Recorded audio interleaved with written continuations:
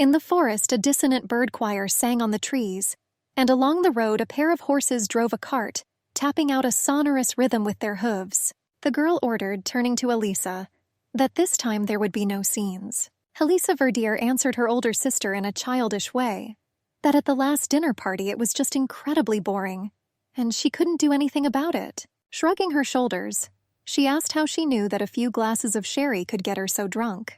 The girl was sure that this time it would be much more fun. She asked her sister's opinion on this matter, but she only smiled slightly. Chloe assured her sister that he really should curb his temper. She reported that this ball was arranged by none other than the Duke of Tees himself, and she believed that Alice should have found a potential partner. The younger sister said that she was well aware that the engagement was the only thing that could save their family from complete ruin. Elisa sadly admitted that she always hoped to find a person whose feelings would cover her head over heels. Chloe gripped the handle of her cane. She said she was sorry, and everything could have been different if only her leg had not been in such a condition. The girl sadly thought that she would really hate to have to put such a burden on her younger sister, and she believed that it was her fault. The carriage bounced on the bumps and unevenness of the forest road, and the tackle creaked mercilessly. The girl sat down closer to Chloe. She hugged and nuzzled her cheek. The younger one said that her sister had nothing to regret, and if anyone was to blame, it was their father. After all, because of his insane love for his mother, because of which he squandered his entire fortune on medical bills, and it was he who was completely unable to cope with the management of the estate. Chloe asked her sister to remember what happened 3 years ago. Then, despite their difficult family circumstances, their father allowed Duke Tees's army to use their castle. The younger sister continued her speech. She said that he was their father. However, she couldn't say for sure if he had a heart of gold or just a fool. Alice asked her sister if she had heard the rumors about Duke Thysse. She assured that there was not a single good thing about him. Some said that he was a young duke, and he led his soldiers to a great victory. But there were also rumors that he became the father of several illegitimate children from his mistresses. But then he secretly executed them. It was said that the man had a disgusting character, and if he was to fall under the hot hand of that person, he could completely crush him, not paying attention to the titles. And many thought that it would be better if he died on the battlefield. Chloe hugged her sister. She assured that considering the situation of their family, they were lucky that they were invited to such an event at all. Alice argued that even if it was so, then the Duke was not the person to be associated with. Ominous rumors surrounded the man, and they had no idea what his true intentions were. The youngest of the sisters expressed the hope that she would not run into that man while she was enjoying the festivities. Chloe sighed and reassured her sister that they would have to welcome the Duke, since he was the host here. The girl bit her lip in worry. The girl gripped her cane tighter with both hands. She told herself that she couldn't let fear take control of her. The action takes us back 3 years to the Verde estate. It was a snowy winter. Then Viscount Verdier, lord of the small castle, gladly opened the gates for the imperial army as it retreated. The girl, leaning on a cane, limped through the snow. 2 guys were discussing that this was Verdi's eldest daughter and she was crippled. Dvugoy was surprised how she could care for someone in such a state, and there were doubts whether she would become just a burden. The girl heard all this but did not show it. His associate advised to leave her alone. He believed that the cripple simply wanted to help. 2 men watched from a distance as the lame-legged girl bandaged the wounded man's arm. The man with the mustache and beard said that he did not complain at all, and he considered this girl a true delight for the eyes, and he thought her face was pretty. In the room, the girl was waiting for a dinner that had been covered and cooled for a long time. A young servant entered. He told Chloe that His Grace had asked her to leave the wounded in the care of the servants. With a sigh, the girl sat down on the edge of the bed. She understood that she made her father worry, but she was also aware of the responsibility for the wounded. After all, it represented their pain, what they suffered, and what makes them stand on the edge of life and death. Soldiers with bandages on their hands sat on stumps near the fire. The fire crackled, and they were cooking something for dinner in the cauldron. Chloe limped to the window. She looked at the temporary camp. She was always taught that a nobleman's debt comes to the aid of the disadvantaged and the weak, and she sympathized and wanted to help the wounded soldiers. She heard the command, "Attention," and involuntarily shuddering at the surprise began to look more closely at what was happening outside the window. "Greet the commander," They gave the command again. A tall blonde man stood in front of the lined-up soldiers who saluted him. Chloe saw the commander for the first time. Her eyes widened and she froze in place. The man said that today afternoon, he received news of the death of his father, Wilhelm von Teisse. That was beheaded by the enemy, who decided to hang his head on the walls of his castle. The soldiers on the formation began to snort. The commander asked one of those standing in the first row if he wanted to return home. The soldier was amazed and hesitated to answer. Herzog summarized that it was not like what he wanted. The guy began to disbelieve his ego, and he said that on the contrary, he very much wants. The soldier sadly admitted that his wife had recently given birth to a child while he was here, and he wanted more than anything in the world to see the two of them. The commander asked the second soldier, who was older. He answered that he was worried about his sick and lonely mother, whom he had to leave alone. The third man said that he had to work to feed his younger brother so that he would not starve. The fourth assured that his bride was waiting for his return. Chloe could hear the desperation in the voices through the glass. The Duke said that as they see everything, there were many reasons why they should end this war and return to their homes. He said, standing in front of the ranks of his soldiers, that the same thing applied to him. After all, he could not take away his father's body, let alone hold a funeral for his repose. The commander reminded them that wars are not won or lost by God's will. That is why he refused to retreat. The Duke claimed that he would do everything to lead his soldiers to victory. And in the end, he was convinced that this was a matter of pride and dignity of the Teisse house. This was a speech by Damien von Teisse before the soldiers of the Imperial Army, of which he was the commander. Chloe stood by the window. Her heart was beating fast. Now all her attention was riveted by Damien von Teisse, and the young Duke told the soldiers that now it was up to them to embody their despair and longing, which they had shown him in action. People in rows raised their hands in a sign of ego support and agreement, and the girl at the window was overflowing with emotions. She was surprised how the commander immediately managed to raise the morale of the soldiers, and she considered him a more outstanding person than she imagined. On the street in the evening snow, rows of wounded soldiers greeted their commander, shouting, "Teisse!" The Duke was pleased with the impression made. At some point, he looked up and saw a girl at the window who was watching everything with interest, lost his vigilance and self-control. Chloe was instantly frightened. She realized that she had been careless, succumbing to instinctive curiosity and forgetting about tact and ethics. The girl jerked away from the glass, carelessly knocked a saucer from the windowsill onto the floor. She sat down by the wall and covered her mouth with her hand, blaming herself that their eyes had only just met. Gathering a little courage, she decided to stealthily look out the window one more time. The Duke was already leaving his soldiers with a quick step to their enthusiastic shouts. Chloe fell to her knees on the floor. She breathed out the emotions she had experienced and tried to calm the arising storm of feelings. She herself admitted that she would never have been able to do something similar after hearing about the death of her father. The girl kneeled down and began to pray. She asked the higher forces to allow these soldiers to return home, so that they can take care of their loved ones. The commander himself said that he hoped that the longing of his soldiers would bear fruit in battle. Chloe looked to see if anyone was there. She thought that she should hurry up and return before everyone woke up.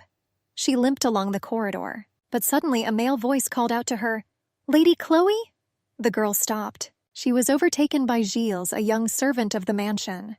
The girl's cane slipped and the girl herself tripped. Chloe began to fall, but the guy deftly grabbed her by the waist. The girl smiled and thanked him for saving her. Gilles wondered where she was going so early in the morning. He believed that only yesterday evening His Grace had asked her to stay in her room. The girl assured that she would like to collect some medicinal herbs in the forest. She smiled and showed him the basket. The guy assured that he could do it himself for the lady. Chloe said that it is not known what they will do if he collects poisonous herbs, as he did last time. He scared everyone. Gilles was confused. The girl assured him that she would be calmer if she gathered the herbs herself. The guy said, agreeing with the lady's opinion, that it could be so, but he believed that it was unsafe, and the air, in his opinion, was cold enough. And the girl's father was worried about his daughter's health. Chloe assured him that there was no reason to worry. She said that she had already gone somewhere on her own many times. Gilles was sad.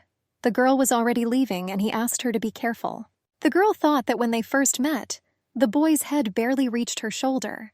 She did not notice when he managed to grow so much. Further actions take the reader to the winter forest. The sun was just beginning to cast warm rays on the frozen ground. Chloe plucked green leaves of medicinal herbs, which were not afraid of the frost and hid in the ground itself. She thought that everyone worked so hard, and she wanted to be useful too. Suddenly there was a rustle. The girl interrupted the lesson on collecting plants and became wary. On the shore of the reservoir, she saw the Duke of Tissé. The man looked at the reflection of the forest in the water. Chloe was surprised that Duke Tisse was here at such an early hour of the day. The man felt that he was being watched. The girl was sitting on the snow, holding a cane with her hand. She hoped that no one but her knew about this place, and something told her that it would be better not to bother the Duke now. She was going to leave as quietly as possible, but she stepped on a dry leaf with a cane.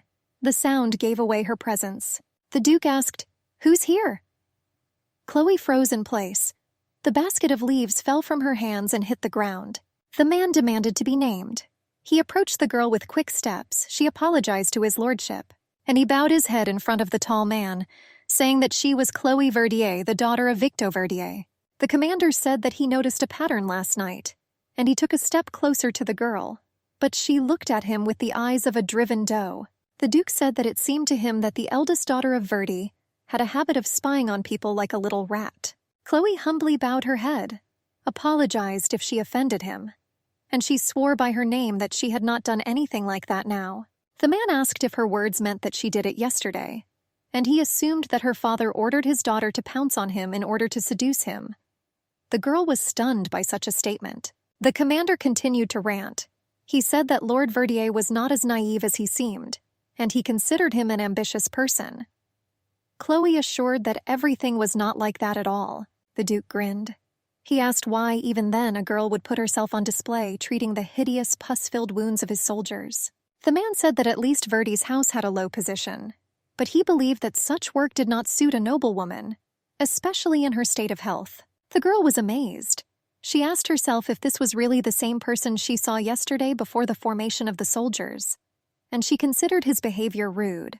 Chloe replied that she was just trying to help those who went to war to protect their families, and she said that she did not expect that her title would become such a problem. The girl said that her late mother taught them that even though their family was insignificant in terms of its position, but they, as nobles, are obliged to come to the aid of those in need. She believed that this was exactly the kind of behavior the nobles expected. The man smiled back at her and hung over her with his whole body. He asked Chloe if it had occurred to her that trying to do something beyond her capabilities was not only presumptuous, but also created inconvenience for others. Herzog said that if only Chloe could hear the dirty jokes the men were telling while she was hobbling between them, and he was not sure if she would be able to keep her head so high. The man was surprised that after that she had said something to him about the noblewoman's behavior. He said that it would be better if her father did not hear such a story, and he admitted that if he were in his place, he would cut off the head of anyone who would dare to tarnish his daughter's name. The Duke touched Chloe's hair, brushing it away from her face. He said that his soldiers saw dozens of their comrades killed in battle, and he asked if she knew what it did to a man. He scolded her that it wasn't even dawn yet, and she was already wandering around the forest alone with her sore leg.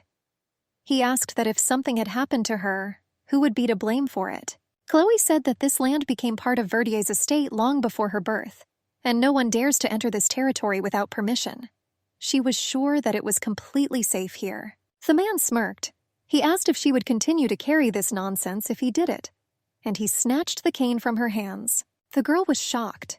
She tried to get her back, but the Duke did not allow her to do so. The Duke quickly planted the cane in the body of the snake that crawled next to the girl.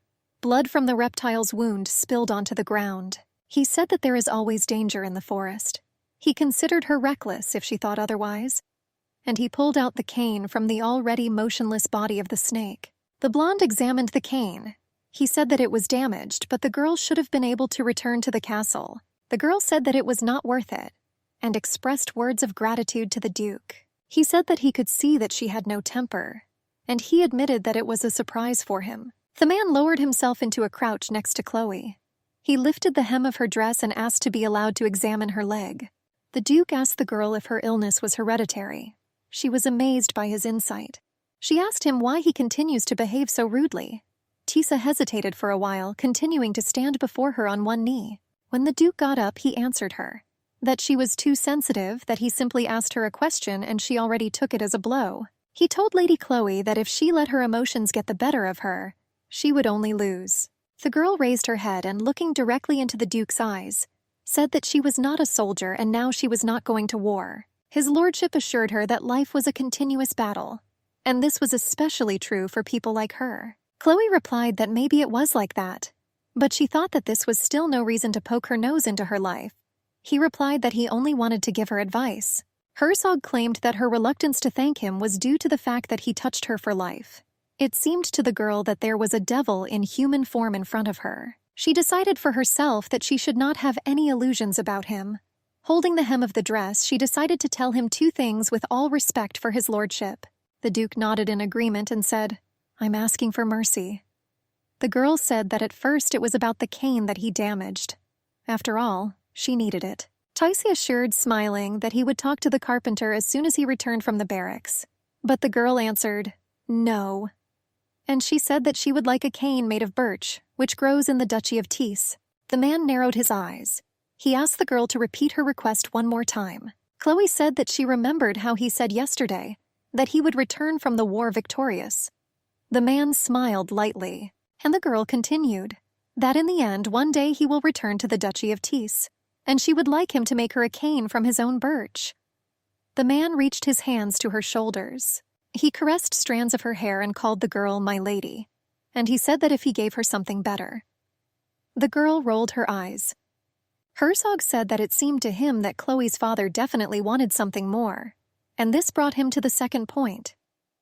The girl pushed the blonde's hands away from her. The girl replied that if her father praised his daughters in the presence of his lordship, then he did it exclusively because of his paternal love for them and his sister. Chloe said that at least her father loved and adored his children, but he was not so detached from life that he forgot that Verdi's house did not compare with the situation of the house of Thysse. The girl said that the Duke was not the only one who would prefer not to associate with an inferior woman. She was sure that the same applies to absolutely all men. The Duke coldly asked Chloe to save her self-deprecation for the diary. The girl replied that when it came to the truth, there could be no humiliation. She turned and limped away from the Duke. Chloe said that she wanted to make it clear that he could feel sorry for her, but so that he would not dare to think that she was unhappy, or that her life was like constant defeats. The Duke asked what it meant that she was happy living like that. The girl stopped. He said that nothing will ever change in her life. Chloe said that she was satisfied, that she likes to live a peaceful, unchanged life in the place where she was born until the end of her days. At these words, the Duke's eyes widened. She assured that this was what happiness was for her. The girl did not remember well how she returned to the castle after the collision with the Duke of Tees, but she remembered that all the way the cold morning wind enveloped her like a snake that she had seen in the forest. Our heroine was lying in bed. Her face was burning. Gilly came up and told the lady that the Duke of Tees and his men had just left the castle. The girl thanked him for letting her know. It was a long time before Chloe dared to return to that forest. Events bring us back to the present. The girls arrived at the palace. They climbed the steps to the front entrance, lined with an expensive red carpet. The sisters entered the castle of the Tees house. Alice said that she could not believe that this castle was used only for the Duke's entertainment, and only during 1 season per hour. She thought it was simply ridiculous. The sister took the younger one instructively. Elisa sighed noisily and said that she was already tired. But here they turned to her. The girl was surprised at the meeting. She said that it was wonderful to see Lord Cormier again. The man smiled in response to the greeting. Lord held out his hand and asked if he could be so impudent as to invite Alice Verdier to the next dance, but she answered that she would gladly agree to his proposal. And as if accidentally remembered, the girl introduced her sister Chloe to the man. Lord bowed politely, and Chloe said that it was a great honor for her to meet him. He assured that when it came to meeting her sister, Lady Alice, it was rather an honor for him. The guy said that maybe they could dance with her later, but when he saw the cane, he collapsed. The guy felt uncomfortable and began to scratch the back of his head in puzzlement. Chloe replied, getting the Lord out of his awkward position, that the sight of all these beautiful dancing couples in itself gave her pleasure, and she assured, smiling, that she really appreciates such attention from him. The musicians played another winding dance melody on the violin. Chloe watched as Lord Cormier and her sister circled in the dance, enjoying themselves. She was glad that everyone seemed to have already forgotten about the scene that Elisa arranged for the last time. She believed that Count Cormier could be a good match for Alice. After all, she had never heard anyone mention him in a disgusting sense, and his intentions seemed sincere to her. The girl felt that she was happy, and she wondered if this meant that she should say words of gratitude to Duke Tease. Chloe thought that she would prefer to avoid him if possible, but it could seem impolite from the outside. She wondered why he had invited them here. It could all be because their father helped him a year ago, as Elisa told her. But Chloe remembered the Duke's words back then in the forest. The man then asked if it had occurred to her that trying to do something beyond her capabilities was not only presumptuous, but also stupid, because it caused inconvenience to others. Chloe realized that the Duke did not look at all like a man who appreciated kindness. There was commotion and noise all around, and Chloe thought that there was hope that Duke Tis could completely forget who she was. She gripped the cane more firmly with both hands. A man was coming down the stairs. They started whispering and chattering in the hall. There were occasional shouts that it was the Duke with an appeal to look there. The girl heard footsteps and the rattle of a weapon next to her. Without looking up, she staggered to her feet and greeted His Highness the Duke of Tease. The man said that a lot of time had passed since their last meeting. He said that he remembered very well Lady Chloe from the House of Verdier. The Duke said that he was greatly indebted to her father, the Viscount, for his help 3 years ago. He assured that he would like to thank him personally, but he was too busy all this time. The guests looked at the couple. The man expressed his gratitude that they accepted his invitation. Chloe bowed her head and told his lordship that it was an honor for them to be here. Tease said that if he didn't ask too much, he could ask the girl to dance.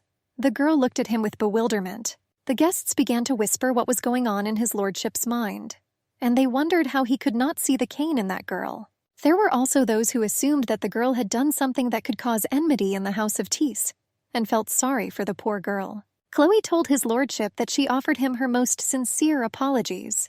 The girl said that she was afraid that she was not skilled enough to be his dance partner, and she herself thought that he had not changed at all since then. The Duke asked if the girl refused him because too many other men had already invited her, and he would have to wait his turn.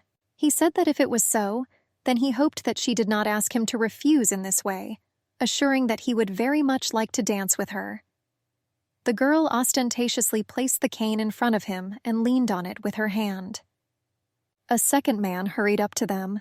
Instead of congratulating him, he blamed Damien for again torturing an innocent young lady. The blonde asked if he didn't see that the poor girl was about to burst into tears. It was none other than Johannes, the first prince of the kingdom of Swangon. He said that the girl had already rejected the Duke's proposal, and he assured him that it was not very gentlemanly to continue pestering her insistently. The prince slyly asked the Duke whether he had really forgotten all manners while he was on the battlefield. Damien said that inviting a beautiful woman to a dance was not a violation of etiquette. The Duke assured the prince that Lady Chloe was not one of those who could easily burst into tears. Johannes put his hand on the Duke's shoulder, and he apologized to the girl on behalf of his cousin for behaving so rudely with her. Chloe just bowed her head in silence. At some point, the girl raised her head. He told His Highness that she believed that his lordship was only concerned about the fact that she could remain unclaimed without a gentleman until the end of the ball. Chloe asked the prince to take back his apology. Johannes was amazed. He hovered over the girl, and I was surprised at what a smart young lady she was.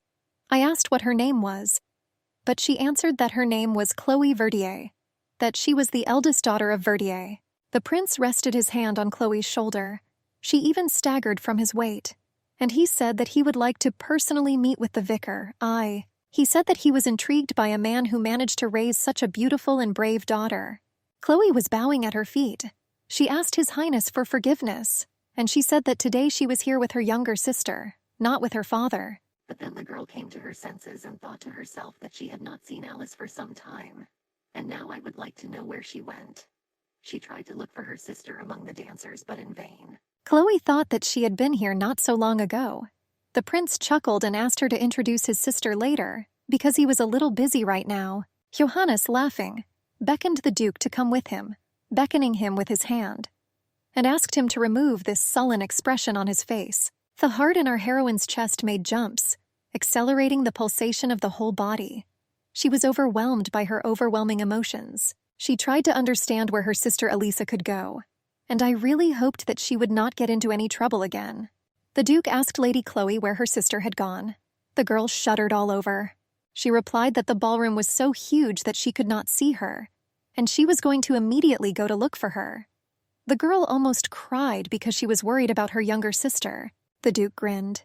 He asked Chloe Verdi if she remembered the earlier arrangement, and he put his hand on top of the girl's hand on her cane, squeezed it a little with his fingers. The man spoke in her ear, reminding them of their secret agreement regarding her cake. She replied that if he wasn't going to hand her a new cane, then let go of her hand right now. Damien asked her not to worry and promised that she would receive it soon. Herzog caught a lucky moment and snatched the cane from the hands of Chloe, stunned by such behavior. The man was twisting the girl's thing in his hands. He was surprised that she bought herself a new one. She thought that this man was simply unbearable. The Duke was grinning rather. He said that the girl seemed to be desperately trying to find her sister so that she could argue with him this time. Chloe turned away. She thought that it would be bad if she was drunk again and got into a story or felt bad. The Duke urged the girl to go with him. He held out his hand to her, palm up, offering her his help in the search. He agreed that his castle was expanded. Therefore, he, as his master, undertook to take her everywhere. The Duke asked the girl if he was going too fast, but she answered him that everything is fine. He noticed that Chloe seemed to have practiced walking on her own quite a lot, and I thought it was supposed to be terribly painful. The girl squeezed his hand, holding on to walk. She said that his lordship was too kind to her. The blonde grinned. He said that she still has a fighting spirit, or perhaps she has become more experienced. Chloe was shaking. She gripped the man tighter, and she thought that if she had not allowed the Duke to take her cane, she would not have listened to him now. The couple walked along the garden path paved with stones. Damien noticed that the wind had picked up here. He asked the companion who put these ornaments on her. Chloe begged for forgiveness, asking him again, but the man was waiting for her answer. Looking at her feet, the girl confessed that she had made her own decorations. Herzog said that it was not surprising for him, and he considered it a complete mess. Chloe asked him to please return her cane. He answered that he was not sure if it was worth it. Damien said that he was informed that a young girl had been seen running excitedly in this direction, and he said that he had a feeling that it could be Chloe's sister. Our heroine remembered Alice, and as she instructed her not to get into trouble, she directly begged her. They heard languid sighs nearby and stopped. Chloe was horrified. Her sister Elisa was hugging a man. He kissed her wherever he wanted, and she allowed him to do so, enjoying his caresses. Damien was amazed, though he looked reserved. And Chloe was just confused. Elisa pushed the brunette away from her. She ordered him to leave, and she said that they would kill him if they caught him. And he answered that he would gladly part with his life right here. She asked him please, calling her by name Eddie. Chloe was amazed. She remembered the conversation with her sister, but she admitted that she ran into a gypsy the other day at a village festival, and he turned out to be so intriguing. He told her that his name was Eddie. Elisa dreamily said that now she was burning with the hope of meeting him again. Chloe staggered at the shocking guess. It turned out that her sister had been dating this gypsy all this time. The Duke took Verdier by the shoulder. He anxiously asked her if she was all right. The girl bowed to his lordship, apologizing to him. The gypsy ran into the nearby bushes of the garden. Alice panicked. She excitedly said that Eddie appeared as if out of nowhere and caught her by surprise. Chloe harshly ordered her sister to shut up immediately. The young girl was trembling all over. Chloe offered her deepest apologies to his lordship and asked his permission to be absent for a second while she sent her sister away. Damien answered her as she herself wished. The girl briefly thanked him, and Elisa felt uneasy. Chloe coldly ordered her frightened sister to get back into the carriage immediately. Alice ran away in tears. Chloe looked after her. The Duke said that the name of Verdi's second daughter seems to be on everyone's lips again. The girl frowned at his words. Damien continued to add fuel to the fire. He said that the girl's talent became the epicenter of a scandal every time she appeared in social society. Chloe begged and begged the man. Her hands were shaking. She asked the Duke not to tell anyone about this incident. Damien asked her why he would hide the truth about her sister. He said that he was absolutely sure, and she was perfectly aware that no one would blame him if he ordered her family for the crime committed, which consisted in bringing a stranger to his estate. Chloe stood leaning on a cane and bowed her head to the Duke. The girl understood that their family was doomed if she could not convince the Duke to keep silent about what had happened here. Therefore, she had to persuade him by any means. Chloe knelt down and bowed her head to the ground. She said that it was all her fault that she could not follow her stupid sister. She asked Duke de Mainthysey to punish her instead of her younger sister. She prayed to the ego on her knees. The man coldly asked what she would do if he refused her this. The girl was shocked. Her heart beat uncontrollably, which seemed to ring in her ears. The girl told herself that it was necessary to come up with something without wasting time. She swallowed nervously, realizing that her father and Elisa were hanging on her. She said that the Tisa house is a family that values honor above all else. She reminded Demian that he was the only heir, an outstanding military leader who led his army to a great victory in the war, and the first to be awarded the Order of Merit by the king. The man ordered her to continue her flattering words. He made a disgusted face. The girl reminded him of his words that he would do anything to lead his soldiers to victory, and he would bring glory to those who fought side by side with him in the war. She reminded that it was at this time that the lord of the remote castle opened the gates to his soldiers and showed them hospitality. Although he himself did not take up arms, his support turned out to be invaluable. The Duke clarified that, in other words, the girl wanted him to return the debt, because that is precisely the custom of the noble house of Tissay. Chloe replied that she only asked him to show a little generosity to their modest family for past merits. Damian asked if he had not already repaid them by inviting her and her sister to the company of the most respected noble families of the kingdom. He said that Chloe should have blamed her own sister for trampling on this opportunity, and he asked if the girl had anything else to tell him. The girl grabbed the Duke by the boot and pressed him to her head. He asked what she was doing. The Viscountess asked only this time. If he could have mercy on them, she would do whatever he wanted. Chloe held the Duke by the boot. She said that she would never forget his kindness. The girl was in complete despair. Damian held her chin. He asked her why she did it, and he raised her head from the ground with his hand, looking into her eyes. The Duke asked the girl where the noblewoman who held her head high had gone. He expressed his surprise that now she was clinging to his legs and moaning that she would do anything for him. He said that it was not to her face. The sharp sounds of explosions and the evening sky illuminated by sparks heralded the start of the fireworks. The Duke guessed that the reason Chloe begged him on her knees was because her sister was missing. He understood that this was the only hope to save the situation of their family. Her or her sister's marriage to a rich nobleman was to take place, and this was supposed to be a shortage by calculation. If Elisa had married, the question would have been resolved. She had more chances for that. Young, healthy, and beautiful. Damian asked Chloe about her personal life. I was surprised that he didn't care about himself at all. The girl replied that she didn't care about herself. She assured that it is happiness for her to see people dear to her surrounded by care. The Duke asked if she was ready to do anything for this goal. The girl replied that she was ready to make all her efforts. The man frowned. He thought it was interesting. He said that then he should have thought about what Chloe could do for him in return. In the meantime, he advised her to return to the Verdier estate. He caressed her cheek. The girl replied that she would gladly do it, but His Majesty asked him to introduce Alice to him. The Duke replied that if the girl from this moment on tried to attract the attention of Johannes, or the second man in the kingdom, he would have to kill her and her family with his own hands. Demian ran his finger over the lips of the vicar Tessa. He said that his generosity had its limits. The man added that he advises to refrain from visiting this place with people whom she did not trust. He said that lovers often visit this garden to indulge their passions. He said that only if she does not expect that such rumors will be spread about them. They had to leave it separately. Chloe remained sitting on the garden grass alone in thought. She was trembling a little. She pursed her lips tightly and, following the Duke, thought what a scoundrel he was. Chloe was sitting in her father's chair in the study and writing a letter. His Highness Duke Damien Ernst von Tisa. Mr. Duke, I am writing with the hope that the letter will find you in good health. 3 months have passed since my return from the refined city of Svan, where the air is permeated with the delicate aromatic smell of roses.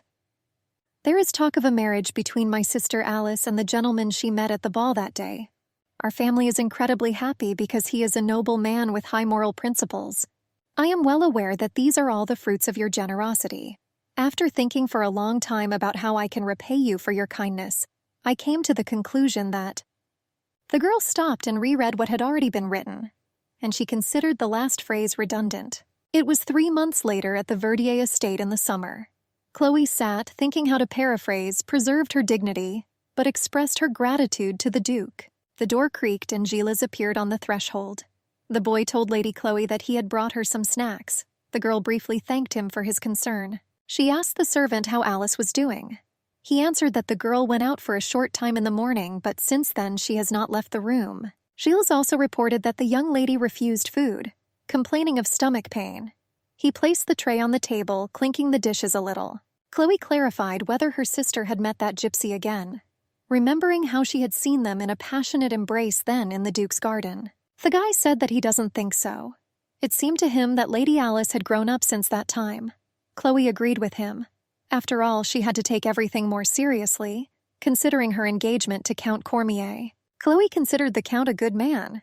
Then he also held a high position in society. She hoped very much and was almost sure that her sister Elisa would be happy with him.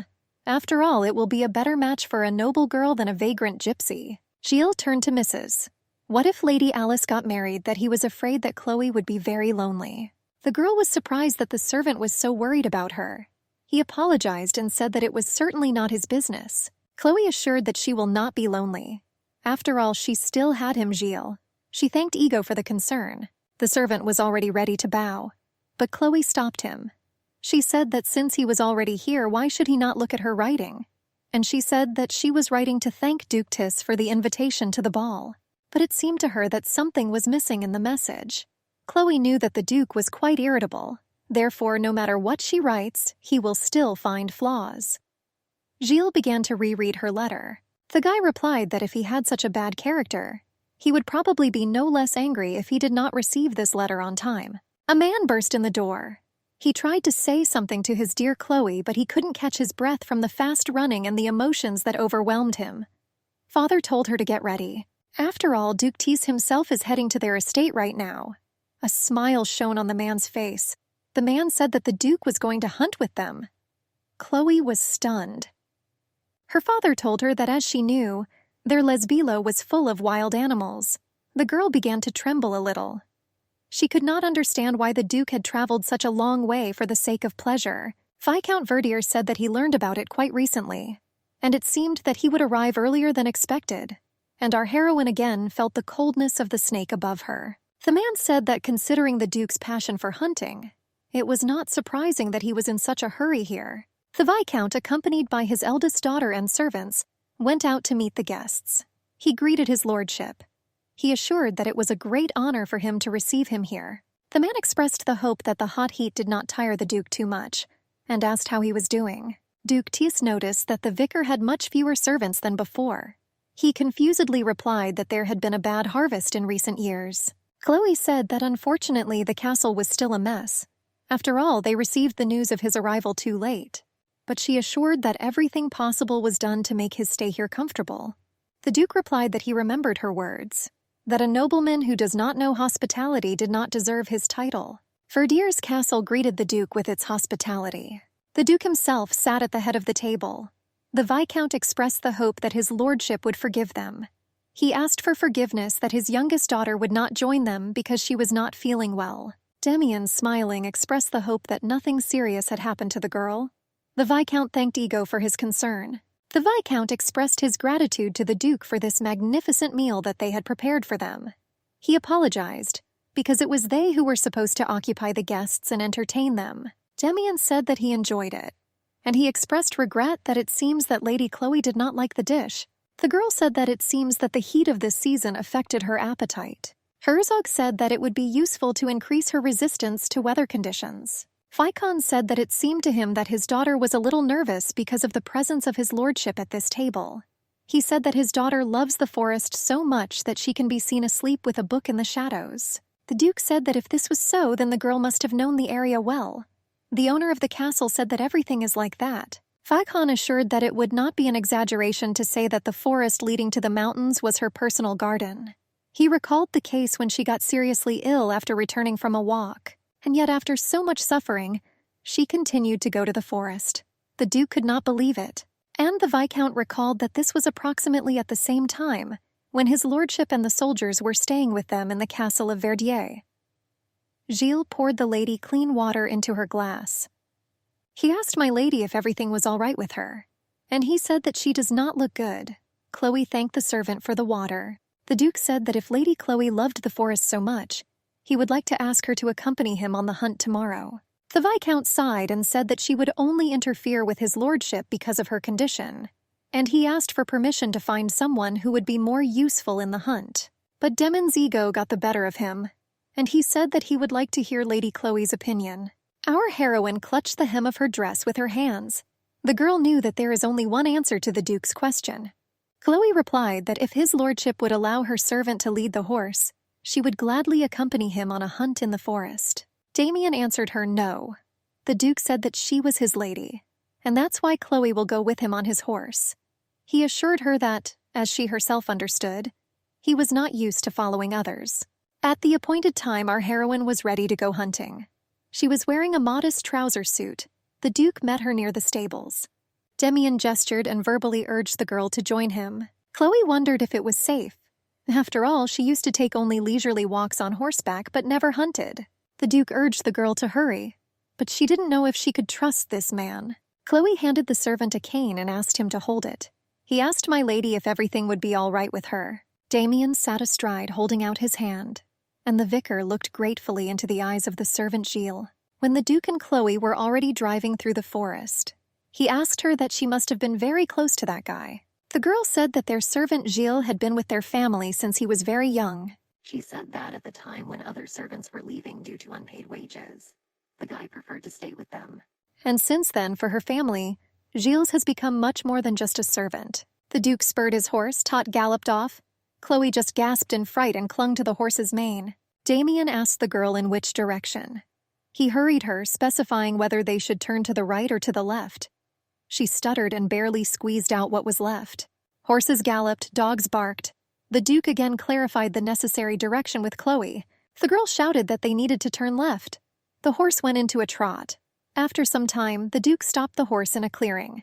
He growled and beat his hoof on the ground. The girl was catching her breath. Damien said that it looked like his people had caught a deer, and a rather large one at that. He said that Chloe really knew the forest well, and she thought that the Duke did it on purpose to torment her, considering him a devil in the flesh. Damien covered the Victasa's forehead with his hand, calming her fear of the fast ride. He urged Lady Chloe to breathe more deeply. He told her in a gentle tone that everything was over, and that everything will be fine. The evening descended on the Verdier estate. The windows of the building burned with a soft, warm light. Chloe said that she would send for a doctor as soon as it dawned. The Viscount was alarmed he heard about the doctor. He explained to his daughter what happened. The girl replied that his lordship had suffered during the hunt. She said that he was attacked by a wild animal, so his wound had to be examined by a specialist. The youngest daughter, fulfilled, asked his lordship if he had suffered much. The Duke said that he was wounded when he gave chase on foot. He realized that his desire to ride a horse did not give him the sharp sensations he wanted. The Duke stuck his fork into the fish steak. Alice told him that if his wound was small, Chloe could sew it up. She scolded her sister for bragging. But the girl continued her speech. She apologetically told the guests that their family did not have pain relievers on hand. Alice said that the Duke would have to endure pain in that case. Chloe assured his lordship that the doctor would have done such a job much better. But her younger sister assured her that now, when summer came, dozens of villagers fell ill from food poisoning every day, and only one doctor dealt with them. Damien was wiping his face after eating, and he assured that he certainly did not want to take away such a valuable resource from the people in their possession. After all, he was just a guest here, the Duke said, addressing Chloe, if she would consider it a difficulty to visit him after dinner. The eldest of the sisters was sure that it would be wiser to send for a more competent person. The owner of the mansion also thought it would be wiser to do so, and he asked the important guest for permission to send for the doctor right away. Damien told him that a few years ago, when his soldiers were staying in this castle, the sight of Lady Chloe tending to their wounds made a deep impression on him. He said that he believed that the girl would make it this time too. The Viscount was amazed and beamed with joy that the Duke remembered this. Duke Tice assured, looking at Chloe, that he had not forgotten a single detail of what had happened on these lands. A little later, our heroine walked down the corridor. She felt like a prisoner who was being led to the gallows. She carried antiseptics and instruments in her hands. Damien was flipping through a book when a girl knocked on his door. When she timidly entered, the man told her that a simple request should not inspire such horror. Lady Chloe asked the Duke to show her his wound. Tot was sitting with his feet on the bed. He replied, "Why don't you examine his wound yourself?" The girl sat down on the ottoman. He replied that in that case he should at least roll up his sleeves. Breaking away from the book, Duke Tease expressed his confidence that Chloe is capable of many things. The girl said that with all her respect, it was indecent for an unmarried woman like her to touch a man's body. Duke Damien marveled at her old-fashioned principles. The book fell to the floor. He said that perhaps she was right and began to unbutton his shirt. Soon the man threw his clothes on the floor and exposed his torso. Chloe was shocked. Damien told the girl that he knew that it might be difficult for her to resist, but he thought that it would be better if she did not look at him in such a surprised way. The face of the Vivictessa flashed with paint. She thought that she hadn't asked the Duke to take off his shirt, but soon she gathered her will and confidently treated the wound with an antiseptic. Chloe warned the man that it might hurt. He answered that he wanted her to make him suffer as much as possible. He recalled that earlier the girl said that her mentor was a doctor. The girl confirmed it. Herzog assumed that this became useful in such cases. Chloe was already holding a needle and thread in her hands. The girl said that she really learned a little about medicine from him, but this was a completely different direction than she was using now. The Duke wondered what it was. Chloe replied that embroidery was now more useful to her for applying stitches to the wound. The Duke laughed. He said that this is the first time in his life that he regards embroidery as a useful activity. Chloe agreed with his opinion. The man asked her about her younger sister. After all, she arranges secret love meetings after dark. The girl was stunned. The Viscountess asked the Duke to refrain from talking for the time being. After all, now he had to be as still as possible. But he continued to insist on answering his question. Chloe said that from that night her sister realized the wrong way. And thanks to his lordship, there were rumors of a marriage between her and Count Cormier. She expressed her gratitude to the Duke for that. The girl applied a stitch to the skin. Damien said that if he had known that his silence would reward him with 3 months of silence on her part, then he would never have shown her such mercy. Chloe told his lordship that he was very close to her. He ignored her appeal but insisted on answering his question. The girl answered, looking at the floor, that she was writing letters to him. The Duke replied that he had not received a single one. Chloe said that she could not bring herself to send them. Damien said that her pitiful attempts to lie disappointed him. The girl pushed the Duke away from her, and her heart beat faster. She asked him not to be so close to her. He asked Chloe to tell him the truth. The girl said that it was all because he hated her. Her answer surprised the Duke, but did not satisfy him. The Viscountess said that she was perfectly aware of how unbearably repulsive he found her, and that's why she didn't decide. She said that she was not sure how exactly she should repay him. Chloe apologized to the Duke. She would get up and feverishly prepare to leave him. She said that she was done with what she had come for. But something went wrong. The girl tripped carrying a tray with a dressing kit. Her supporting leg slipped and the girl began to fall on her back, overturning everything she was carrying on the floor. It was not for nothing that Duke Tease was in good physical shape. He reacted like lightning and caught Chloe by the waist. The rumble of falling instruments was still in my ears, and the girl was lying on the Duke's bed. He hovered over her, leaning on his hands. Chloe realized that she had made a mistake. She noticed that a fresh seam on the Duke's hand came apart, revealing an open wound. She was horrified he drew attention to the seam. Tot countered that she could always sew again. The girl was noticeably nervous. She asked Damien what he really wanted from her. The man stroked her strands of hair. Then he brought them to his face and kissed them. He said that she already knows the answer to this question. Chloe said that she was here only at the request of her father. The Duke sighed reproachfully, and he asked if she really thought that this was all that her father wanted. The girl thought that they had a similar dialogue 3 years ago. The Viscountess said that she understood why he questioned people's intentions. After all, he learned not to trust others on the battlefield. However, the girl assured the Duke that his thoughts that every woman in the kingdom desperately wanted to marry him were selfish delusions. Damien laughed, and our heroine did not understand what a funny thing she said to him. The man burst out laughing. Chloe thought that he was really out of his mind. Laughing, the Duke offered to test her theory in practice. He pulled the girl by the hand, helping her to stand up. They were sitting on the edge of the bed. Demian told the girl that she can go now because she did what she came here for. Closing the door to her room behind her, Chloe regained her breath and tried to slow down her accelerated pulse. He limped to the mirror at the dressing table. She chastised herself for previously tormenting herself with the question of how she would thank such a terrible person. Chloe picked up the gloves. She thought that it would be stupid of her to give it to him. Boiling from her overwhelming emotions, she thought that she should have taken a thicker needle to stitch him up. He crumpled the gloves in his hands. She put them back on the table. Chloe told herself that she couldn't let her emotions get the better of her. After all, thanks to the Duke, Alice met Count Cormier. Our heroine went to the window and opened it wide. Enjoying the evening coolness, Chloe looked at the evening starry sky. She reassured herself that when her sister Elisa gets married, their affairs will begin to adjust and everything will be fine. In the morning, there was a commotion in Verdier's mansion. Herzog Tisse once again distinguished himself with his creativity, taking people by surprise. Alice asked her sister if she was sure that the Duke had injured his arm and not his head. The Viscount nervously asked his lordship whether he had heard that correctly. Damian was drinking tea.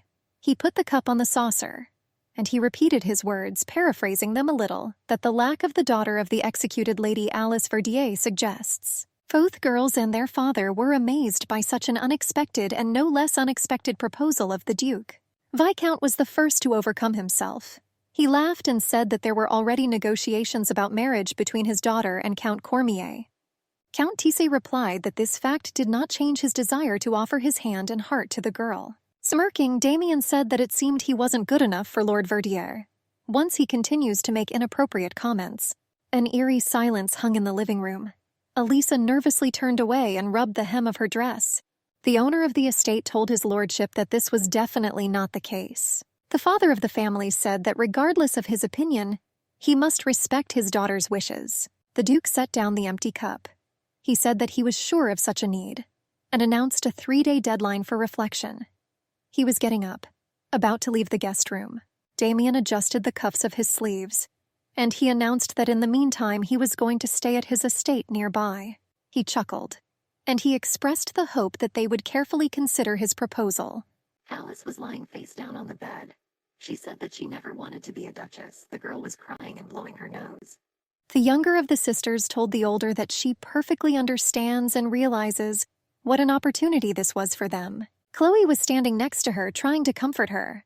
She thought to herself what the Duke was thinking, and why did he make such an unexpected proposal? But then she remembered his words in order to test her theory in practice. The sister stroked the younger one on her back. The sister confidently told Alice that she did not have to agree at all if she did not want to, and she promised to talk to her father. The girl turned around and called out to her sister, but did not find anything to say to her, but simply hugged her sincerely. Elisa asked what would happen to them if something suddenly went wrong and she couldn't get married. After all, now that the Duke has made a proposal, this will put an end to relations with Cormier. The girl tried to say something else, but Chloe asked her not to cry and promised that everything would be fine with them. She assured her younger sister that some time would pass, and she would receive many proposals for marriage. She asked her not to worry and to suffer a little more. Alice's shoes were taken off and stood next to her bed. The girl timidly said that she was in love with Eddie. Chloe answered her sister that this is a man, but she stunned her with the statement that she is carrying a child from him under her heart. Alice confusedly asked her sister what she should do now. Tears flowed down the girl's face. Already late in the evening, our heroine was sitting on the bed in her room.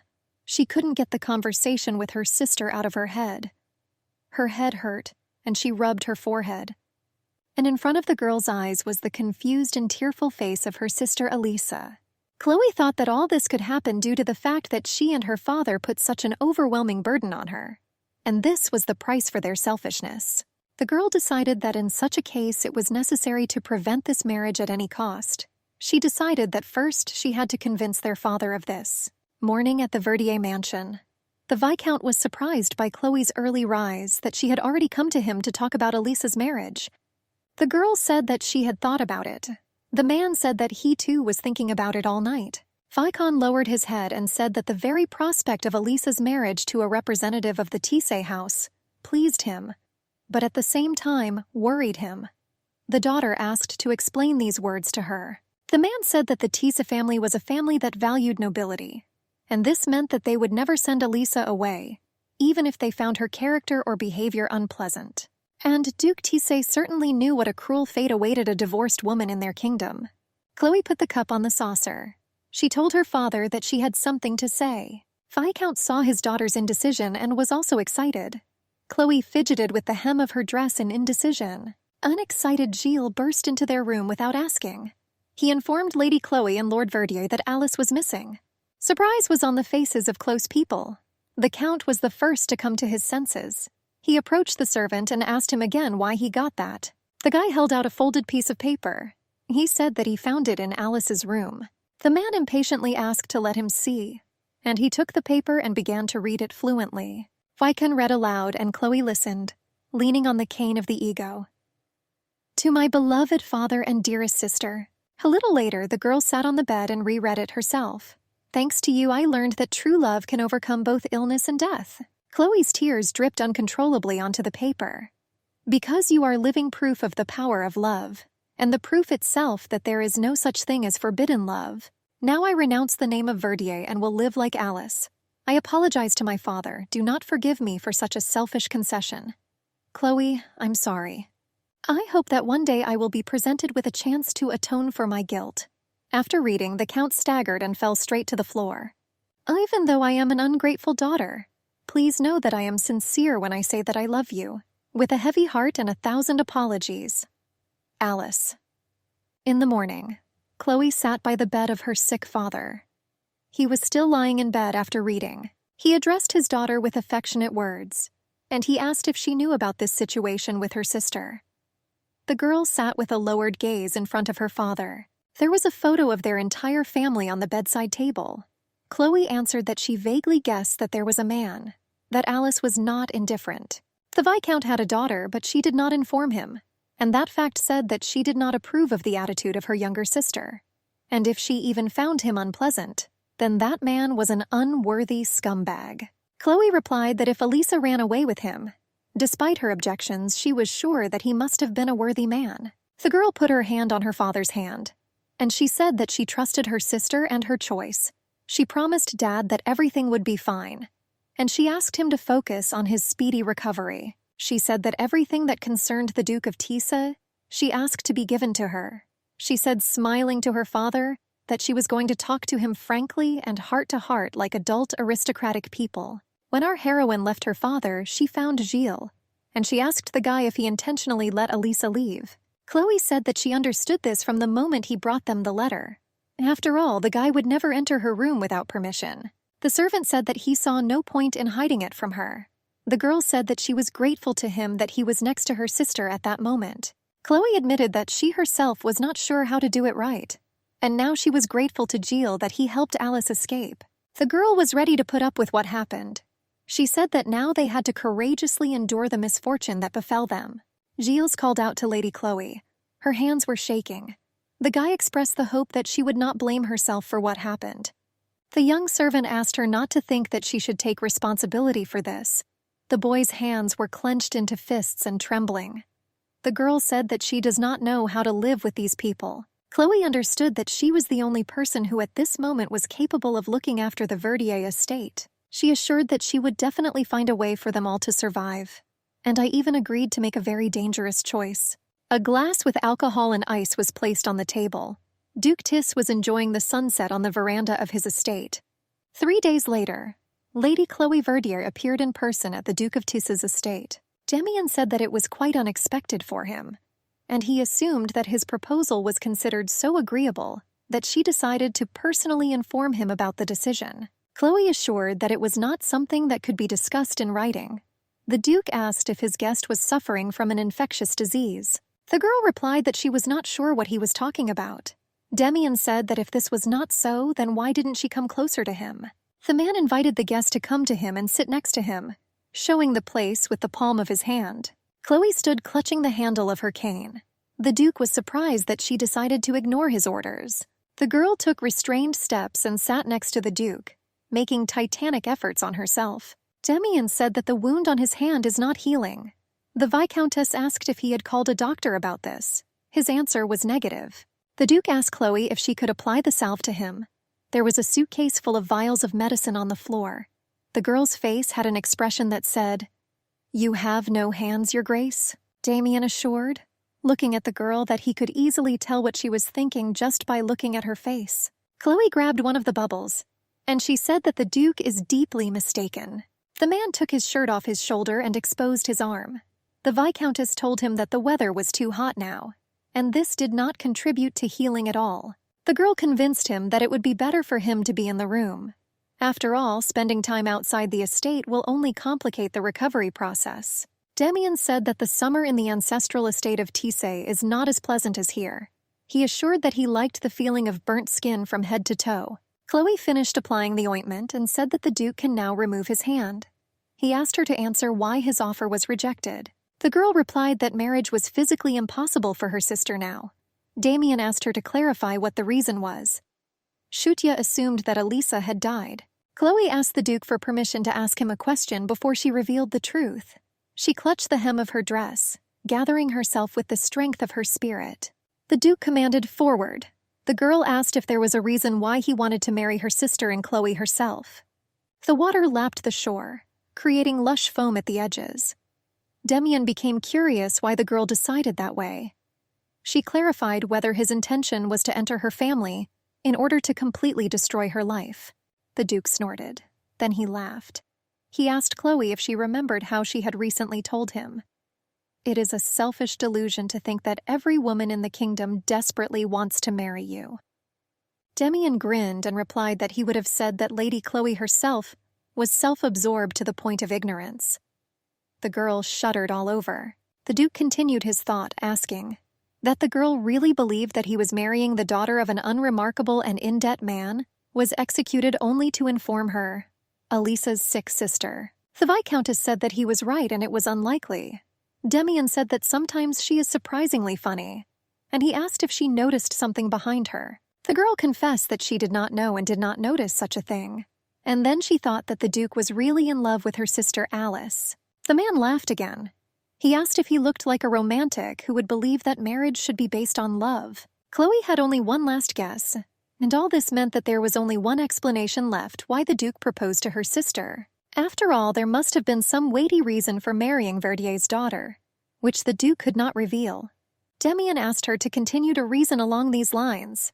The girl voiced that if there were reasons why he should refuse to marry the most enviable lady of the kingdom, for the sake of a daughter from a low-status family, the Duke probably didn't care who he actually married, and this meant that he might even prefer to marry a woman with such a noticeable flaw that no one would even look at her twice. The man asked to give an example.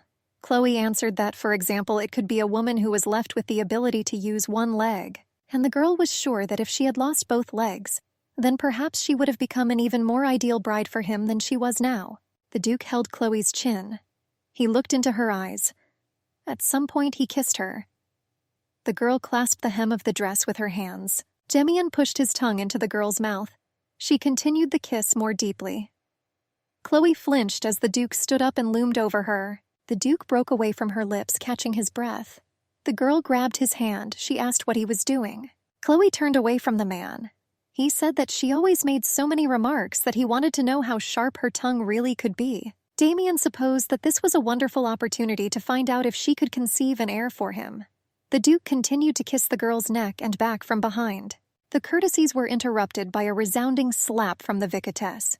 The man clearly did not expect this and was in prostration for some time, stunned. Chloe blamed his lordship for doing something similar when he hadn't even responded to her proposal yet. She thought that it was blatant disrespect. The Viscountess took a deep breath, exhaling noisily. Meanwhile, the man licked himself protectively. He said that this was a truly real resistance. Damien stood up. He said that, however, he advised the executive to reacquaint himself with the principles of conducting negotiations. The man was buttoning his shirt. Duke Damien Teese ordered the guest to step away. Chloe did not understand what effect she achieved with her visit. A few days later, our heroine was sitting in the living room of Verdier's ancestral mansion. Thoughts in her head were confused. She unconsciously touched her lips with her fingers. The girl remembered that kiss of the Duke and still felt his taste on her lips. A male voice brought the girl out of this trance. At first, it seemed to her that the Duke had called her. She shuddered. But her name was actually Gilles. He asked Lady Chloe if she was all right, because he noticed that she was too pale. The Viscountess assured the servant that everything was fine with her, and she asked what they stopped with him. Gilles said that after sending a congratulatory message on the occasion of the engagement, the royal family continued to send gifts to Lady Alice, and that's why there was still a pile of carts in the garden, filled to the brim with gifts. Gilles asked the lady for permission to ask how her negotiations with the Duke went, and whether they were successful. Chloe wondered if her guess was correct. After all, Prince Johannes is the official heir to the royal throne, but there was also a man whose power was not inferior to the royal family, and who enjoyed the respect of the people. It was the Duke of Tisa. She thought that the royal family must have been delighted by the news that the Duke, whose power had grown disproportionately, was marrying the daughter of a commoner. Instead of strengthening ties with a noblewoman from a high-ranking family, Chloe thought that the Duke of Tisa himself was well aware of this. The servant knocked and asked for permission, entered, opened the door with a report for the mistress. The guy bowed to Chloe and said that a distinguished guest had arrived. The girl asked in surprise who he was. The servant quietly told her that it was Duke Tisa himself, and he clarified with her whether he should report this to the hostess. Our heroine involuntarily shuddered. The girl answered the servant that her father was sick, and he should not have worried. She went to meet the Duke herself in the face of the hostess, and she asked to ask the guest to wait for her in the living room. Chloe said that she wanted to clean herself up and meet the Duke later. Damien greeted the girl. He said that he already wanted her. The girl and the servant Gilles were equally surprised. The Duke asked why such emotions of surprise instead of greeting. He was pleased with himself and smiled, sitting in a carved chair. Chloe voiced his lordship that it was the height of indecency to enter the lady's empty bedroom without an invitation. He replied that he couldn't help himself because he missed her immensely. The Viscountess told the Duke that this was her personal space, and she was going to arrange for the servants to take him to the guest room.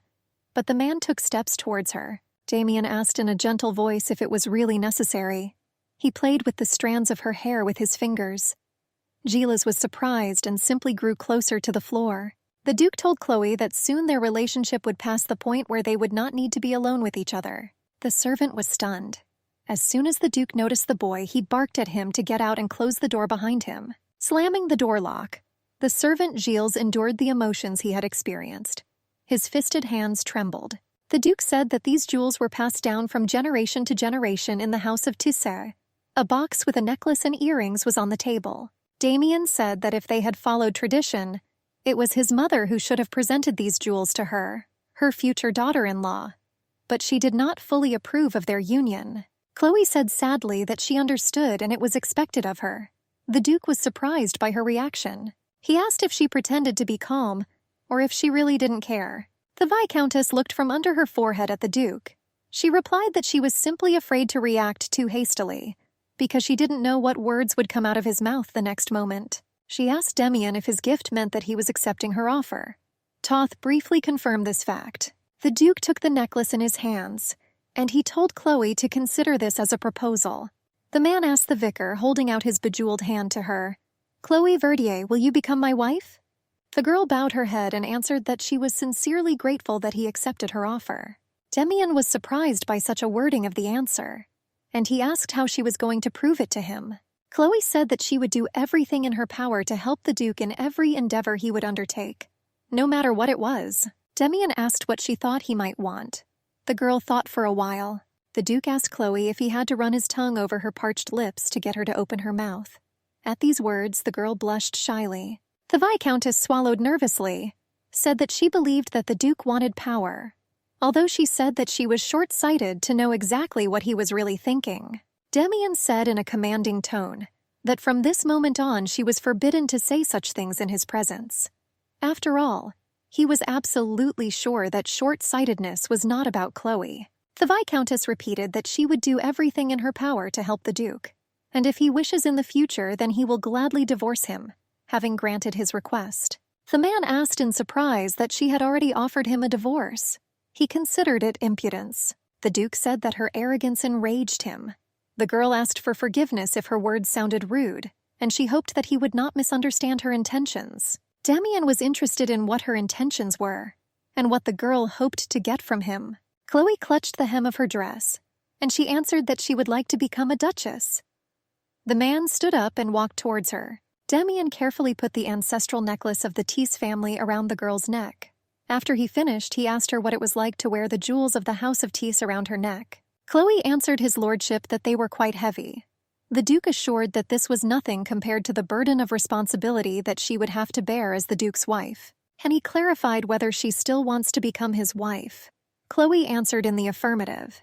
He added that she wanted this more than anything in the world. The man lifted the girl's chin with his hand and looked into her eyes. He asked how thoroughly she studied the issue of negotiations. The Duke asked her what she thought he wanted at that moment. The girl grabbed the ego by the knot of the tie, and he pulled him passionately and kissed him on the lips. The man succumbed to her temptation and enjoyed the moment of tenderness. Their kiss lasted. Sounds and languid humming spoke of the passionate desire of the body. The girl tried to restrain herself. Her posture and clenched free hands spoke of this. The tongues of the partners touched. Deep sighs burst out. The girl tried to hold the Duke by his tie, but he had already managed to break away from Chloe. He asked her if it was too much for her. The girl replied that she did not want to lie to him. The Duke said that unfortunately she would have to get used to it. After all, he was not going to stop there in the future. The Viscountess felt that she had fallen into a trap. The Viscount spoke to his dear daughter, that he had no idea that she had developed a relationship with the Duke. His lordship, holding the girl's hand, said that he expected her to become a good duchess. Lord Verdier assured, smiling, that his daughter would certainly be able to handle it, and he guaranteed it. He assured that Chloe is a sensible lady, and I was sure that she would win universal respect. The Viscount told the Duke that if he could just make his daughter happy, he would willingly offer him everything he had, including his own life. Damien's hand lay on top of the girl's hand. She saw embroidery on his glove. She wondered how he was able to find these gloves. After all, Chloe left them on the table in her room by the mirror. The Duke asked Lord Verdier if he would grant him the forest on the territory of this estate, and the mountains leading to it. Viscount was surprised by such a request. He said that the soil there was barren, and it was difficult for the trees to find use. Damien said that these lands are revered by Lady Chloe, and it just so happened that it was there that everything between them started. Chloe felt like she had become a piece on Duke Thysse's chessboard, and that he will manipulate her to his advantage as he sees fit. The priest asked the newlyweds, does he vow to always be close to his wife and fulfill his duty despite all the trials and tribulations that fate has prepared for him? Our heroine stood in a wedding dress with a bouquet of roses in front of the Duke with her head held high. He looked into the bride's eyes and pronounced the traditional words of the oath. The priest said that now the bride and groom can kiss to cement their union before God. The girl closed her eyes. The Duke leaned down and pecked her cheek. At her surprised look, he asked what she still expected from him. Damien was surprised that she expected something else from him. Disappointment was written on the bride's face. The girl's father stood in the first row of guests. He applauded and said that his dear Chloe looked beautiful. And next to him was the servant Gilles, with a confused and sad face. The priest said, by the will of the Lord God, I declare you husband and wife. Damien was silent. Chloe was a little alarmed by this because there was already some kind of idea on the face of the newly made spouse. The Duke stayed a little, took his wife in his arms. Congratulations poured in for the Duke and Duchess. The girl asked her husband to put her on the ground. He asked if she intended to drag it out even longer and gently kissed her on the cheek. Chloe reached out and wrapped her arms around the Duke's neck. Her husband praised her. People in the city speculated that the Duke had left the Verdier estate as soon as the wedding ceremony in the church had ended. They were surprised that he rushed away without even spending the wedding night with his newlywed wife. Residents asked to understand whether this meant that the Duchess would spend 3 months in the estate in complete solitude. Servant Gilles heard all this, but did not agree with it. The newspaper headlines of Red Veil were full of news from his personal life. Couldn't even marriage extinguish the ardent passion of the Duke of Tease? The recently married Duke was seen having fun with Marquise Isabella. The events took place in the tailoring shop. Our heroine learned about the active social life of her husband from the newspapers. Her face was marked with sadness. The seamstress approached the customer. She promised my lady to immediately burn all this to ashes. The girl kept saying that there was no need for that. She put the fresh newspaper aside on the table. covered it with her hand. And she said that burning paper will not turn rumors into ashes. Chloe was checking to see if the seamstress had finished taking measurements, and she was going to bow down in that case. But she assured that they still needed to discuss materials and design. The lady said that she would leave all this to her discretion, considering that she herself was not very knowledgeable in these matters. The girl was leaving. Gilles escorted her to the threshold, bowing. The bell in the door jingled melodiously, touched by the door. The servant accompanied the mistress to the carriage.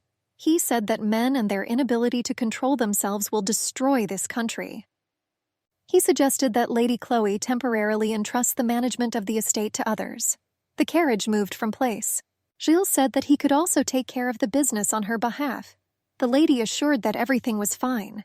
The servant said that she could attract unwanted attention because of the article in the newspaper. But Chloe assured him that if people see that she, the Duchess, allows such baseless rumors to hurt her. Then when the ceremony ended, the Duke, still in his wedding light suit, sat on a horse. He told his wife that now he intends to return to the capital. Chloe silently looked into his eyes. Her husband instructed her. He gave her the order to begin the Duchess's duties now. And now, when our heroine was sitting at the window of the carriage, she thought that her husband had not answered any of her letters in the last 3 months. She remembered that photo on the front page of the newspaper, and she wondered if this could be the reason for his silence. Chloe admitted to herself that she honestly did not expect anything from this marriage, and she assured herself that there was no reason to let this affect her. Gilles looked at the lady with an unblinking gaze. He told Lady Chloe that good news awaited her upon her arrival at the mansion. To her mute question, he clarified that a letter had arrived from Lady Alice, that it was small, but it seemed that she was in full health. The girl was all beaming with joy. She asked Gilles why he didn't tell her about it earlier. The servant took on the emotions of the mistress and also felt happy with her. Chloe thought that now she knew her sister was safe, and their father's health has improved significantly. And her wedding itself also inspired people in their domains. Moreover, the girl admitted to herself that she would in any case prefer to live separately from Damien. Chloe thought, if only there was an opportunity to live forever so peacefully. The carriage rolled further down the city street, and someone had thrown a newspaper with a photo of Duke Tease on the front page, lying on the stones of the threshold. Dinner at the estate. The stars lit up the sky more and more brightly. Chloe wrote a letter to her husband. As I have already mentioned in my previous letters, thanks to your lordship, everything is fine at the Verdier estate. I hope that the case because of which you left will be settled soon. I will write to you again if something worthy of attention appears. Sincerely, Chloe Verdier. The Duke held a piece of paper with a message from his wife in his hands and reread it again. He didn't like that she signed her maiden name, because she was going to take his name. And right there on his desk lay the same newspaper with a scandalous article about the Duke and his personal life. The man turned his head in her direction. Damien assumed that his wife must have seen this article, but she didn't say a word to him. He was interested in what she felt at the same time. And did she shed tears of shame? The Duke believed that he knew her quite well, and he assumed that Chloe must have been holding back her emotions, as always. The girl did not suspect that it was her husband that annoyed her the most. The man chuckled. He flipped through the newspaper, reading the article. The secret affair of Duke Tisa during the so-called honeymoon only strengthened the position of Prince Johannes, the heir to the royal throne. Meanwhile, rumors about the deterioration of the king's health continue to spread. The Duke was pleased. The journalists wrote exactly what he told them to do. Damien mused, tapping his fingers to a rhythm on the table. He remembered his wife's words that she believed that his desire was power. He also remembered her promise to do everything in her power, to help her husband in achieving his goal and in every endeavor he undertook. Damien sighed, thought that unfortunately she was unable to help him in any way. The Duke himself admitted that whenever he thought of Chloe, he was overcome with a sudden desire to grab something. The girl asked for forgiveness, saying that she needed to go, and she expected them to give way to her walking with a cane. From the moment Damien saw her, she began to get on his nerves. It annoyed him to see her helping the needy, while she herself could easily pass for one of them, and the strange feeling at the sight of her only grew, leaving a sour taste in the mouth. The Duke looked at Chloe's embroidered gloves. He thought that next time he would have to lock her in a room and make her sew all day long. He thought that when the girl ran out of fabric, he would force her to embroider on him. The day was fine and sunny. A heavy cough was heard in the royal palace. The man hoarsely said that soon the Lord would take him to himself, and he expressed the hope to Duke Tisa that he would serve Johannes well, even after his death. The king was sure that Damien was well aware that the prince was out of his mind. He asked the duke to swear before God that he would be devoted to Johannes. Damien said, narrowing his eyes, that he promises if he becomes a king worthy of his devotion. But such an answer did not satisfy the monarch. The king angrily asserted that it was the duty of every subject to be loyal to the king. Ego was stifled by a fit of coughing. The duke calmly told the dying monarch that in such a case it was absolutely obvious what awaited their country in the future. Damien announced that the one who, imperceptibly for everyone, has become crazy will rule their kingdom. He was well aware of the weaknesses of the heir to the throne, but then he took his words back. He said that he was aware of Johannes's insanity as well as the number of people who died at his hands. Damien assured that there were many rumors coming out of the royal palace, that bloodied bodies of his victims were being dragged out one by one from the rooms of the heir to the throne. The duke assured that it would take quite a bit of time before the people found out that those words were not mere rumors. He told His Majesty that he had risked his life on the battlefield for the sake of that man. The commander claimed that he was always ready to fight for his country, and he considered it right. But it was difficult for him to accept that a madman would rule everything. The king cleared his throat. Then he menacingly asked the duke what he dared to hint at in front of him. Damien replied that now Johannes's madness is kept secret, but sooner or later everything secret will become clear. He got up from the chair next to the monarch's bed. The king angrily asked his subject since when he asked such greedy ambitions. Damien walked around the room, and turning over his shoulder he answered that it was from the moment he was born. Further events take us to the Verdier estate. Our heroine was sitting in the office and enthusiastically reading a book. At some point the girl remembered that article from the newspaper about Duke Tisse and Marquise Isabella. She presented how they have fun together. Chloe regretted not reading the article more carefully, but then she began to drive such thoughts away from herself. She told herself that she should forget about it completely. At some point the girl's father, Lord Verdier, entered. He was in a great mood. The man was holding an envelope in his hands. He solemnly announced that dear Chloe had received a letter from his lordship. The girl shuddered. It seemed to her that her father was also worried about that scandalous news from the newspaper. Taking the envelope in her hands, she thought that Damien had not written anything to her since his departure to the capital. She sat comfortably in an armchair and began to read a letter from her husband. My beloved wife, Chloe von Tisa. Wait for me at the Tisse estate, fulfilling my duchess duties there. I hope you are looking forward to our meeting as much as I am. Your husband, Damien Ernst von Tisse. The girl read to the end, swallowed nervously. Chloe stood on the threshold of her father's house, saying goodbye to her father. The Viscount spoke to Gilles, expressing the hope that he would safely accompany his daughter to the Tisse estate. The servant told my lord that there was nothing to worry about. Chloe also confirmed this, assuring her father that she was no longer a small child. The man put his hands on his daughter's hands. He told her that she and her sister Elisa would always be his little girls. Chloe jokingly asked to let her guess that he will also call her even when she becomes old. He confirmed that she was absolutely right. He said that he understood that she was now the Duke's respectable wife, and that it should have been abandoned a long time ago. The girl was also sad. Chloe threw herself into her father's arms. He hugged his child to him with all the tenderness of a father. The girl mentally said that she would like to stay with him forever, and she promised him out loud that she would be fine. She said that her father himself saw how much the Duke cherished her. Chloe thought to herself how much she didn't want to leave for the Tisse estate now. But she assured her father out loud that everything would be fine with her. The girl made a titanic effort and smiled herself, and she asked her father to let her go into married life with a smile. The train traveled along the rails, releasing clouds of steam from the pipe and announcing the surroundings with the loud sounds of the movement of its mechanisms. Our heroes were riding in one of the wagons. Gilles told Mrs. Chloe that he would be perfectly fine even in a freight car. The guy thought that this coupe was too chic for someone like him, and he looked at everything with interest, to which Chloe assured him that they had 2 whole days of travel ahead of them. And in addition, she will soon spend most of her time in complete solitude. The train drove through the mountains. Their icy peaks were covered with snow, and there were yellowed meadows below. Gilles said that it seemed to be snowing. Chloe looked out the window and saw for herself. The girl and her accompanying servant Gilles arrived at the birch castle of Tissa's house. They were already standing at his front door. A woman came out to meet Chloe. She greeted her ladyship.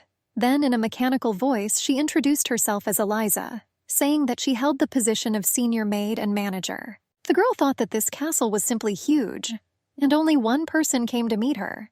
It could only mean that they were not happy to be here. Chloe tapped her cane on the living room tiles. She thanked the maid for the warm welcome. The girl asked Eliza to prepare some food for her companion on the way back. She assured that the road here turned out to be quite tiring. The maid said, "Okay." The senior maid said that she would ask the maids to prepare something for her servant, and she asked the guy to follow her. Chloe turned to her servant. She expressed regret that she would not be able to conduct it personally. She thanked him and asked him to take care of himself on the way. Eliza was seeing the girl off, and she was doomed to limp after her. The guy's face expressed sadness. Eliza informed her ladyship that Lady Chloe had arrived. The woman ordered to let her in. The girl politely introduced herself by name, and she said that it was a great honor for her to finally meet her. He bowed. She thanked him for giving her a carriage and taking her from the station. The woman authoritatively asked Chloe to look at her. The girl hesitantly looked up at the lady. The mother-in-law told the girl that she was quite pretty, and Chloe thought that the Duke must have gone to his mother. The lady told her daughter-in-law that she looked like the fawn Demian caught in his youth. She asked if Chloe was hiding fantastic riches, and did she have knowledge about the skeletons in the royal closet. The lady approached Chloe, clinking her rings. The girl answered her lordship in the negative. The woman summed up what it means that her son Demian chose his bride for other reasons, different from practical ones. The mother-in-law told the girl that she was really beautiful, but she thought that hunting a deer with a damaged leg for the sake of sporting interest was rather unusual for her son. The woman said that she simply could not believe her ears. When Damien asked her for their family jewels to propose, she assumed that it could be curiosity. After all, from time to time her son got pleasure from a sharp sensation. The mother-in-law continued to examine Chloe, turning her head and lifting her by the chin. The girl smiled and endured. Our heroine decided to speak out. She assured that his lordship would not make a decision about something serious out of short-term curiosity. Chloe said that she did not know the reasons for his choice, but his mother assured him that she would serve him with all her heart, despite her own shortcomings, and do everything possible to make the Tissa house flourish.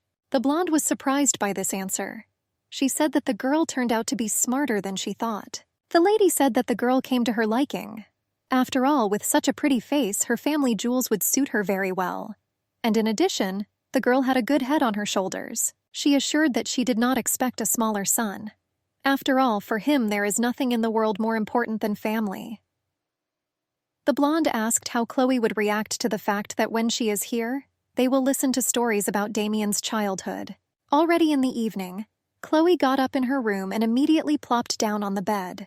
The mother-in-law chatted with her about her son non-stop.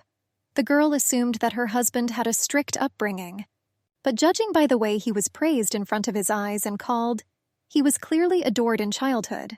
This quite tired the girl, who was just from the road anyway. Turning to her side, she saw a portrait of the Duke in a round frame. Reaching up, she put the ego down on the counter. She was surprised that Damien put his own portrait in his wife's bedroom. Chloe slept and she dreamed that the Duke was looking at her directly from the portrait. The magical light spilled over the room. The mother-in-law told the girl that she was somewhat surprised, watching how she locked herself in the office for 3 days, having arrived here very recently. She was putting a cup on a saucer. The lady said with a laugh that her daughter-in-law looked like her son Demian.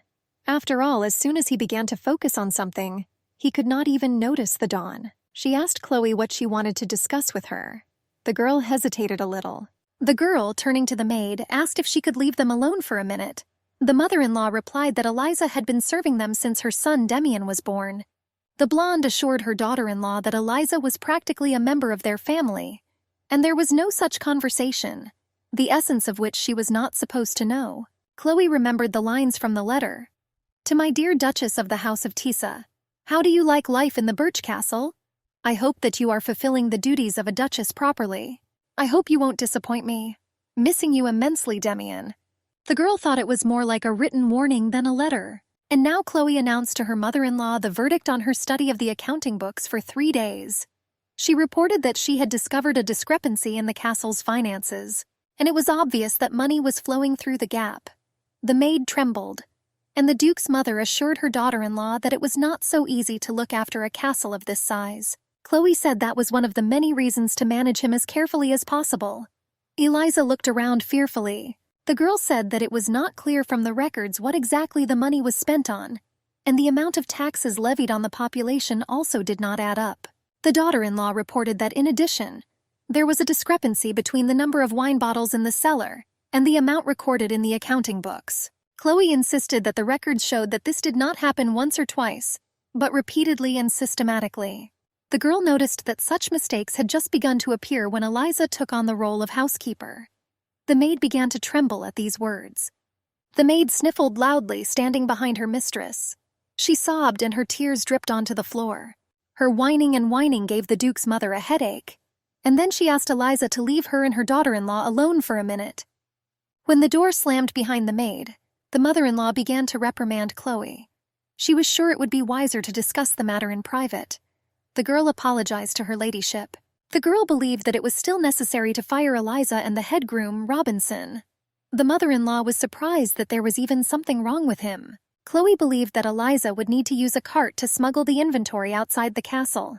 And with such a volume of stolen goods, it was impossible to act alone. The mother-in-law told the girl that those two were her faithful servants who supported her in difficult times, and their dismissal is not something that can be discussed so casually. The girl believed that this made their deception even more unforgivable. And if Eliza would appreciate the lady's gratitude towards her, then she would never do such things behind her back. Chloe insisted that a hole like this would only get bigger over time. And if Madame turns a blind eye to this, their actions will only get worse. The blonde chuckled. The girl assured that this would harm Tisa's house. The mother-in-law could not understand why she was so persistent, and why complicate her life with such things. And the lady still didn't understand why the girl called her madam, as if they were strangers. And she reminded that she joined the family by getting married. Chloe was asking if she would allow her to call her mother. The blonde snorted dismissively, and she said that it seemed inappropriate to her. She suggested that they end their conversation there. The mother-in-law stood up, and when she left she said that Chloe would have to have dinner alone, saying that she had no appetite right now.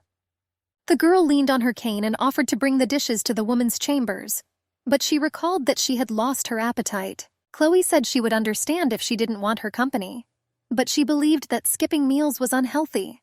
The mother-in-law started screaming, and she was surprised that she couldn't just keep quiet. The blonde said over her shoulder that her daughter-in-law could indeed be completely unbearable. The girl was puzzled and tense. Day gave way to evening. Our heroine was sitting alone at the table in the living room. The maid poured water into a glass. She obligingly bowed and asked to call her if she needed anything. The maid left, slamming the door. Silence hung in the room. Candles flickered in the candelabra. The food on the plate was getting cold. Chloe picked up the cutlery. She assumed that she had managed to make the local residents and workers really hate herself. A little earlier, the girl heard the servants whispering that she wanted to fire Eliza, when she herself had barely been here for a week. Another said that this is why it is so important to be careful when choosing a bride. Chloe heard all this, but did not show that it bothered her. The girl could not decide to eat. She thought that everything had become so tasteless.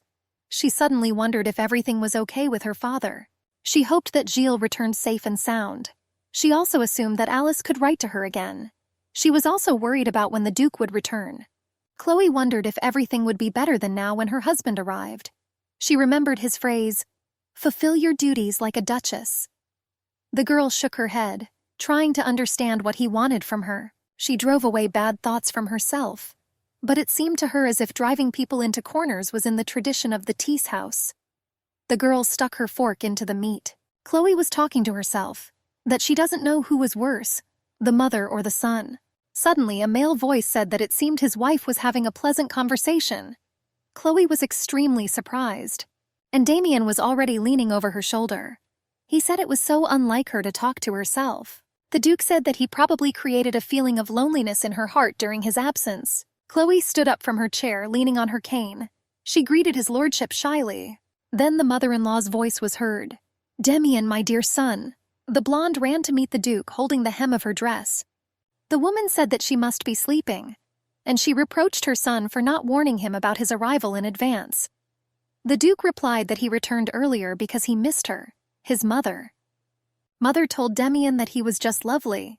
She caressed her son's cheek, assuming that the road took a lot of strength from him, that this is why his face became so thin. The Duke said that he drank all the alcohol that was offered in the first-class carriage, and he said that rushing here, he got pretty hungry. I thought it would be nice to satisfy my hunger. His mother, giggling sweetly, replied that she would immediately order Madame Dutton to cook something. Damien believed that this was not necessary. After all, the table was already set enough. There was broth and a cold meat steak on the table. Chloe shuddered involuntarily. The Duke asked for additional table settings to be prepared. His mother made a face. Very soon the table was prepared by the servants for 3 people. The dishes clanged. The Duke family sat down. The maid served the master. Damien asked if Chloe had liked everything in his absence. She answered in the affirmative. The husband was surprised and asked her again. The girl said that everyone was so kind to her, and they made her stay here incredibly enjoyable. The Duke said that he was glad to hear this. He was just cutting off a piece of steak with a knife. The first piece of meat was put into the mouth, and after chewing it a little, the Duke vomited. There was a noise at the table. The mother was worried about her son. The man wiped his face, swearing. Chloe was shocked and worried about her husband's health, and he continued to spit. He threateningly ordered to call a doctor immediately. His face was gloomy and did not bode well.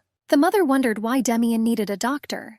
He replied that being the main doctor of this family, he could not take care of his mother's health, and now he intends to execute him immediately. The woman insisted that she was fine. The Duke replied that the fact that his mother tasted such unpleasant food without a single complaint made him think that there was something wrong with her sense of taste. The blonde assured Demian that there was nothing wrong with her taste, and that the doctor is not to blame. She asked me to forget about the punishment, waving my hand. The man asked if his mother was sure. He found the steak absurdly tough and the vegetables limp and dry, and the soup, in his opinion, was prepared several days earlier. He also believed that the wine was not suitable for serving on the table of Tisa's house, and he was surprised that Mother knew about this and was silent. The Duke ordered the chef to be brought to him in this case, and in a rage he grabbed the table knife tighter. Soon the kitchen workers were invited to the table. They looked guilty. Demian said that he simply did not understand how the scraps intended for the almshouse ended up on his family's table. The workers clenched their teeth and whispered. The Duke said that it seemed that those who were tasked with setting the table had apparently made some mistake. The servants swallowed nervously. Falling on their knees before the master, they said that they had committed a terrible sin. They asked his lordship to forgive them. Demian was surprised that they still hoped to survive after such an insult to his family. He mockingly ordered that the kitchen workers be thrown into prison, and each one torn to pieces. But then Chloe spoke up. She asked his lordship to spare the servants, and she assured that it was just one meal. She convincingly and persistently asked her husband to forgive them for this small offense. Demian told his wife that this food on his table was intended for the almshouse, but she assured that it was still suitable for consumption. The Duke replied that he had more than expressly instructed her to perform her duties as Duchess in this house, and he was amazed that Chloe did not understand the meaning of his words. The servant trembled while on his knees. The man looked sideways at his wife and said there should be common sense in everything. The girl asked for forgiveness for her negligence. But how is his wife and lady to her? It was an insult to his name to sit here, eating such inedible scraps without a single complaint. He told Chloe that perhaps she was their humble, noble family. Of this house, she asked the Duke to restrain himself, showing mercy to the servants. The girl demanded that her husband give them the opportunity to treat her to an official dinner befitting the Tease household. The evening stars were shining over the Duke's estate, and in its windows there was a soft light. Chloe put pumps on her feet.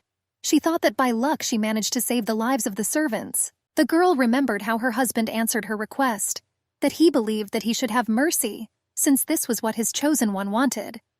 He said that Chloe truly was all generosity. The girl was lying tired on the bed.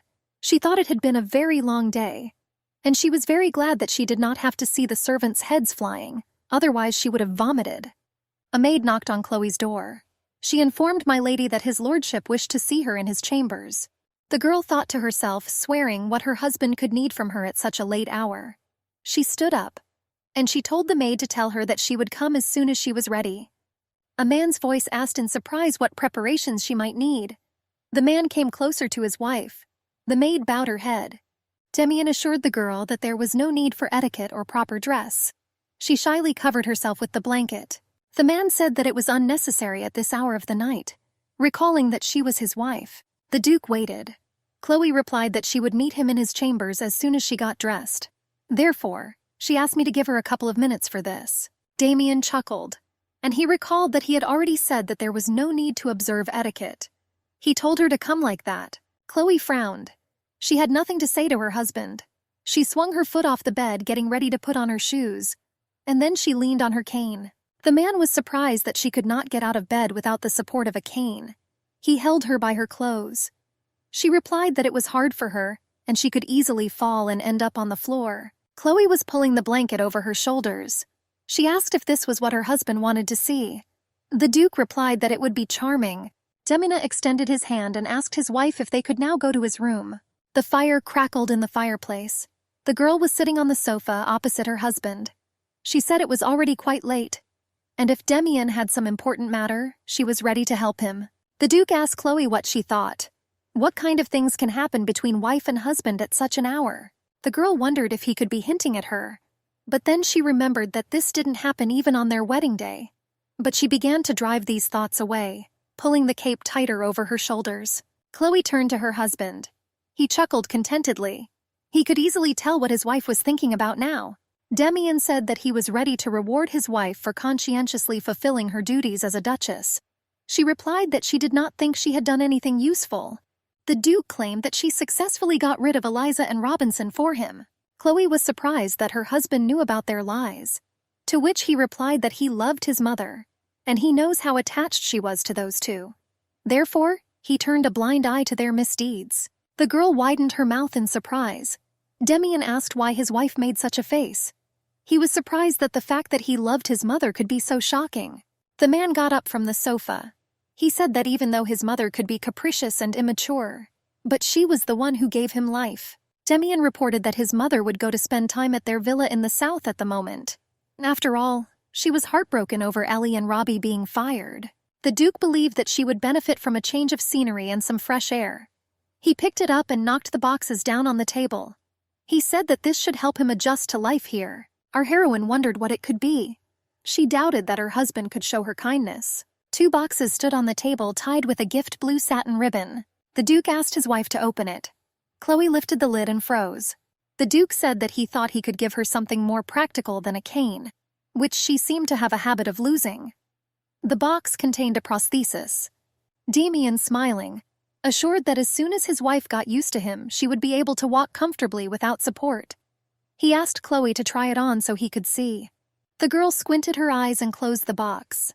She thanked her husband for the gift, but she assured that using it would be at the discretion of the recipient. Chloe said she would try it on some other time, and I thought that I didn't know how to use it. The girl didn't want her husband to see her hobbling around. It was obvious that he intended to mock her. She wondered what her husband allowed himself to do.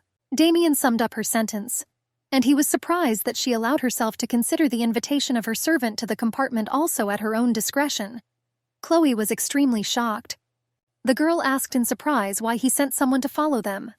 The Duke assured that when he is a member of the House of Tees, he hears all kinds of news regardless of his own desire. The husband asked for what purpose she showed the guy generosity that far exceeded what a servant deserved.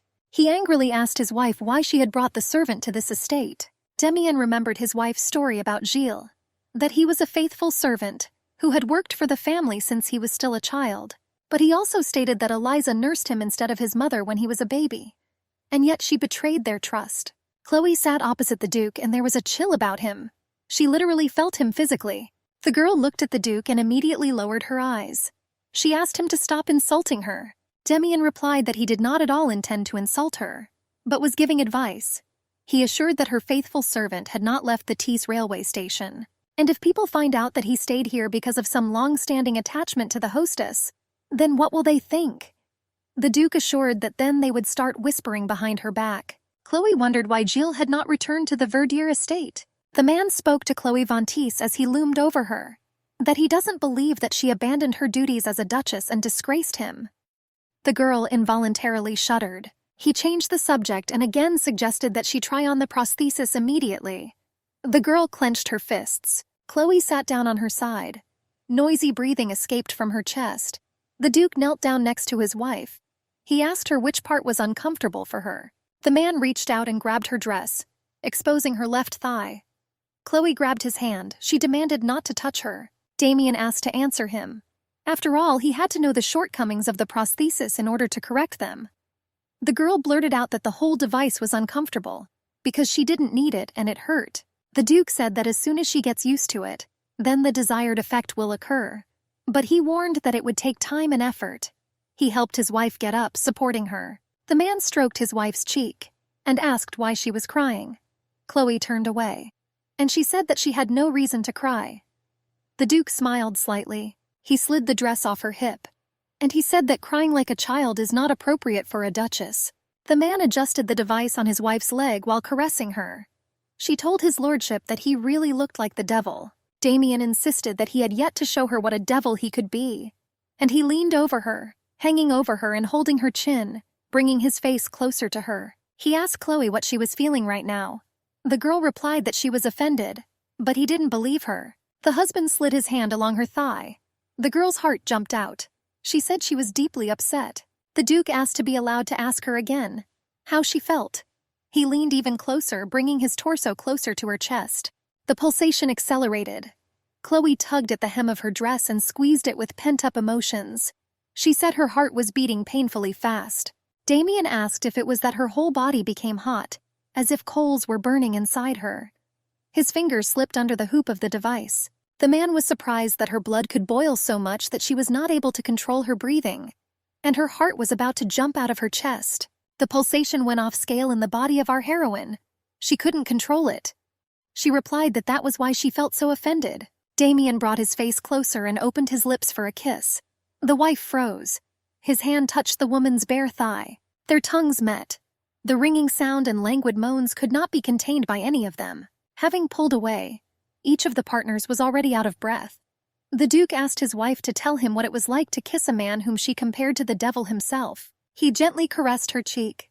Chloe asked permission to return to her chambers. The Duke said that he would refuse her this courtesy if that was all she wanted.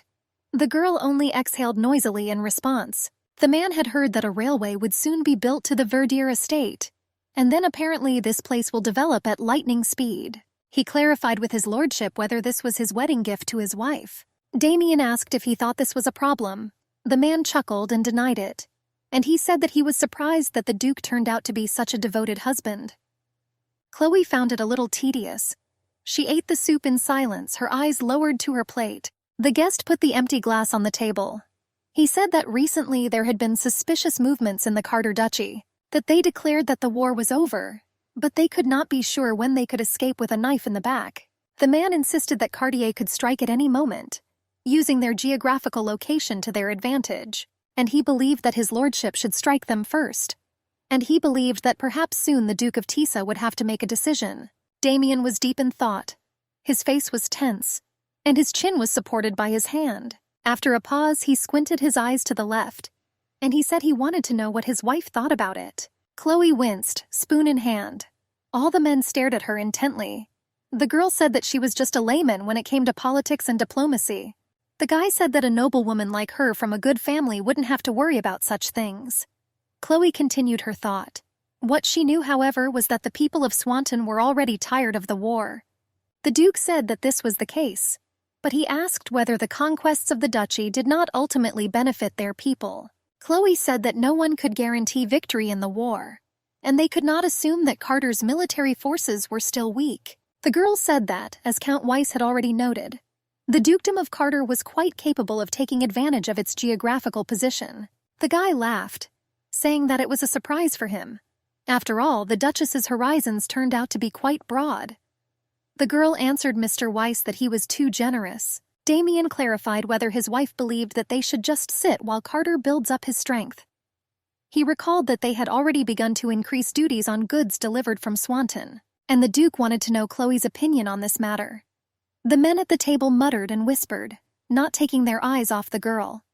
There were also those who grinned, considering it a kind of joke. Our heroine clutched the hem of her dress, and she thought that the Duke was trying to humiliate her in front of these men. And if that was the case, she refused to just put up with it. Chloe voiced that the ideal solution would be to sign a peace treaty. She believed that bloodshed had to be avoided at all costs, especially when there is an opportunity for diplomacy. Mr. Weiss said this was nothing more than naive optimism. After all, promises were broken much more often than they were kept. The girl assured that there was a way to guarantee compliance with the agreement. The man asked why Chloe thought that. The girl said that the kingdom valued blood ties.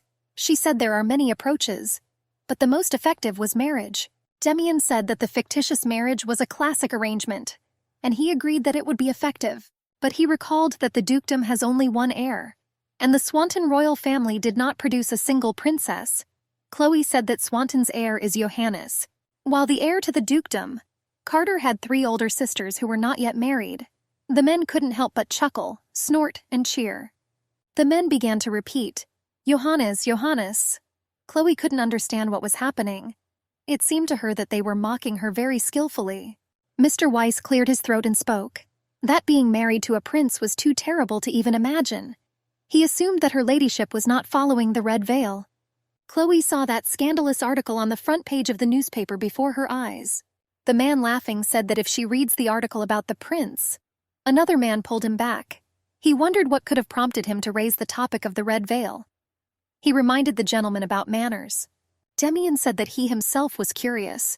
Has his wife ever read the red veil? The Duke slyly narrowed his eyes and said that judging by his wife's reaction, he was right. Chloe confirmed that she had read it, but she insisted that it was only once, and she did not attach much importance to what she read in it, since it was just a cheap newspaper. The girl stood up and said that she would go and ask for dessert, and she asked the gentlemen to continue their discussion. When Chloe left, men began to admire her. Mr. Weiss said that she was truly a wonderful woman, and he understands why his lordship was in such a hurry with this marriage. The interlocutor replied that if he fell in love with the wife of his former boss, he would be in big trouble. The man insisted that he was not interested in her romantically. Mr. Weiss insisted that he felt nothing but respect for Chloe. The girl limped out of the room. Our heroine sighed heavily. She thought that the men at the table really were the worst. It was already the dead of night. The doors of the Tease estate were persistently pounded. A light came on in one of the rooms. Chloe walked to the door. The sound did not stop. A woman's voice called, "Milady." The girl was dressed only in a nightdress. She opened the front door with a creak. An obscene curse of indignation was ready to escape from her lips. A woman's hand grabbed Chloe's shoulder. She was startled and jumped back in fear. Chloe asked the woman what she was doing here. The guest only breathed noisily, unable to say anything. Her face was twisted into a grimace. It was Eliza, their former housekeeper.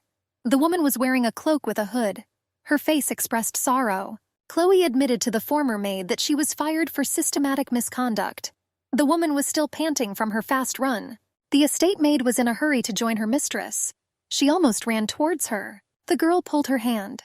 She said she shouldn't have been seen here, and she assured that if his lordship found out, it could be very bad for everyone. But the woman demanded that she let her go. Eliza reminded her how many years she had worked here. She insisted that she had dedicated her entire life to serving this family. Chloe felt sorry for her. The Duchess asked the woman to calm down, and she demanded that she tell her why she was there. She shuddered, and she began to say something confusedly. Eliza said her grandson had a fever and lost consciousness, that he even began to rave. The woman asked permission from her ladyship to see the family doctor. Chloe thought the boy might have the same disease she suffered as a child. She remembered that pain and how she called her mother for help. The Duchess ordered the maid to immediately bring a doctor. The girl answered in amazement that she could not do this without the owner's permission.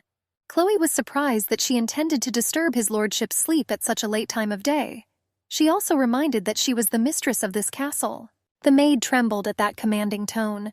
She replied that she would immediately go for a doctor, and she quickly left on errand. The Duchess asked the woman to put her on her back and carry her into the house. Eliza asked again in surprise. Chloe insisted that the fight against fever was a proactive war. She soon threw a warm cape over her shoulders, tying it as she went. She asked me to hurry up. All the windows in the small house were on fire. The woman asked the Duchess what she was doing with her grandson. Chloe opened the blanket and removed all of the boy's clothes. The child was shaking all over with chills and said that he was cold. Eliza screamed at Chloe. She demanded to listen to her grandson's complaints, and I was afraid that he would freeze to death. The Duchess asked the woman to go out and quickly bring her some snow. In this way, the girl was going to cool down the heat. She opened the bottle of medicine. Eliza said in a threatening tone that if something happened to her grandson, she would never forgive her for it. Chloe said that later she could be offended by her as much as she wanted. And now, if a woman did not want to see her grandson with a limp like Chloe herself, then she had to completely trust her. The boxes with bottles were all slightly open and in disarray. There was also a cloth for a compress. The man said that her ladyship did an amazing job and treated the child. The boy already looked better and was fast asleep. The doctor said that if the Duchess had come a little later, there might have been no chance of a cure. He told Eliza that she should be grateful to her. The woman was crying, sobbing. He asked her ladyship how she could repay her. Chloe told her that she did not save the child's life in order to leave someone in debt. The girl said that she was sincerely glad that everything was fine with the boy now, and there was no longer any danger to his health. Suddenly the door creaked. A man's voice called out to Chloe. The Duke of Tees stood in the doorway in a warm cape with fur. Eliza caught herself and began to stutter out of fear. The doctor was also caught red-handed, and only Chloe remained restrained. Demian ordered, "Get out!" The couple, the Duke and his wife, walked crunching through the fresh snow. She said that Eliza was supposed to leave 2 days ago, but the former housekeeper was unable to do this due to her grandson's illness, and all the money she pocketed from the castle was squandered by her son. He went to Svan and lost in gambling. Chloe assured her husband that the boy was not to blame for anything, that it was the adults who sinned. The girl said that paying tribute to the fact that Eliza devoted her entire life to serving the Tees house, she was practically a member of the family. Damian looked at his wife but still remained indifferent after that. Chloe said that she called the doctor without her husband's permission because she did not want to disturb his sleep, and she apologized to him. The Duke told her that he never asked her to report. He assured her that she did not need to justify her actions or apologize for them. Damian said that all he wanted to know was why she decided to help Eliza. He said that he was informed that his wife even wrote their former housekeeper a letter of recommendation. Chloe said she thought the woman needed help, but having worked at Birch Castle all her life, Eliza could not get good recommendations anywhere except here. She said that regarding her decision to call a doctor, the situation was so urgent that she could not afford to waste time. Demian assumed that his wife simply wanted to relieve herself of the burden of guilt due to the dismissal of that woman. The girl denied the truth of this husband's assumption. He guessed that it was pity for Eliza that her son had lost all her money, but Chloe denied this too. Damian assumed it was all out of deep compassion for the servants. The girl turned to his lordship. Can he always give a clear explanation for his actions? The Duke raised his head to the stars, pretending to be thinking, and after a short pause he replied that he always could. Chloe said with disappointment that she was different from him in this. The girl said that she could not understand why her husband asked her such questions so persistently.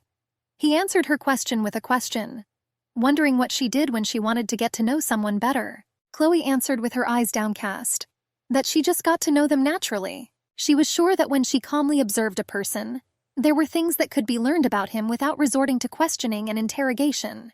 Damian saw that his wife had her hands on the handle of the cane, and both were red and inactive. Deciding that Chloe was cold, he quickly took off his cloak and threw it on her. The Duke told her that he was thinking of giving her another gift. He said he was considering hiring Gilles Watteau to fill the currently vacant position of head groom. The Duke knew that he lived from hand to mouth as a day laborer at the railway station.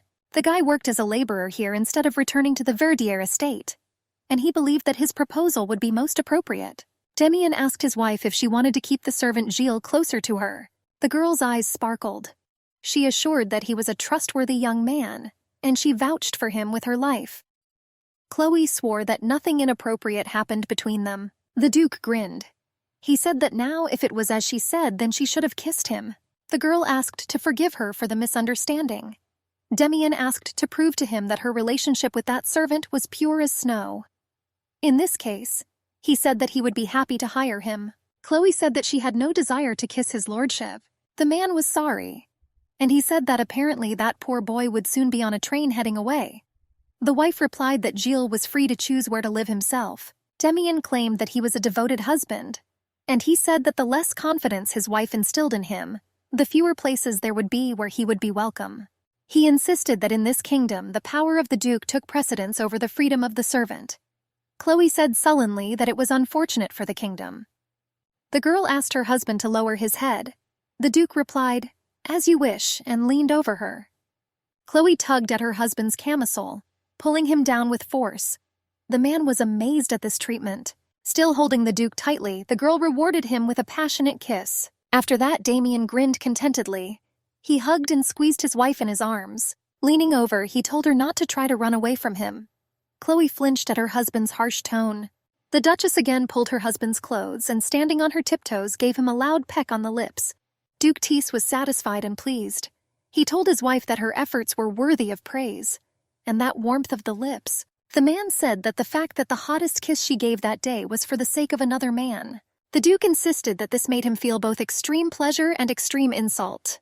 Our heroine was sitting at the table and writing a letter. To my beloved father, Lord Verdier, please forgive me for such a long absence of letters from my side. I've been extremely busy lately. It's so cold here that the river has frozen over. Although I barely had time to notice it, the servants of the Birch Castle are extremely courteous and hospitable. The Duke, who is both patron and master of the castle, did everything possible to help me adapt to life here. Chloe stopped writing. She decided to reread the letter again. The thought struck her that writing lies was not so easy. There is one more piece of news that may surprise you. The girl looked dreamily out the window.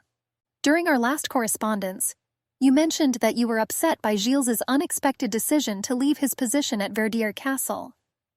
It seems that he was completely fascinated by the Tease estate, which he visited for such a short time. His lordship offered Gilles an excellent position in the Birch Castle. Chloe, smiling, looked out of the window at her faithful servant. I dare to believe that this was done as a sign of attention to me. Gilles bowed to his lady. As you can tell, I am treated with the utmost generosity and respect, so you have nothing to worry about. I wish you to remain in good health until my next letter. I miss you from the bottom of my heart. Chloe Verdier, daughter of Thomas Verdier. Having finished writing, the girl limped off with the envelope to send the message. The ball rolled across the green surface of the pool table, making pants. The next blow was made by Effie, and the balls began to rotate after the blow was struck. The Duke praised himself for the brilliant blows he made today. Chloe looked disappointed. Demian boasted that at this rate he would soon have 100 points. The girl reproached her husband for playing against the rules, and I just lost a point myself. The man recalled that his wife had previously told him that she did not know the rules of the game at all, and if she lied to him so as not to play with him, then he would be disappointed. The girl asked why he called her in the middle of the night. She said that if he intended to make sure that she was fulfilling her duties, he would not find any problems. Chloe claimed that her relationship with the servants had also improved. The Duke ordered his wife to take the cue. She opened her eyes in surprise. Demian persistently handed his cue to his wife, and she was surprised that he wanted to compete with her. He assured that she understood everything correctly. The girl clarified the rules of this game. She also insisted that a game without bets, where nothing was at stake, was of no interest to her. Demian answered his wife that she never ceased to amaze him, and he asked what she would like as a bet in this game. Chloe was preparing her cue. She said that if she wins, her husband should stop calling her to his chambers so late at night. The Duke asked what would happen if he won the game against her. The girl froze. Demian was surprised that she did not even imagine that she might lose the game to her husband, and he considered it reckless. The Duke said that if he wins the game, he will take from her what he wants. The man prepared to make the first blow. Chloe agreed to these conditions. She said that if her husband wins, she will take whatever he wants from her. Hitting the ball with a cue made a peculiar sound. The balls on the table rolled in different directions. Chloe was angry, and the Duke leaned over and told her that it was fall. The girl said that this could not happen. Demian thought it was a shame, and he said that it was all an optical illusion. The girl bit her lip and thought that she could not trust this man. The Duchess took a stance and prepared for the blow. From the outside, she looked more than sexy. Demian thought that he knew that she was an amazing woman in many ways, but he was surprised and delighted with his wife that she again exceeded all his expectations. Demian licked his lips predatorily, experiencing sexual attraction. The Duke asked if Chloe knew that the point of the game was to trick the opponent into making a mistake.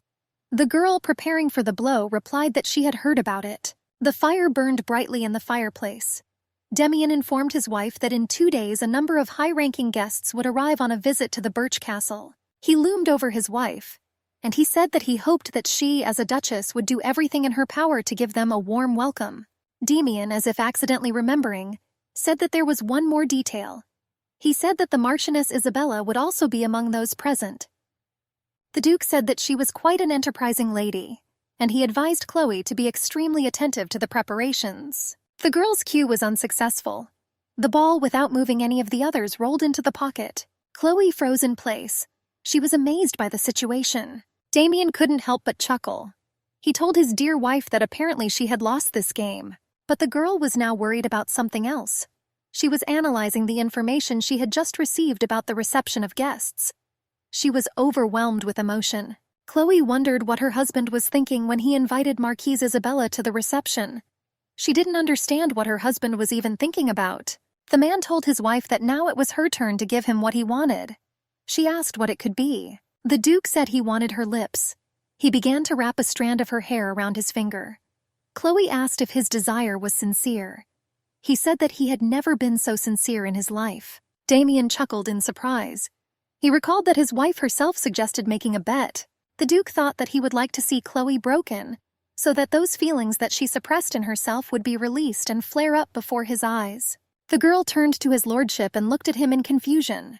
Her eyes were wet and sparkling. She told her husband that she had never felt such contempt for another person. Damian kissed the girl. He said that it was a great honor for him. He asked if that was all she wanted to tell him. Chloe insisted there was something else. The Duke asked her to continue, and he assured her that he was listening to her carefully. He wanted Chloe to yell at him, and she asked how he dared insult her like that. Damian wanted the girl not to hold back, but to show him what was inside her. Chloe clutched the hem of her dress, but she soon let him go. She said that if he had no further instructions, could she now leave him? The Duke frowned, and without waiting for an answer, she left her husband's bedroom, loudly slamming the door. Damian was a little taken aback, and he told himself that he seemed to have underestimated his wife, as well as her ability to drive him crazy. Chloe, meanwhile, was hurrying down the corridor to her room. A couple of days later it snowed, and the firs of the estate were covered with his white caps. Chloe, surrounded by noble ladies, sat on the sofa in the living room. She thanked them for coming all the way here at her invitation. The Duchess expressed the hope that their stay here would be comfortable. The ladies whispered to each other. Chloe said, "Welcome," expressing respect and hospitality to the ladies she was seeing for the first time in her life. The girl noticed that one of them was looking askance at her, and she turned to that one. Marquise Isabella thanked, and she insisted that she was worried that her presence here might upset the mistress of the house. Chloe said that she knew that the guest was a close friend of his lordship, and she said that she didn't understand why she should suddenly be upset. The maid of honor shuddered. The Marchioness replied that it was not her wish to attend an event at which she would feel so bad. Another guest nearby asked if she was okay. Isabella asked for forgiveness. She sniffled and said that she understood very well that the world was actually very cruel. Chloe took a deep breath, trying to control her feelings and emotions. The Marchioness wondered if her suffering could really equal the feelings of a woman who was forced to show hospitality to her husband's theoretical, rumored mistress. Chloe said that if the Marquise feels discomfort, then she is ready to prepare a room where she can relax with all the amenities. And she asked if she wanted to go back to the castle and rest. Isabella made faces and said that she thought that she would not be welcome here. And covering her face, she screamed that she knew that she would not be a welcome person here. Chloe apologized and assured the Marquise that she did not mean it at all. The ladies whispered angrily to each other. Then the Duke approached the girl from behind. He asked what happened here. His wife began to explain to him, stuttering a little. She said that the Marquise was not feeling well, and so she invited her to return to the castle. Lady Isabella said in an offended tone that she knew she shouldn't have come here. She turned to the side and said that it was her own fault for coming here. After all, I was aware of how widows and divorced people are treated in this country. The woman sitting next to me began to make fun of her. That she couldn't believe that there would be at least one living soul who would believe it. After all, it was not the Marquise's fault that her husband died. Another said that street gatherings in the middle of winter would have been very difficult for the one who came from Svan. She said that if she thought like that, Then she also began to feel something unwell. She asked if there was anything unusual in the food. The third complained that her tea was completely cold. Chloe felt through her skin that these ladies were filled with hostility towards her, and she understood perfectly well that they would prefer not to accept the fact that the incompetent daughter of a penniless count had become a duchess. The Duke informed Mrs. Isabella that he would go and arrange for a carriage to be prepared for her. The lady said that she did not want to spoil the event by her presence. Chloe looked at her guest in surprise. The Duchess interrupted her speech. She said that if she had felt awkward about her, she wouldn't have sent her the invitation in the first place. Demian, next to his wife, supported her words with a silent nod. Chloe said that if her guest was feeling better, she hoped she would honor them with her company. The girl said that if the Marquise was still unwell, then she was of course free to go and rest. She insisted that this was all she wanted to tell her. The lady hesitated for a moment. Chloe said that the same applied to the rest of her and her husband's guests. The blonde insisted that she was simply too worried, since she had never been to such large meetings before. The Duchess asked Madame Isabella what she wanted so much, but the guest assured that she was already feeling better, and she asked for forgiveness for disturbing me. Chloe stood up and thanked everyone for their understanding. She said that they would soon be serving pudding, which was chosen to everyone's taste. She expressed the hope that everyone would enjoy the pleasure. Demian told his wife that this was the Marquise Isabella's favorite dish, and he assured her that it was so thoughtful of her. He thanked Chloe for her hospitality. The Duchess sighed languidly and looked over her shoulder as she answered her husband that she is always happy to please his guests. Chloe walked away with dignity. The Duke looked after his wife with pride. Marquise Isabella was ready to cry. She covered her face with her hands. It was a surprise for her, and now she understood that the Duke's wife would not be trifled with. The lady was telling her friend, "What if you think about it, it was the Marquise who met his lordship first," and she believed that she had every reason to feel as if she had been taken away from her, what should have been hers by right. The guests' feet were wearing skates. She thought it was absurd to expect them to skate in such cold weather.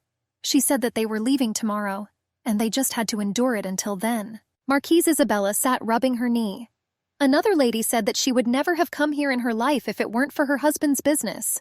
The maid of honor analyzed what she had heard from the ladies. She glared villainously around. Meanwhile, Demian was sledding his wife. Chloe was relaxed and detached from everything going on around her. The Queen's maid of honor could not calm down. She considered the proposal to be baseless, and she had no intention of depriving herself of anything. The ladies glided across the ice with ease, twirled and giggled cheerfully among themselves. The Duke told his wife that the weather was simply beautiful today. She agreed with him. Demian asked his wife if she liked the hidden hostility between the ladies. The girl replied that thanks to him, everything went flawlessly. The Duke said that he did not think that Chloe could allow herself to be played so easily, but she still exceeded his expectations. The Duchess reproached her husband for having fun with this increasingly deplorable situation. The man replied that he saw no obstacles to this. The ladies skated on the ice, supporting each other. Chloe was sure that if she allowed herself to show disrespect in front of the servants, then she would irrevocably lose her authority as a duchess. She assured that if something like this happened, and she knew this very well, that it would lead to negative consequences both for the Duke himself and for the entire Tease house. Chloe said that was why she had no right to remain indifferent. The girl said that she was only fulfilling her duty as a duchess, which her husband so often likes to mention at every opportunity. Demian asked his wife if she was offended by him. The girl shuddered, and she replied that even if this was true, she was not stupid enough to admit it out loud. The Duke asked in surprise why she was secretive. Chloe replied that from now on her life was in his hands. The girl insisted that she had no desire to be thrown out in the middle of a frozen lake because of the insult caused to him. Demian snorted contentedly. He assured the girl that there was no one who amused him as much as his beloved and dear wife. Chloe gave the Duke a withering look, but chose to ignore his taunt. The Duke said that he did not want to leave his wife for a long time, so he asked to hurry up. The man agreed, and he said that he only wanted to say that if his wife showed her ladyship any disrespect, then he would like to apologize to them. The Duke tapped his fingers nervously, and he looked at his wife sitting alone on a sleigh in the middle of a pond. Demian turned his gaze to his interlocutor. He was surprised that he wanted to see him just for this. The man, shuddering, apologized once again to his lordship. Other ladies rode next to the Duchess. and her husband wondered what she was thinking about now. Demian mentally asked his wife what was going on in her head right now, and he did not know whether this would quench his painful thirst. The Duke would like to know how Chloe imagined the world around her. He wanted to explore her down to her fingertips. The husband wanted to understand how her inner world worked, and he wanted to be the only man in her eyes. He could not understand his desire, and he assumed that he himself longed for the love of this amazing woman. This own guess seemed to puzzle him. It turned out that he wanted the love of Chloe Verdier.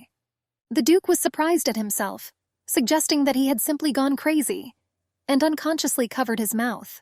His interlocutor saw that something strange was happening to the Duke before his eyes, and he tried to bring him out of some semblance of a trance. Damian turned to Lord Spencer, coming closer to him, and he said that if he was looking for forgiveness, then let him tell his wife to apologize directly to her. And the Duke, hovering over his interlocutor, asked not to waste his time. He trembled in fright. Damian turned sharply and left the taken-aback lord.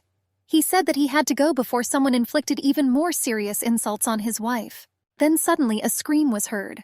The Duke saw an overturned but empty sleigh and a cane on the ice. Chloe lay flat on the ice. The icy water had already wet the bottom of her dress and her legs. The ice beneath her was cracking. Soon the ice could not stand it, and our heroine sank. Through her foggy consciousness, she could not understand what was happening to her. Chloe was very cold. She thought with horror that she would die like this. The girl would so like to see her father and Gilles again, to walk with them in the garden at the Verdier estate. She wanted to hear her father call her in affectionate words once again, and how the guy calls her "Milady." Chloe was already saying goodbye to life, accepting the inevitable. But when she stopped struggling, strong male arms grabbed her, and soon on the shore, the Duke performed mouth-to-mouth artificial respiration on his drowned wife. Water was dripping from the girl's head. She began coughing convulsively and spitting out water. When Chloe calmed down, she snuggled up to her husband. He, too, was tired and worried. It was sunny, fine weather above the birch castle of the Duke of Tees. The man said that Chloe would need complete rest at this moment. He was also sure that it was incredible luck that his lordship had immediately rushed to her aid. The Duchess was sitting on the bed under the covers, and there was also a maid nearby. The man assured that if the Duke had hesitated even a little, irreparable harm could have been caused to her. The red-haired maid said that she was so glad that everything was all right with my lady. Chloe was deep in thought. She analyzed the situation. After all, the sleigh could not fall on its own. This suggested that she had been deliberately pushed, and it was not difficult to guess who it was. The Duchess pulled the blanket over herself and called the maid Margaret. She wanted to clarify with her that all the guests had left, with the exception of the Marchioness Isabella. The maid answered in the affirmative. She reported that the Marquise lost consciousness at the sight of the unconscious body. Chloe asked where that lady was now. Margaret could not understand why her mistress needed this. The Duchess wearily assured that it was nothing serious, but there was something she had to tell that guest in person. The woman told the Duke that she finally had the opportunity to talk to him. He communicated his readiness to listen to her. At that moment, he was holding a cubic glass of alcohol in his hands. Marquise looked sexy. Her slanted eyes were alluring, and her high and firm breasts were clearly visible in the deep neckline of her dress. Isabella said that everything was exactly as she expected. Prince Johannes's enemy became more and more serious. The fire in the fireplace crackled cheerfully. The lady said that it seemed that the king felt that a rebellion was inevitable. The Duke froze at these words. In response to the man's silent question, the Marquise continued that His Majesty threatened to take her life if she did not bring Demian von Tissy to Swan. The lady asked what he would tell her to take refuge at Winsbury Villa for a while, and she would say that the Duke disappeared without a trace on the way to Swan. Isabella sat down closer to the Duke. She assured Demian that she would help him escape. The lady put her hand on the forearm of the owner of the castle. She asked him not to worry, assuring him that she was and is on his side. Damian reached out to his guest's neck to caress her, and he asked Isabella if she really thought that he would really go to Winsbury on her advice. The woman stammered and assured the Duke that if he did not do this, he would be in danger here. The man noticed that the Marquise had gone cold, and he immediately informed her about this observation. And this always happened when she lied. The maid of honor shuddered. Demina reasoned out loud that a squad of killers would probably be waiting for him in Winsbury, and he believed that he had to be crazy to fall into their trap. The Marquise continued to deny it. The Duke ordered his guest not to pretend to be a complete idiot. He chuckled and assured her that she was exposing herself as a complete ignoramus. The man was surprised that she thought he would ignore the fact that she betrayed him, and decided to team up with the king. The Marquise was trembling all over. Demian poured alcohol from a bottle into a cubic glass with ice. He said that from now on nothing connected them anymore. The Duke said that Isabella now had nowhere to go, and if she fails to lure him to Winsbury, then His Majesty will most likely get rid of her. He said it was entirely her fault. The Marquise, with a tragic face, began to accuse the Duke, crying that if he had not left her after his marriage, she would never have even thought of betraying him. Philosophically splashing whiskey in a glass, the Duke was surprised at what wonderful things his guest was saying to him, and he asked how he could leave her if he never thought of her as his woman. Damien threw the remaining alcohol onto the floor, and he said that it was nonsense to consider himself abandoned. After all, her task was to play the role of his mistress while the investigation into the affairs of the royal family was ongoing. The Duke said that even this would have been unthinkable if she had not been the late Queen's maid of honor. The man also believed that he had already repaid her for her work. The Marquise shuddered. She asked if there was more to their relationship. Isabella knelt in front of the Duke and squeezed his thigh. She assured that if she returned to the king now, he would kill her. The woman asked not to leave her. Demian took the guest by the chin and stroked her cheek with his finger. He spoke to her in a comforting tone. There was a plea in her eyes and there were tears. The Duke stood over her like a rock. He asked in surprise whether she really expected to survive the attempted murder of his wife. I asked her that she hoped he wouldn't find out. The Marquise, feeling that she herself had fallen into a trap, began to retreat back, and she assured that it was not her. She said that she was not even close to the Duchess when she fell into the water. His lordship asked Isabella not to deceive him even more by repeating such a ridiculous and absurd lie. The Marquise was confused and frightened. She rushed after him and grabbed the Duke by the belt, wrapping her arms around him. The woman begged to be saved. She asked him to help her and not leave her. The man turned to her and put his arm around her shoulders. Isabella cried and assured that she did everything only out of love for him. He answered her that it was already too late. The woman buried her face in his grace, the Duke's bare chest. But he was cold towards her and ordered her to get out of his sight immediately. Our heroine approached the door to the guest bedroom. The door was ajar. Chloe heard words of declaration of love for her husband from another woman. The maid, Margaret, was horrified. The Duchess invited the girl to return to her chambers. Damien heard movement behind the door and turned his head in that direction. The man left the room and saw his wife leaving, accompanied by a maid. He called her name. The Duke was surprised that Chloe woke up. After all, the doctor prescribed complete rest for her, and he reproached her for getting up. The girl smiled and said that she wanted to see the Marquise, and apologized to her for causing a commotion. Damien tiredly leaned on the doors. He assured his wife that Isabella was not able to accept her at the moment, and he advised me to meet with her at another time. Chloe said that since his lordship was also here, she wanted to say something to him too. He communicated his willingness to listen. The girl asked her husband for permission to return to the Verdier estate. The Duke asked why on earth he should do this. The Duchess assured that the misfortune that happened to her gave rise to a passionate desire in her to see her father. She promised it wouldn't be long. Damien said he couldn't allow it. The girl asked the reason for his refusal. The Duke replied that she was now the wife of Demian von Tisa, and not the daughter of Verdier. He assured that the Duchess, true to her duty, would never have entertained the thought of abandoning her husband to his will. Chloe grabbed her cane to lean on. She marveled at the Duke's expectation that she would carry out her duties while he harbored affection for his mistress. The man was stunned by his wife's statement. He grinned and told her not to tell him that she was jealous of him. The Duchess abruptly turned away from her husband. She looked away and denied the feeling of jealousy. Damien, grinning, assured the girl that it was already too late, and he advised his wife to go to bed. He suggested that she return to this conversation about visiting the Verdier estate some other time. Chloe pursed her lips silently. The Duke, rubbing his chin, assumed that they could find a way to avoid separation. The man, as if apologizing, said that now he had to take care of some important matters. As he closed the door behind him, Duke Tease wished his wife good night. Our heroine remained standing motionless in the same place for some time. The moon was shining in the sky, and the snow crunched underfoot. The girl couldn't understand why she felt so exhausted. Chloe walked limping through the fresh snow in only a nightdress, leaning on a cane. The girl reflected that she entered this cancer, fully aware of what kind of person her husband was.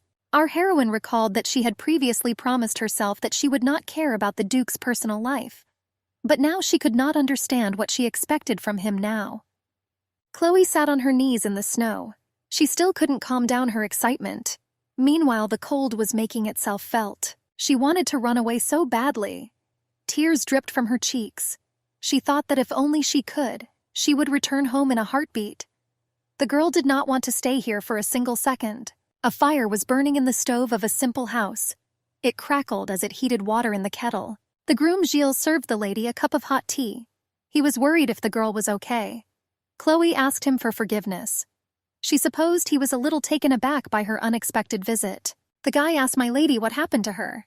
The Duchess interrupted his questions mid-sentence. She insisted there was no reason to worry, and she just suddenly felt homesick. The girl squeezed her frozen toes, which when heated caused her severe discomfort. The face expressed a serene smile. The girl said that she thought that when she saw Gilles, she would feel as if she had been transported back to her father's house. The Duchess sipped the tea the servant presented to her with pleasure and some surprise. She thanked Gilles and said that the tea was simply delicious. The guy said that it was incomparable to the very first cup of tea that she once offered him. Chloe, thoughtfully, was surprised that 10 years had passed since their first meeting. The guy corrected that it had already been 11 years since then. The girl warmed her hands on a cup of tea, and on her shoulders there was a warm cape. Gilles looked at her with devoted eyes. The girl said that he looked just like a puppy, and she asked the boy what his name was. A shy blush filled the child's cheeks. He didn't know what to answer, and the girl handed him a cup of sweet and still warm tea. The girl's eyes shone with happiness, and the guy believed that that day she handed him the warmest and most delicious cup of tea he had ever tasted, and Gilles assured that he would never forget it. Chloe thanked the groom for these fond memories of her childhood. She was aware that it warmed her to know that her kindness had made a difference to someone. Gilles turned to Milady. She expressed readiness to listen to him. The guy fidgeted with his cup in his hands, and the kettle whistled on the stove. This got the guy out of his predicament. Waking up as if from a dream, he said that the water had boiled, and he asked the lady to let him know if she wanted another cup of tea. He thought that he wished Chloe wouldn't be in so much pain. The birds greeted the dawn with their chirping. The sky brightened, gradually acquiring warm colors. Chloe, limping, tried to quickly walk along the castle corridor. She blamed herself for falling asleep in Gilles's house yesterday. The girl thought that it was good that no one seemed to notice this. After all, this could cause a terrible misunderstanding. The cane clicked inexorably on the soft surface. Chloe thought that if the Duke found out about this, it would have serious consequences for Gilles. The girl reproached herself, accusing herself of a rash emotional act. But then she heard the heart-rending cry of the maid. "There's a dead man here!" In surprise, Chloe dropped the cane from her hands. A bottle of red wine lay overturned on the table and spilled in a stream onto the floor. Marquise Isabella lay lifeless on the sofa in an unnatural position. There was an empty glass lying on the floor nearby. It turned out that the already cold body of the Marquise was discovered by her maid, who accompanied her from Swan. The Duke and his wife sat in the office and both listened attentively to the speech of the chief of police. The guy said that during their investigation, a bottle of arsenic was found in the Duchess's chambers. He stated that the same type of poison was found in Marquise Isabella's teacup. Chloe swore she had never seen such a substance, but the police officer claimed that it was nevertheless found in her room. The policeman was writing something down in a notebook. He also claimed that there were witness statements proving the Duchess's hostility towards their guest. Chloe was completely at a loss and was wringing her hands in despair. Her face expressed sadness and surprise at the same time. Demian coldly clarified who dared to assume such a thing about his wife. He clarified in surprise that the policeman wanted to say that the Duke's wife was directly involved in the murder of the Marquise. The policeman apologized to his lordship, and he assured that he could not reveal the identities of the witnesses for the sake of their safety. He also asked to take into account the fact that the only person who was allowed to enter her ladyship's chambers, excluding the Duchess herself, was her maid. Chloe began to tremble slightly. The Duke placed his hand on hers, squeezing slightly. He said that his wife was not capable of harming anyone. His lordship assured that even if the Duchess was guilty of the crime, she would have had to pour the poison into the teacup overnight, but she was extremely busy at the time. He winked lustfully at his wife. Chloe remembered what she did that evening and that night. The policeman said that he would like to ask her ladyship a question directly. He wondered where she had been last night. The girl wrinkled her dress and mumbled something inarticulate. Demina said what he could say instead of his wife. He gallantly kissed his wife's hand. And looking at the guy, he assured that his precious wife was with him all that night. The policeman felt somewhat awkward at the sight of tenderness between the aristocratic spouses. Our heroine was led into the chapel. She was given an order that, according to it, Chloe was to remain here until the start of the trial. There was untouched food on the table. Fried eggs and a couple of pieces of toast bread. As the cup of tea cooled, it released aroma and clouds of steam. 3 days have already passed. The cane lay on the floor. And Chloe, dressed, lay on the official bed of the temporary detention cell. The girl wondered if she herself wanted Marquise Isabella to die. After all, it was no secret to anyone that her feelings for the deceased were far from positive. But Chloe never wanted anyone to meet such a fate. And her resentment was not directed at the Marquise herself. The Duke said that he heard her refusing to eat. The girl got out of bed. Demian assured that his wife would starve herself to death if she continued in the same spirit. He stood with his back against the door. The man was picking up Chloe's cane from the floor. She replied that her death by starvation would save the executioner from work. The husband was surprised that her speeches showed her desire to die. Demian said that the police questioned his testimony. After all, they find it unusual that the couple, having spent the night together, were found separately in the morning. Chloe rose sharply from the bed and began to assure her husband that she did not kill the Marquise, and she assumed that someone could have planted poison in her chambers to frame her. The Duke said that if this was so, then most likely it was done in her absence, and he asked his wife where she was that very night. The man began to caress Chloe's cheek. He asked why she didn't tell police she spent the night at Gilles' house. There was a silent question on the heroine's face. Demian said that their groom came to him and made a fuss. The guy was kneeling in front of the Duke. He asked his lordship to listen. He assured his lordship that Lady Chloe had done nothing wrong. It seemed that Gilles was ready to rush to the police, and it took a lot of effort to calm him down. While Chloe remained silent for 3 days, her husband was still thinking. Why did she, despite having a witness who would immediately confirm her innocence, decide not to mention it? The girl replied that not a single nobleman would want rumors to spread about his wife and servant. Damien was surprised that this was the real reason. The Duke asked if the wife was sure that it was not because she wanted to protect the head groom, with whom she had secretly spent the night. He also speculated that she was afraid that her infidelity might cause the Duke to divorce her, and then her family would fall into decay again. Chloe replied that she had committed a crime, just as she had not been faithful to her husband. She sat rocking. His lordship said that in this case, let Gilles testify so that she remains alive. The Duke said it was pointless to say that she could not avoid divorce, or that her family would not fail. The man understood and mentally told himself that he was well aware of the fact that Chloe Verdier was not capable of making such a decision. Damien understood that she would never sacrifice her loved ones to save her own life. He ordered Chloe to beg for his forgiveness. He insisted that even if the court did not accept his testimony, at least he still had the power to save her life. The man raised his hand to his wife's face and began to caress her cheek. She wrapped her arms around his hand. The man grinned, expecting his wife to beg him. After all, he was the only one who could save her. Chloe said that if the Duke had such power, then she asked for her execution to be carried out secretly. For Damien, his wife's words were a complete surprise. He even froze in place with his mouth open in surprise. Chloe announced that this was her last request as a duchess. Tears flowed uncontrollably down her cheeks. Further events take us to the courthouse. The judge clarified that according to his lordship's testimony, he was with the Duchess on the night of the murder between midnight and 6 o'clock in the morning. The Duke stood in the witness box. Mr. Judge asked him if his testimony had changed. Damien remembered the tear-stained face and the last will of his wife as a duchess. Now Chloe sat in the dock with her dull gaze downcast. The Duke said that everything was correct. The judge then asked the witness to explain the fact that the next morning he was found in his own office. Damien asked what this had to do with his testimony. The judge clarifies whether there were witnesses who saw the Duke and his wife together. The Duke was surprised that he was accused of perjury. The judge asked Duke Tease not to dramatize. Indeed, in the absence of witnesses, his testimony was not credible. Damien slammed his hand. He asked what if he said that there was such a witness. The lawyer announced that he was petitioning to summon Gilles Watteau, a servant of the Birch Castle. The girl was discouraged. The door opened with a creak, and on the threshold of the courtroom a new witness in the Duchess's case appeared. The guy took the witness's seat. The judge traditionally asked the new witness in the case to swear an oath to tell the truth. Chloe mentally reproached the servant Gilles, not understanding what he was even thinking about. The groom stated that he could confirm the fact that on the very night when the Marquise was poisoned in the castle, he saw the Duchess and her husband together. The judge asked why Gilles decided to remain silent about this until now.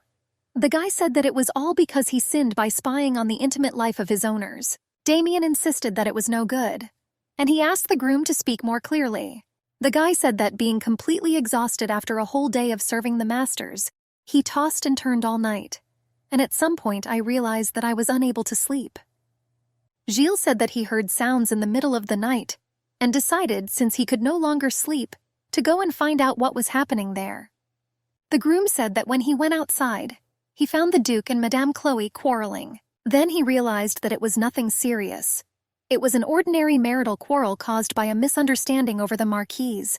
However, the dispute quickly came to an end.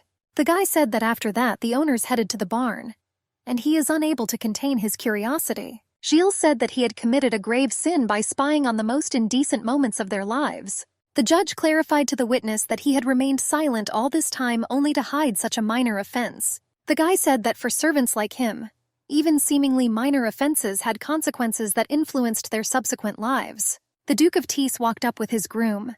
He said that he would personally investigate Gilles Watteau's misconduct as soon as the trial was completed. It was only then that Chloe realized that her husband and servant had agreed on their testimony in court. The girl admired their courage and dedication, but she also understood that such a lie could lead to serious consequences for all three. The judge said that he was unable to pass a sentence based solely on the servant's testimony. Therefore, he announced a postponement of the sentence for 10 days. Damien furrowed his brows. He was surprised that his wife was going to be kept in a cold prison cell for 10 long days. The man assumed that the harsh winter of his duchy had completely deprived the judge of his sanity. Mr. Judge was outraged by his lordship's rudeness, and he asked him not to forget that he was authorized by the king. Damien insisted that he intended to treat the royal judge with the utmost courtesy, and he declared that his patience had run out. The Duke took it out of his inner pocket and held out a piece of cloth with a button on his palm. He assured that the doctor of the House of Tees discovered this in the mouth of the late Marquise. Damien said that similar buttons are used on the robes of royal servants. He said that he ordered the doctor to remain silent for the good of the royal family. However, if the persecution of his wife continues, he will have no reason to keep the secret. Chloe was completely at a loss from the turn of events in court regarding the death of Marchioness Isabella in the castle. Duke Tisi said that he did not understand what the bailiff was waiting for. After all, the royal maid was the main suspect, and he called for arrest that very second. The events described below unfold 10 days later. The girl sits on the bed with her legs tucked under her. The servants were talking among themselves. One of them said that she had heard that the king allegedly tried, with the help of the Marquise Isabella, to kill the Duke of Tees.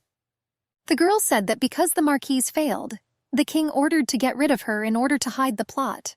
Another maid was surprised how they still had the impudence to slander Lady Tissa.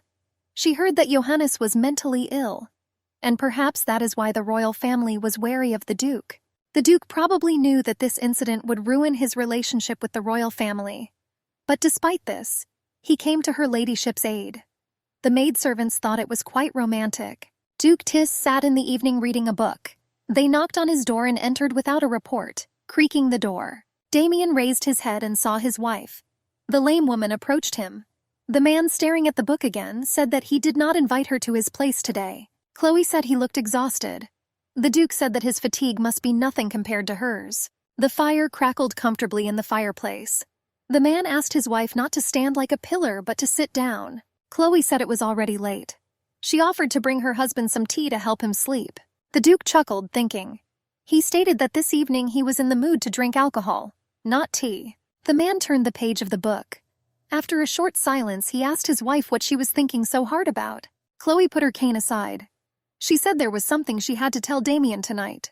The Duke grumbled dissatisfiedly, suggesting that this could be another request from his wife to return to the Verdier estate. He slammed the book shut in irritation. The man assured Chloe that he was very tired today, and he asked her to come see him tomorrow. But Chloe said that she wanted to express to his lordship her deepest gratitude for the help provided. Damien asked what she wanted from him, and he assured her that she would not get permission from him through flattering speeches to visit her father at the Verdier family estate. But the girl denied her husband's assumption. Chloe insisted that she only wanted to thank him for protecting her. And despite the inevitable conflict with the royal family, he did everything in his power to save his wife. The girl said that even though a lie was told during the trial, no one suffered from it, not excluding Gilles. The Duchess said that when her husband visited her in the chapel, she allowed her pride to cloud her judgment. Instead of trusting him as your spouse and asking for help, Chloe sincerely apologized for this. The Duke asked if she felt resentment because he did not immediately reveal the identity of the culprit, thereby subjecting her to such ordeals. The girl said that she was well aware that she could not help but take into account his relationship with the royal family. Damien said that he could remain silent, and thereby allow her to be executed. Chloe replied that he didn't do it. On the contrary, he made enemies in the royal family, even though he didn't have a good reason to do so. And that mattered to her. The Duke asked what she wanted to tell him.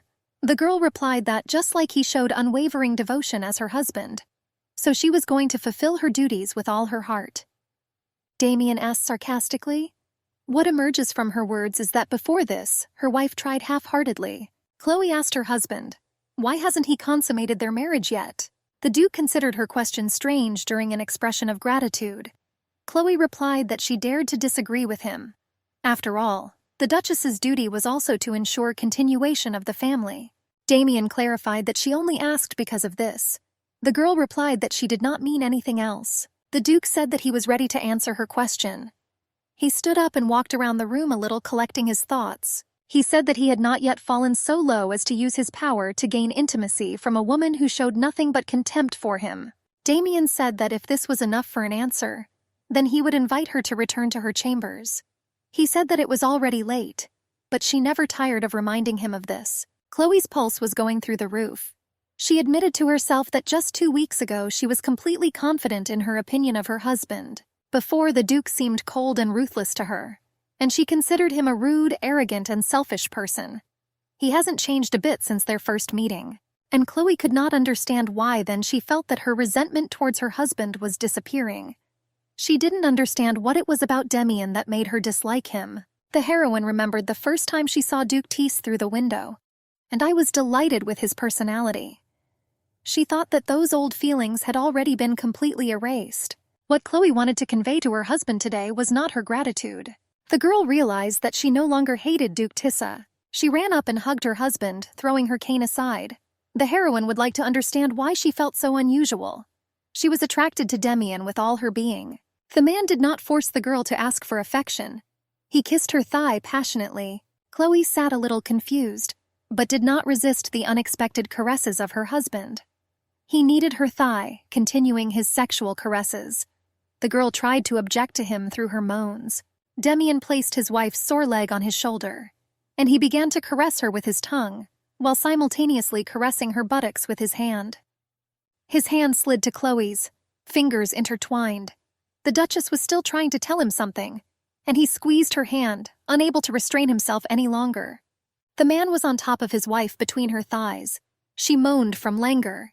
He hummed with pleasure, making rhythmic movements of his hips. The sweat of lovemaking flowed down Damien's face. He was completely focused on his wife. At some point he paused, prolonging the pleasure, and began kissing the girl. The Duke was well aware that Chloe was simply unlucky at dawn on the day of Marquise Isabella's death. Then they reported that she was dead. The Duke's assistant believed that the royal palace intended to declare war on his lordship, and Damien had no doubt that they had sent a marquise to his castle to keep a close eye on him. The guy said that the maid Isabella took from the palace was definitely guilty, but there was no evidence of that. And he believed that having received them, Duke Tease could use them for his own benefit. Damien argued that if there was no evidence, then they should have created their own. He ordered to visit the doctor, and he himself wrote something fluently on paper. He suggested, hinting to the Red Veil that members of the royal family were trying to spy on the Duke with the help of their mistress. And as soon as it became useless, they got rid of it. Damien said that since the king had laid the groundwork, it would be right to answer him accordingly. The Duke saw his wife as she walked from Gilles to the castle. He saw the cape she was wearing and understood where she was returning from. The man cursed to himself. He wondered what he had to do to get her to play by his rules. Damien asked Lord Weiss about the reason why he swore an oath of allegiance to him. The man answered with a smile that it was a sign of gratitude for saving his life on the battlefield. The Duke asked the Lord's opinion whether a woman was capable of feeling in debt in this way.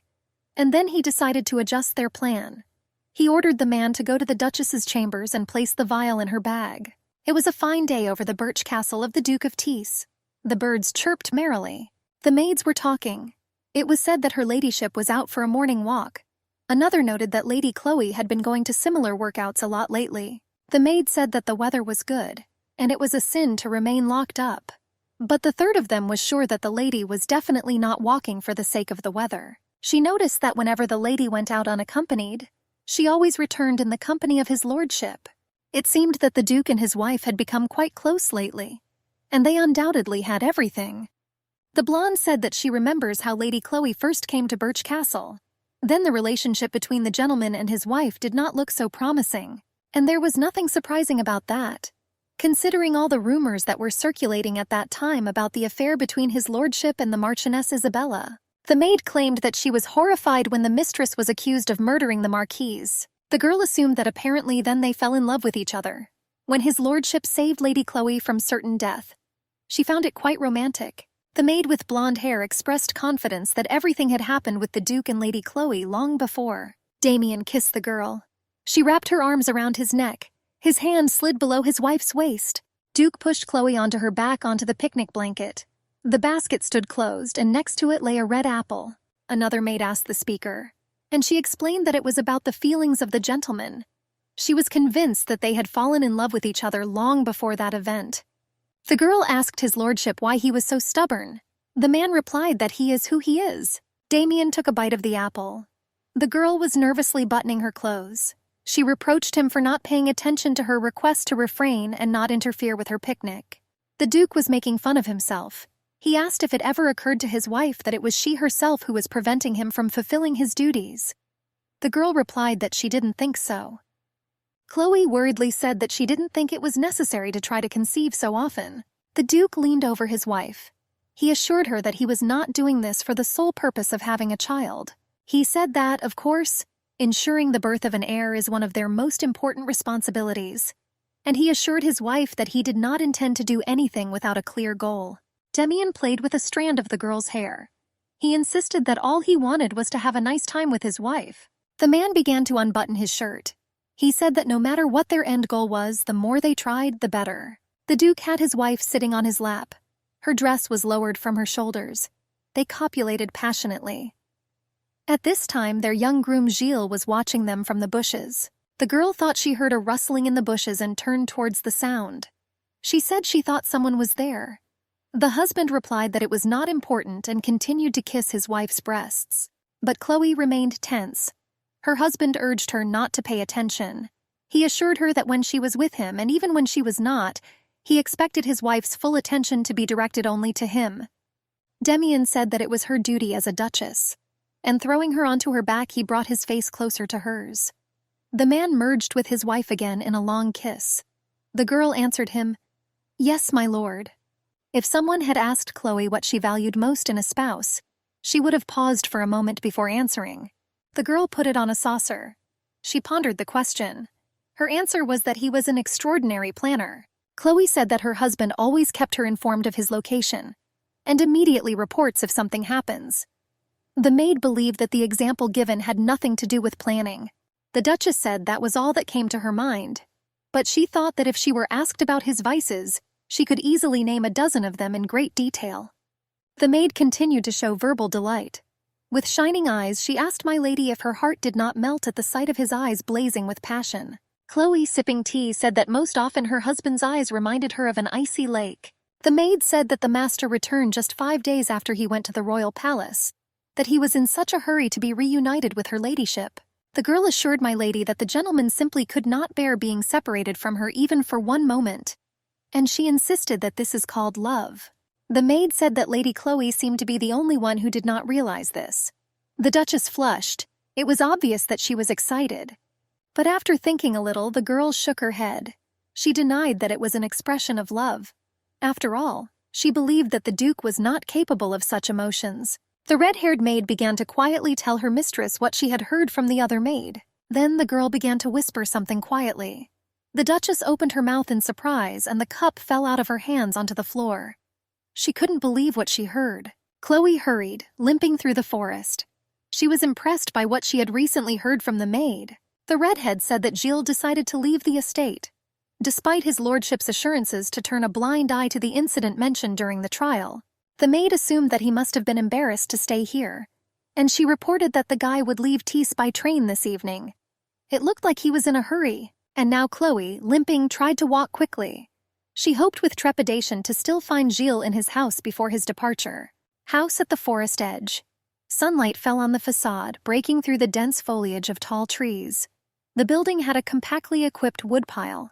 The Duke asked why he was still there. Damien unceremoniously sat down on a chair in the servant's house. He recalled that he allegedly made it clear then that after the end of the trial, Gilles Watteau was supposed to immediately disappear. The servant replied demurely that there was something he needed to be sure of. The Duke asked what exactly. The young man said that he wanted to make sure that his lordship would not harm Lady Chloe. Damien von Tisa swallowed nervously. Every muscle tensed with anger. He restrained himself as best he could. There was loud, hysterical laughter. His lordship simply could not stop laughing. The tall blonde grabbed Gilles' shoulder with his hand.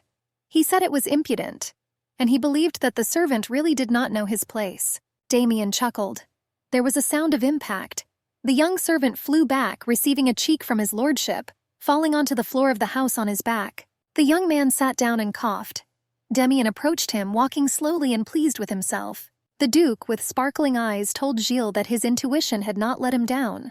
After all, when he first saw the young man, he experienced a strong feeling of disgust. Demina grabbed the young man by the clothes and lifted him slightly. He insisted that Gilles' gaze, his behavior and manner of speech, all this irritated him. There was a sharp bang. The young man turned to his lordship. The blonde involuntarily shuddered and furrowed his eyebrows. A female voice heard from the front door asked to let Gilles go. Chloe stood on the threshold of the servant's house. She could hardly catch her breath from the rush and worries. The Duke grabbed Gilles even tighter by the collar of his clothes. The guy clenched his teeth. Damien angrily asked if he was seeking the Duchess's sympathy. The blonde asked if the rootless, impudent man was already hoping to hold his last secret meeting here. Chloe begged her husband to stop. Her cane fell with a crash to the floor. The husband told the girl to step aside before she got hurt. She shouted at his lordship. The blonde turned his head towards his wife, frozen. He ordered Chloe von Tissy not to test his patience but to step aside. Gilles clenched his teeth tighter. The Duke shook the young man by the collar and threw him forcefully onto the floor. The guy sat at his lordship's feet, holding his throat and coughing and puffing. The young man looked boldly into Damien's eyes. He reported that he had no right to speak to Milady in such a tone, and he was sure that the lady would not tolerate insults from anyone. The Duke grinned evilly with a grimace. He said that judging by the guy's reckless chatter, he didn't value his life at all. Chloe threw herself between the men and covered her faithful servant Gilles with herself. The Duke looked at his wife in shock. The girl was shaking all over. She tearfully begged Damien to stop. Her husband frowned even more. Chloe assured her husband that the young man helped her in difficult times, that he even bore false witness in court for her sake. And not knowing how, he still lied before people and God for the sake of his mistress. Duke Thiès assured that the servant spying on their intimate life was not a lie at all. The girl recalled that this was fabricated in order to help her avoid the death penalty. Damien clenched his fingers into a fist. He asked his wife if she remembered their picnic in the birch forest. Duke Thiès asked if his wife had then known the identity of the servant who was watching them then. Would she have continued to protect him? Rushing her dress, the Duchess turned to face the servant to look him in the eyes. And she asked Gilles if it was him then. The young man was shaking all over in front of his adored mistress. The servant tried to say something but stuttered badly. All he could say was incoherent words. Damien Thiès grinned. He said that the servant would no longer be able to hide behind the mask of devotion. Gilles was in despair. There was a mark on his cheekbone from a powerful blow, and the Duke assured that all the intentions of the commoner were too obvious to him. After all, he believed that the young men were so eager to idolize and worship others of this kind, that they are always looking for love, which will bring them and their chosen ones only suffering. Duke Tease asked the young man whether he realized the depravity of his desire. He saw that the young man was dreaming of love that was not destined to happen. Demian carefully took his wife's hand. She came up with a limp. The blonde claimed that Chloe von Thissa already belonged to him.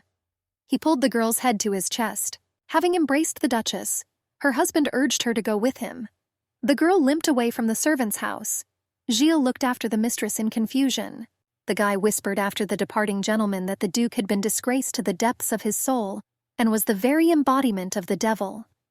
Tears welled up in his eyes. The cane remained lying on the floor of the servant's house. Sunlight streamed through the window of the room. Duke Tis carefully laid his wife on the bed. Chloe recalled that when she became his wife, she swore fidelity.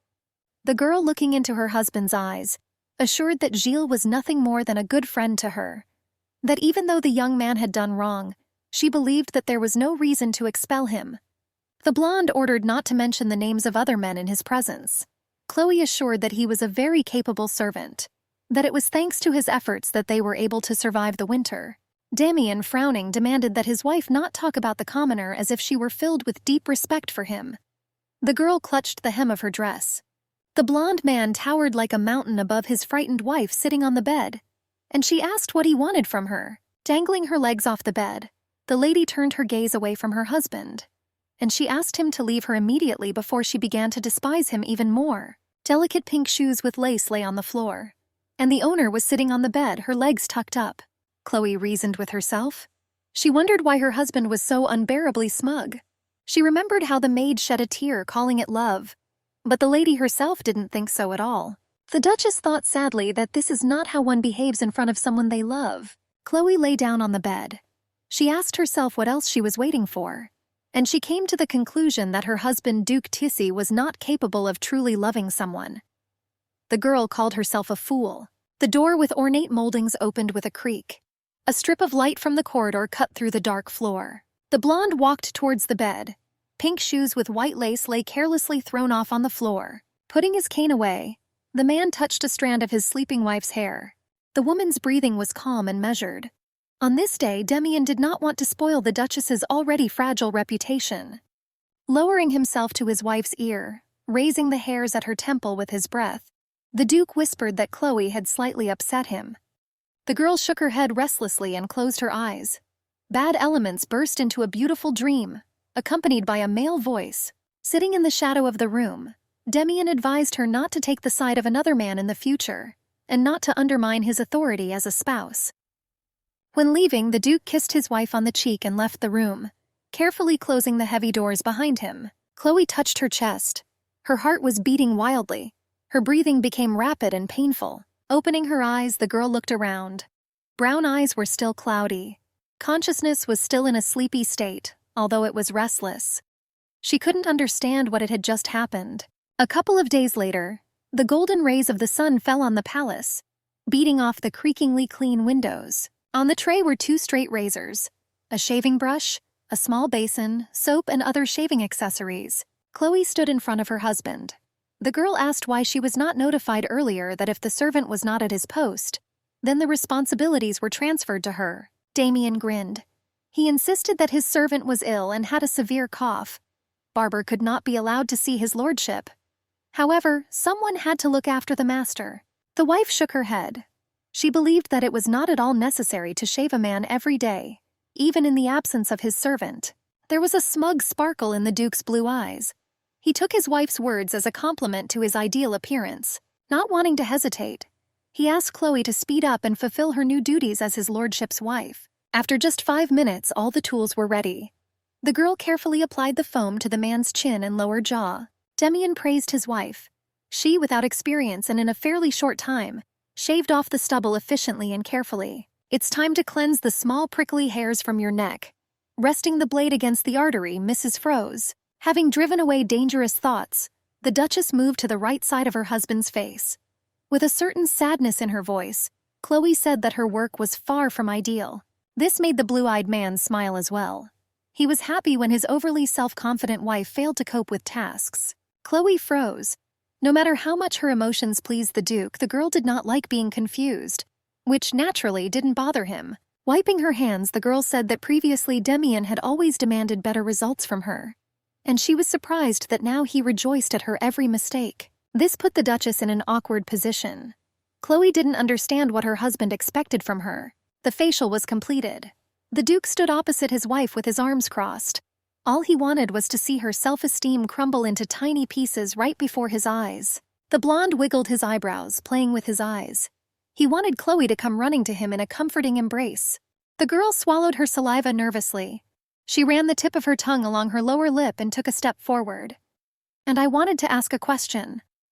Fearfully raising her eyes, she asked if her husband loved her. Approaching even closer to Demian and fiddling with the cane in her hands, she repeated her question to the man. For the third time, cutting the silence between the couple, the question was asked whether the Duke loved his wife. The blonde smiled. He knew about this, in his opinion, weak trait of the girl. She loved gentle whispers in her ear about feelings. Chloe nodded. If the whole point was that this was alien to the man and his wife could forgive him, the Duke loomed with his height over the fragile girl, and he assured that he did not need the Duchess's forgiveness. Our heroine did not give up. With a slight bow, she told His Excellency that she would no longer be able to forgive or love him. Not wanting a long monologue, Demian wanted to find out what his wife was leading to. The girl first demanded to answer her question. Chloe asked her husband to be honest, not only about this question but about their entire life together. A large palm rested on Chloe's tightly clenched hands. A thumb stroked Mrs. S.'s pale cheek. Looking into the amber eyes of his wife, the Duke said that from the moment they met, he wanted to take the girl to him and hold him in his arms.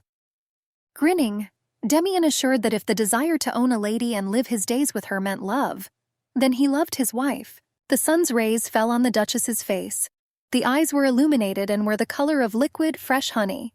A light blush touched her snow-white cheeks. Demian assured that he was ready to tell Chloe Verdier thousands of times how much he loved her. Nodding her head, the girl said that after these words everything should have worked out between them. Even more embarrassed, the lady suggested that as husband and wife, they appear before each other in an unsightly form. Extreme surprise was visible on the Duke's face. His jaw dropped and his face took on a goofy look. The man hugged his wife around the waist. Smiling, he said that such a prospect for the future excited him. Everything that the Duke did before was so that the current Chloe von Tissa would become a real duchess, was lost like ink under the sun's rays. However, the girl's heart, which felt a certain sensation of peculiar love from his lordship, softened before him. The train made a noise at the track and stopped after a long ride. Steam was pouring out of the chimney near the first carriage. It was noisy on the platform. Everyone was in a hurry to get somewhere. A young man was sitting on a bench wearing a simple white shirt, a blue vest and ordinary gray trousers. A travel suitcase lay nearby. He was asked if he was a servant of the Thies house. The young man recognized Lord Weiss. He smiled contentedly, surprised that they remembered him. Gilles bowed to greet my lord. The aristocrat announced his name, asking if he had made a mistake. The commoner sighed heavily and announced that he had decided to leave Thies's house and go to new enterprises. He reported that several other sad events had occurred. The lord expressed regret, and he assumed that his lordship took into account the service rendered by the servant and gave an excellent letter of recommendation. Weiss was sure that the gentleman was deeply grateful to Gilles. He had no doubt about this. The young man asked if the lord really thought so. The lord was sure that Demian had been in love with Duchess Chloe for a long time. Therefore, it should have been this way, expressing gratitude for the spouse, since the servant played an important role in saving her life. Gilles realized that he had not even imagined that the Duke had loved Madame Chloe for so long. Lord Weiss couldn't blame the commoner, as Demian had always had a very unique way of expressing himself. After all, the Duke of Thies was not one of those people who did such important things as marriage, impulsively succumbing to an emotional impulse. The lord guessed that Demian had probably been planning his marriage for about a year or two. Weiss said with a gasp that this made him think that if the young man had not received a letter of recommendation from Lord Thies, he might consider working in the monastery. Gilles widened his eyes in surprise.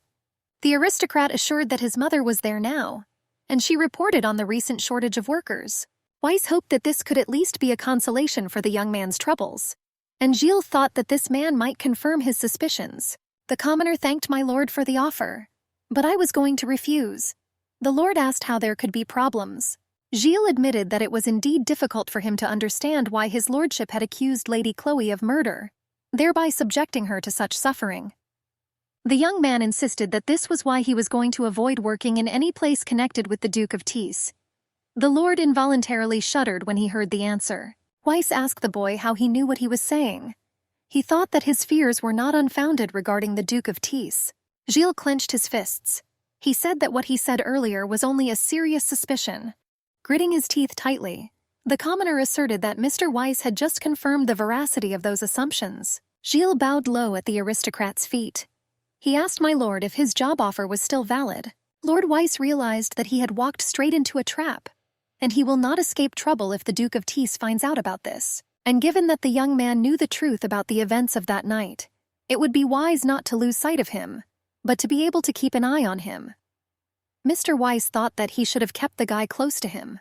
The aristocrat assured that his proposal was of course valid, and he asked Gilles if he would go with him. A tall tower overlooked the area, but at its top there was a huge clock with a massive dial in hands. They were clearly visible from a distance. Chloe walked along one of the city streets in a wide-brimmed hat, limping slightly. She carefully pressed the mail envelope to her body like a real treasure. The Duchess wrote to her father for the first time in a long time. She received letters from their southern post office, so she sent one there too, even though she didn't have the exact address. Therefore, I hoped that my sister would still receive it. The girl was shuffling down the street. She raised her head and looked at everything around her with interest and delight. Now Chloe understood that Tees is a place of unprecedented beauty. The girl walked into the stream of people. Laughter was heard nearby. She thought that with the arrival of spring, everything felt completely different. After all, when Chloe arrived here, looking out the window, winter seemed endless to her. But she could not imagine that one day she could fall in love with this place. But now the girl felt as comfortable here as in her native Verdier. Quite unexpectedly for our heroine, someone quietly approached her from behind and put his arm around her waist, rustling her dress. Chloe was incredibly surprised and even outraged by such impudence. She turned around sharply, trying to make out the face of the tactless person. The man was surprised by his luck. He asked how his dear wife had spent her day. The girl recalled that Demian had said earlier that he would be busy today. The blonde assured that he managed to finish the business meeting early. The Duke of Tees argued that he could not allow work to keep him busy while his wife walked all alone. Demian leaned over and stated that his wife's face suddenly turned red. She assured that there was nothing surprising in that, because today it was quite hot. The husband suddenly noticed the envelope in Chloe's hands. He wondered what she had there. The girl hurried to hide the letter behind her back, and she assured that there was nothing special that would be worth the attention of her busy husband. It seemed to Damien that she was disingenuous. Smiling casually, the Duchess assured him that there was nothing important there. Na realized that she couldn't let him see this. Earlier at the post office, a man had asked her ladyship to look at the stamps. He quickly took out the box and opened it in front of the lady. The seller assured that these were stamps dedicated to the victory in the war 2 years ago. That at that time they were so popular that they sold out quite quickly. Among other images, one of the stamps featured a portrait of the Duke of Tees himself in profile.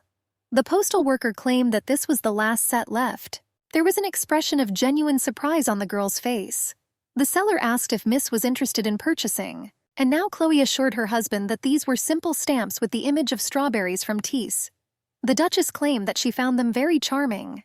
The girl chirped that those stamps were created in honor of the summer solstice, and it was natural for her, as a duchess, to show interest in such things. Demian asked if they were talking about strawberries. His wife, taking a breath, assured him that it was not at all important. The blonde abruptly snatched the envelope from Chloe's hands. The Duke, hastily unpacking, insisted that he himself was a big fan of strawberries. The girl blushed. She asked my lord to give it back. An argument ensued.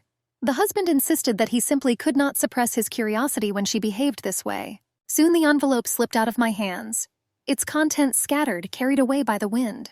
A gust of air carried everything to the bowl of a fountain that was nearby and sank with a splash. Chloe couldn't help but scream. Duke Tis was extremely surprised by what he saw. The stamps Chloe had recently bought at the post office floated on the water. The blonde asked since when did his face begin to remind his wife of strawberries. Damien assured, grinning, that she was positively exuding disappointment, and he assured that she could just buy more if necessary. The girl assured that the feeling after the loss of what she had recently bought was natural. Chloe claimed that this was the last set left. The husband offered to catch them. The lady insisted that it was already too late. The Duke began to resolutely roll up his sleeves. His wife asked him to forget about it, and she insisted that she was practically forced to buy those stamps. There was a splash of water in the fountain. Chloe's eyes widened in surprise. The girl called out to his lordship restlessly. Demian stood in the fountain and fished out the scattered stamps along its bottom. His wife asked what he was doing, and she asked me to get out of the cold water as soon as possible. The Duke fished out one stamp with his profile picture on it. Water was dripping from the philatelic object. Demian insisted that there was no need to make such a fuss. He childishly boasted that he had caught one, showing it off. With the sand of the water, the Duke of Tease climbed out of the fountain bowl. His wife reproached him for being soaked through and attracting sidelong glances. The blonde was amazed that despite the fact that he saw his wife every day, she bought postage stamps with his image. Chloe, at a loss, did not know how to answer him. Demian insisted that it was the least he could do for her in return, and he asked if his wife agreed. The Duke leaned towards his wife and began to whisper in her ear. He said in a mysterious voice that right here was a suitable place. Demian suggested to them, and pointed towards a building nearby. There was a hotel sign at the front entrance. The blonde kept whispering to Chloe that they could relax a little there. Her heart froze for a moment, and then began to gallop. The silhouettes of the Duke and Lady Tease were not far from the entrance to the establishment. He asked his wife's opinion on his proposal. Chloe was holding a cup of tea and saucer, flushed. On the table in front of her was a shelf with various cakes and cupcakes. She told her husband that she did not at all expect that there would be such a cozy cafe on the ground floor of the hotel. Demian teased his wife, asking if she had hoped for something else. Flushing, Chloe denied. The Duke, with a grin on his face, insisted that he absolutely believed her words. The Duchess finally decided on a chocolate piece of cake. She told her husband that the walk was far from accidental. She urgently needed to send a telegram. Demian was surprised. He asked again about the telegram because he thought that Chloe was aware of the news. The hand with the cup of tea froze in the air. The Duchess looked visibly amazed. She tried to understand what news her husband was talking about. The Duke rose from the table, pushing back his chair, walked around the table and came close to Chloe. He said it concerned her father, Viscount Verdier. It was about the forest in which they first met, and which Demian later asked the Viscount as a dowry. The Duke was sure that his wife had heard about a gold mine discovered in the forest, and for this reason, the Verdier castle was in a festive mood. However, after the wedding, the forest began to belong to the Duke of Tisa. Therefore, the House of Verdier will not receive any benefit from the mine. And yet the Viscount did not even mention it. The man's excessive modesty was to blame. Chloe looked a little embarrassed. After all, she knew that her father was not the type of person who would be sad because of something like that. Demian returned to his place at the table. As he sat back down in his chair, he told the Duchess that the telegram he had sent to the Viscount referred to the transfer of half the shares in the gold mine to Chloe's father. The Duke stressed that the Duchess and her father need to be a little more ambitious.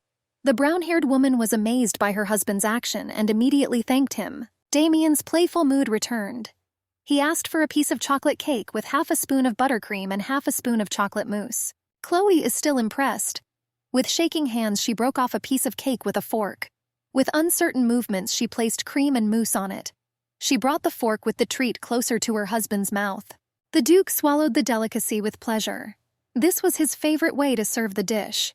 He tasted it, as always, because this was the only correct way to enjoy the cake. The blonde thoughtfully asserted that, in truth, his mother simply could not stand this method. Tears dripped onto the tablecloth. The man drank some tea, and when he put the cup on the saucer, he heard sobs. He looked at his wife and saw her eyes were wet. Demian was confused, so he asked Chloe why she was crying. The Duchess tried to wipe away her tears. She sighed loudly and mumbled something inarticulate.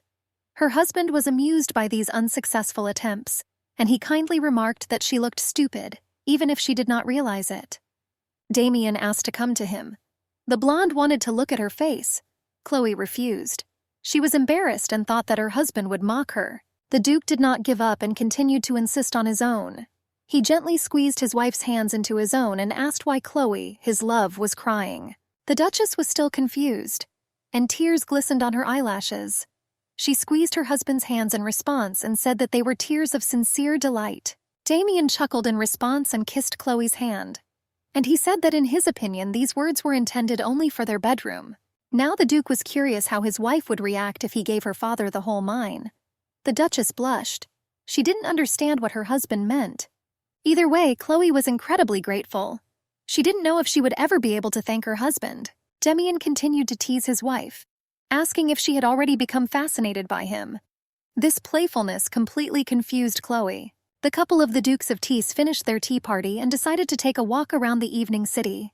The weather was wonderful, and the rays of the setting sun sparkled on the water surface of the river. Walking across one of the many bridges over the river, Chloe asked her husband if he wanted anything else special. The Duke chuckled in response. He didn't need it anymore. The girl looked questioningly at her husband. She wanted to know why he didn't have to. Damian narrowed his eyes mysteriously. He has already found what he likes much more. Her sweet flattery. The Duchess looked at the Duke with an open gaze, then turned his gaze to the surface of the water under the bridge. The girl remembered one legend. Slowly approaching her husband, she asked his lordship if he knew what it said.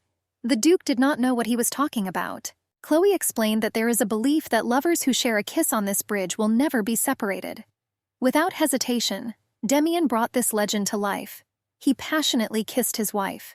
A couple of days later, a performance by a famous orchestra patronized by Tees was organized in Svan. The ducal couple could not miss such an exciting event. People took their places in the hall.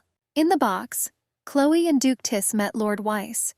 He kindly asked her ladyship whether she had previously attended Julian White's performances, and also whether she liked music in general. The girl answered positively. She added that she played the piano quite often when she lived in Verdier. Weiss sighed theatrically and reported that he was now very intrigued. The Duke tried to cool his friend a little, asking him to stop pestering his wife. Weiss feigned indignation. He's not pestering, he's just trying to help her relax. Footsteps were heard at the entrance to the box. The curtain rustled. A man's voice asked Weiss why he decided that she needed this. Everyone looked back and saw Prince Johannes himself enter the box. His Majesty grinned and addressed the Duke with words of greeting, and he insisted that he had not seen his dear cousin for a long time. Bowing his head politely in greeting, Weiss said that he hoped that His Highness was in good health. He just glanced sideways at the company. Lady Chloe stood up from her seat, and lifting the hem of her dress, bowed in a light curtsy. The young man noticed her and brought his belated congratulations on the wedding. The Duchess replied that she was deeply touched when she received a letter of congratulations from the royal family. Without rising from her curtsy, she grabbed her cane. Noticing this, Demian covered his wife's hand with his. He understood that it was quite difficult for the lady to stand. Therefore, he raised his eyes to her, and her husband suggested that if she finished with the greeting, she should sit back down. He figured her legs must be tired by now. Johannes flashed his eyes full of rage and said that the Duke was almost unrecognizable. Apparently, the man has completely transformed since his marriage. Without releasing his wife's hand, Duke Tees turned to his cousin. The prince assured that he could not have imagined that Demian had become such a loving husband. The intensity of emotions made me feel cold. His Majesty said that as he remembered, the Duke of Tees was not even close to that when he knew the Marchioness Isabella. Grinning brazenly, Demian said that marriage was capable of changing everyone beyond recognition. But he supposed it was not easy for a confirmed bachelor like the prince to understand. The mischievous guy sarcastically remarked that the Duke was making him jealous, and with sarcasm he asked to come to the palace more often, so that his brother would enlighten him about the wonders of married life. The brunette agreed with His Highness. Then he asked his lordship why not send the Duchess to the palace. By coincidence, they were just about to choose a maid of honor. There was remarkable tension in the air then. Without thinking twice, the Duke rose from his seat. The man was clearly up to something. With rage in his eyes, he walked up in absolute silence and stood opposite his cousin.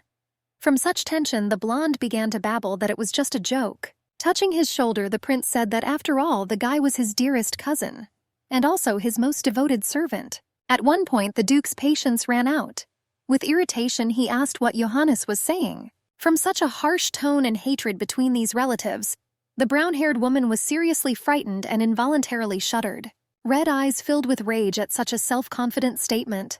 His Highness stammered and muttered something, but his brother sharply advised him to talk less and think about his words, or he would break his neck. The young man's face lit up with a grimace of anger.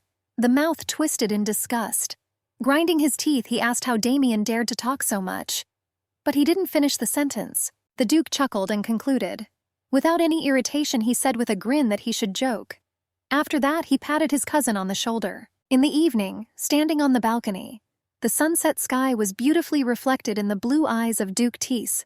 A cigar was clutched in his hands. Someone called out to his grace. Weiss approached slowly and stopped a little further away. He wondered where my lady was. She was sent by her husband to the station. Taking out a pocket ashtray, Damien began to shake off the ashes. Changing the subject, the Duke asked if his friend had seen the murderers in the theater, and I heard a positive answer. There were 3 of them, and also there was no doubt that all those were sent by the royal family. For the blonde, this was a sign of desperation. There was certainly a purpose behind Prince Johannes's public appearance today. It wasn't that hard to guess his intentions. It seems that the cousin was eager to show how it blooms and smells. They said that the king's health had deteriorated greatly, so he was apparently quite agitated. The brunette asked whether the gentleman planned to stay at the Rose Castle in Svan for a while, but the man planned to return to Tissa immediately. Surprised, Weiss suggested that if there was no urgent need to return, then it would be better to stay in Svan and monitor the development of the situation. At the same time, pulling gloves on his hands, Damien said that given the way the prince behaved today, he could not stay here much longer. The blonde claimed that a summer festival was soon to begin in Tissa. "You will be surprised," the lord asked again. Answering a silent question, Damien explained that his wife would choose the best strawberries at this festival.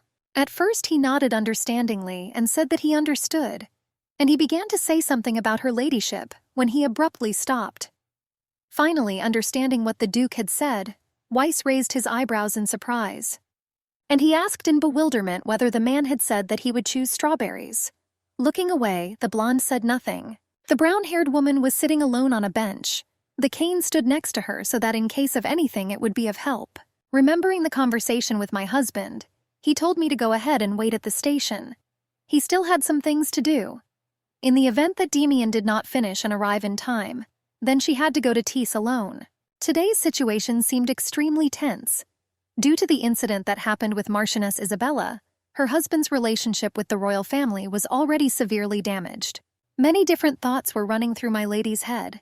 She thought that perhaps she should have stayed close to the Duke. Footsteps were heard. A man in uniform approached and asked if his lordship had arrived yet. Looking up at him, Chloe said that she apologized. During the separation, the man assured his wife that he would arrive on time. The large clock hanging high on the wall ticked peacefully. 15 minutes have already passed. The lady looked at them, waiting for her husband. It was already quite dark outside the windows. It was almost night. Noticing the lady sitting on the same bench, Damien asked in surprise what she was doing here. Her head shook. The young lady almost fell asleep. The Duke, deeply astonished, stood next to his wife. He asked in a stern tone why Miss had not left as agreed. In answer to the question, my lady replied that she had been waiting for him all this time. Noticing the empty tracks and the question being asked, she said that the train had already left a long time ago. Chloe lowered her gaze and bowed her head. She couldn't cause so much inconvenience to the other passengers just because of him. Sighing and closing his eyes, the Duke asked if his wife knew that this was a legal privilege of the nobles. A little irritated by such irresponsibility, Damien scolded the young lady. After all, she chose to sit here alone in the dark, exposing herself to danger. To this, a slightly upset Chloe replied that she was worried about her husband, which is why she stayed to wait for him at the station. Taking the cane in her hands, she stood opposite Damien, and she assured that she was not so heartless as to leave her man after such an unpleasant meeting with her brother. Standing together at an empty station, Damien addressed his wife by name. She responded, expecting more. His lordship said that the last train to Tissa had already left, and he said that a train to Verdier was due to arrive soon. The brown-haired woman's eyebrows rose in surprise. Continuing the thought, Damon argued that it was already too late to return to Tissa that evening. The blonde suggested first stopping by the lady's house, making a small detour. Looking into her husband's eyes, Chloe understood these sentences to mean that he was simply worried about her. Her cheeks turned red. Even though the husband seemed unable to openly express his feelings, the brown-haired woman fell in love with his unique manner of expressing feelings. Taking the step that separated them closer, our heroine joyfully threw herself into the warm arms of her husband. The girl said that she would be happy to go with him like that. The train was rushing through the night. The wheels clicked rhythmically, carrying passengers to their destination further and further from the station. Chloe passionately kissed her husband in her compartment, safely hidden from the eyes of the outside world. The Duchess hugged her husband tighter. Damien just chuckled in response. His hand slid along her soft thigh, lifting her dress. With one jerk, the Duke picked up Chloe and placed her on top of him. The blonde looked into her eyes and pressed her closer to her body. It was then, when the goal of his life, the crown, was one step away from him, the Duke of Tees boarded the train, with the intention of winning the heart of his wife. Without letting go of Chloe, the blonde kissed her passionately, and he said that his wife should know how much he loves her. The girl gasped and moaned. She whispered to her husband that sometimes he could be amazingly tender. His mother was right. The Duke went down to her knees. He looked tenderly into her eyes and thought that she had no need to know all the dirty details of this love. Verdier's mansion. The Viscount was in his office writing a letter to his beloved daughter Chloe.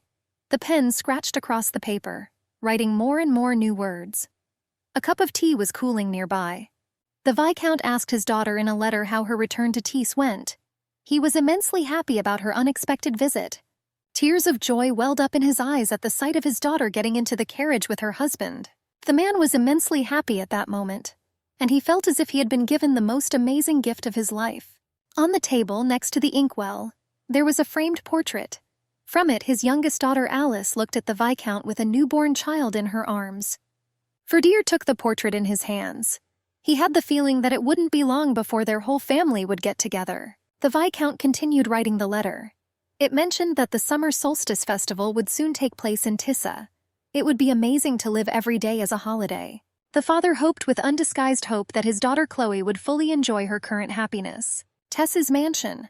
The half-naked hot Duke wanted to make love to his wife. Chloe tried to push her husband away from her. He was indignant. The Duchess wanted to stop. She was worried that Demiana's mother might appear here at any moment, but her husband did not want to give up. Demian believed that his wife was playing with him. He thought that she simply enjoyed it when he went crazy about her. The young Duchess visibly began to get nervous, and she assured her husband that they really didn't have time. But the Duke did not care about her words. He pressed her even harder to the bed, still kissing her. Chloe groaned and planted her foot on the mattress. She begged his lordship to stop. Suddenly, the door to the room opened and Damien's mother entered the room. She wanted to know why Chloe took so long to get ready. The old Duchess just gasped when she saw her half-naked son in bed with his wife. Chloe instantly turned red to the tips of her hair in shame, and her unscrupulous husband simply wished his mother good morning, without even covering himself. The Duke jokingly noted that he simply needed moral support from his wife before the upcoming race. The mother-in-law laughed heartily, and replied that she was sure that Chloe's efforts this morning would not be in vain. Demian played along with his mother, and assured her that he would not disappoint her. The girl was still burning with shame. She was sure that in this shameless family, mother and son were worth each other. Summer day. The summer solstice festival was in full swing. Many people came to take part in the event. The Duchess was evaluating stands of ripe strawberries. Both ladies walked around when they were done. The mother-in-law asked Chloe about her impressions of the competition, whether she liked judging the strawberries. The young Duchess was quite embarrassed. She felt extremely uncomfortable being in front of such a crowd. Trying to tease her daughter-in-law a little, the lady expressed doubt as Chloe zealously demonstrated zeal. The girl played along with her mother-in-law, saying that it was her duty. Both ladies looked out for the Duke in the crowd. Soon the eldest Duchess was the first to notice her son. She was very proud of Demian von Teese. Chloe looked in the direction indicated, and her eyes widened in surprise. The Duke showed off in front of the crowd with his muscular and sculpted torso completely exposed. Her mother-in-law noticed Chloe's obvious surprise. The daughter-in-law chuckled and noticed that Demian was dressed very lightly to take part in the race. Then a command was heard and a crowd of half-dressed, strong-bodied men rushed off from the start. The women continued to watch the competition. The blonde, watching her son, asked Chloe if he really was an extremely difficult person, and she believed that Demian had always been ambitious from an early age. The crowd around cheered and cheered the runners on. Chloe followed up the conversation with the Duchess by remarking that her father always said that ambition was the key to success. The elderly woman plunged into memories of her son's youth. In Demian's case, there was perhaps too much ambition. When the Duke was still young, his mother tried to become a role model for him. She tried to develop in him a sense of loyalty to the royal family. However, children did not always grow up as their parents wished. The Duchess, watching Damian run, continued her monologue discussion about her son and the royal family. After all, if His Majesty dies and the prince's reputation sinks even further, then the Duke is destined for serious changes. And as a result, the whole world around him will essentially transform. Chloe turned to her mother-in-law, trying to understand what she wanted to tell her. The elderly woman looked at her son's wife. She understood that no one could change Damian, but perhaps Chloe was different. The elderly lady's thoughts were interrupted by a bell. He notified that the race had ended. The people triumphed. His Grace the Duke of Tees won the race as always. The Duke, drying himself with a towel after the race, found his two favorite women in the crowd. He waved at them happily. The mother-in-law finally quietly turned to Chloe with a request. She asked her daughter-in-law not to become Damian's weakness. Duke Tees asked his wife if she liked the festival. She answered in the affirmative. The blonde asked Chloe, walking in step with her, how she spent time with his mother. Our heroine thought for a moment before giving her answer. After all, her husband was a rather complex person, and his words had to be chosen carefully, especially when it came to his beloved parent. The girl restrainedly answered Damian that she noticed how much her mother loved him. Chloe assured that for this reason, out of fear for her son, she sometimes made mistakes. The Duke, turning a little to the side, assured that even if she was unkind to her daughter-in-law, it was worth treating this with understanding. Our heroine asked his lordship if he had ever experienced fear. Damian, with downcast eyes, insisted that he would never dare to admit it. He claimed that even if there were only a few seconds left before the bullet would pierce his head, touching a strand of his wife's hair, the blonde assured that he would prefer to die laughing than to be remembered as a pathetic, trembling coward. By kissing her hair, Damian expressed the hope that his wife would never forget him in this case. The girls, circling in a traditional dance, gracefully bent down to, as if by chance, pick a wildflower, and then returning to the round dance. They continued dancing with laughter in the circle of girlfriends of the same age. Chloe watched with some trepidation and even envy as the girls gave plucked flowers to their chosen ones. The girl fidgeted with her hands on the handle of her cane, and she assured his lordship that she diligently practiced walking with the help of the prosthesis he gave her. A couple who met at a festival, and having discovered mutual feelings after being given a wild flower, kissed for the first time and swore eternal love to each other. Emotions overwhelmed our heroine. She seemed to freeze and dissolve in feelings of empathy. A little later, Chloe bowed her head and promised her husband that one day, like those women, she would give him flowers. The Duchess claimed that she was told that during this festival, it was customary for women to step back and pick flowers and present them as gifts. Letting out a chuckle, Damian assured that he would be looking forward to this. Helping his wife sit down, he said that women had never given him flowers before. Chloe suggested that it wasn't that the girls didn't want to, but that they couldn't. The Duke wondered why this was so. The Duchess assured that their lives could have been ruined if they had fallen out of favor with Tissa. The husband could not understand why she decided that she would ruin the life of someone who would confess her love. Damian thought this was ridiculous, and laughing nervously, he asked who his wife took him for. Our heroine asked herself, narrowing her eyes, who was this man who became her husband? She looked at Damian. His restrained expression, pursed lips, frowning eyebrows, muscular torso exposed through the neckline of the collar. Their first meeting, when Chloe was convinced that there was no one in the world more arrogant than him. The girl recalled their first kiss, which was like waves crashing against rocks, and also the Duke's marriage proposal, which is more like a threat to the lives of her entire family along with her. Chloe mentally asked her husband if he knew her world had been turned upside down so often since their first meeting, and the girl was afraid of what else could happen to her in the future, if they were together. And yet our heroine's thoughts were interrupted by rain. Duke Tees put out his palm, catching the heavy raindrops. Chloe turned to her husband. She assured his lordship that she would like to become a weapon for him. The girl sat leaning on a cane without raising her eyes. The Duchess claimed that her mother-in-law told her that she should not become her son's weakness. Damian asked if his wife wanted to be his weakness. She answered negatively. The rain became more intense, drumming on the massive shoulders of the Duke of Tees. People who had recently rested in the festival clearing were now rushing to take shelter from the rain. The blonde asked whether his wife had declared her intention to join him on the battlefield. The man partially covered Chloe's head and face from the rain. She looked her husband in the eye and insisted that life was full of battles. The girl assured that this was especially true for people like her. Duke Tease pondered the depth of her words. Suddenly Demian remembered that this was his phrase, thrown fleetingly to Viscountess Verdier then in the winter forest. And now, sitting in the rain and trying to shield her face from the rain, it seemed to Demian that some intangible warm light had appeared between him and his wife, which warmed his heart. Chloe grabbed the handle of the cane and assured her husband that she knew he would fight for her, and that's why she was determined to do everything possible, making every effort not to become his weakness. The wife promised to support Demian in everything. The always unshakable Duke of Tease could not utter a word at that moment. For the first time in his life, inarticulate sounds came out of his mouth. All he could do was caress Chloe's cheek. Within a moment, Demian lunged forward and pressed his lips into the mouth of his dumbfounded wife.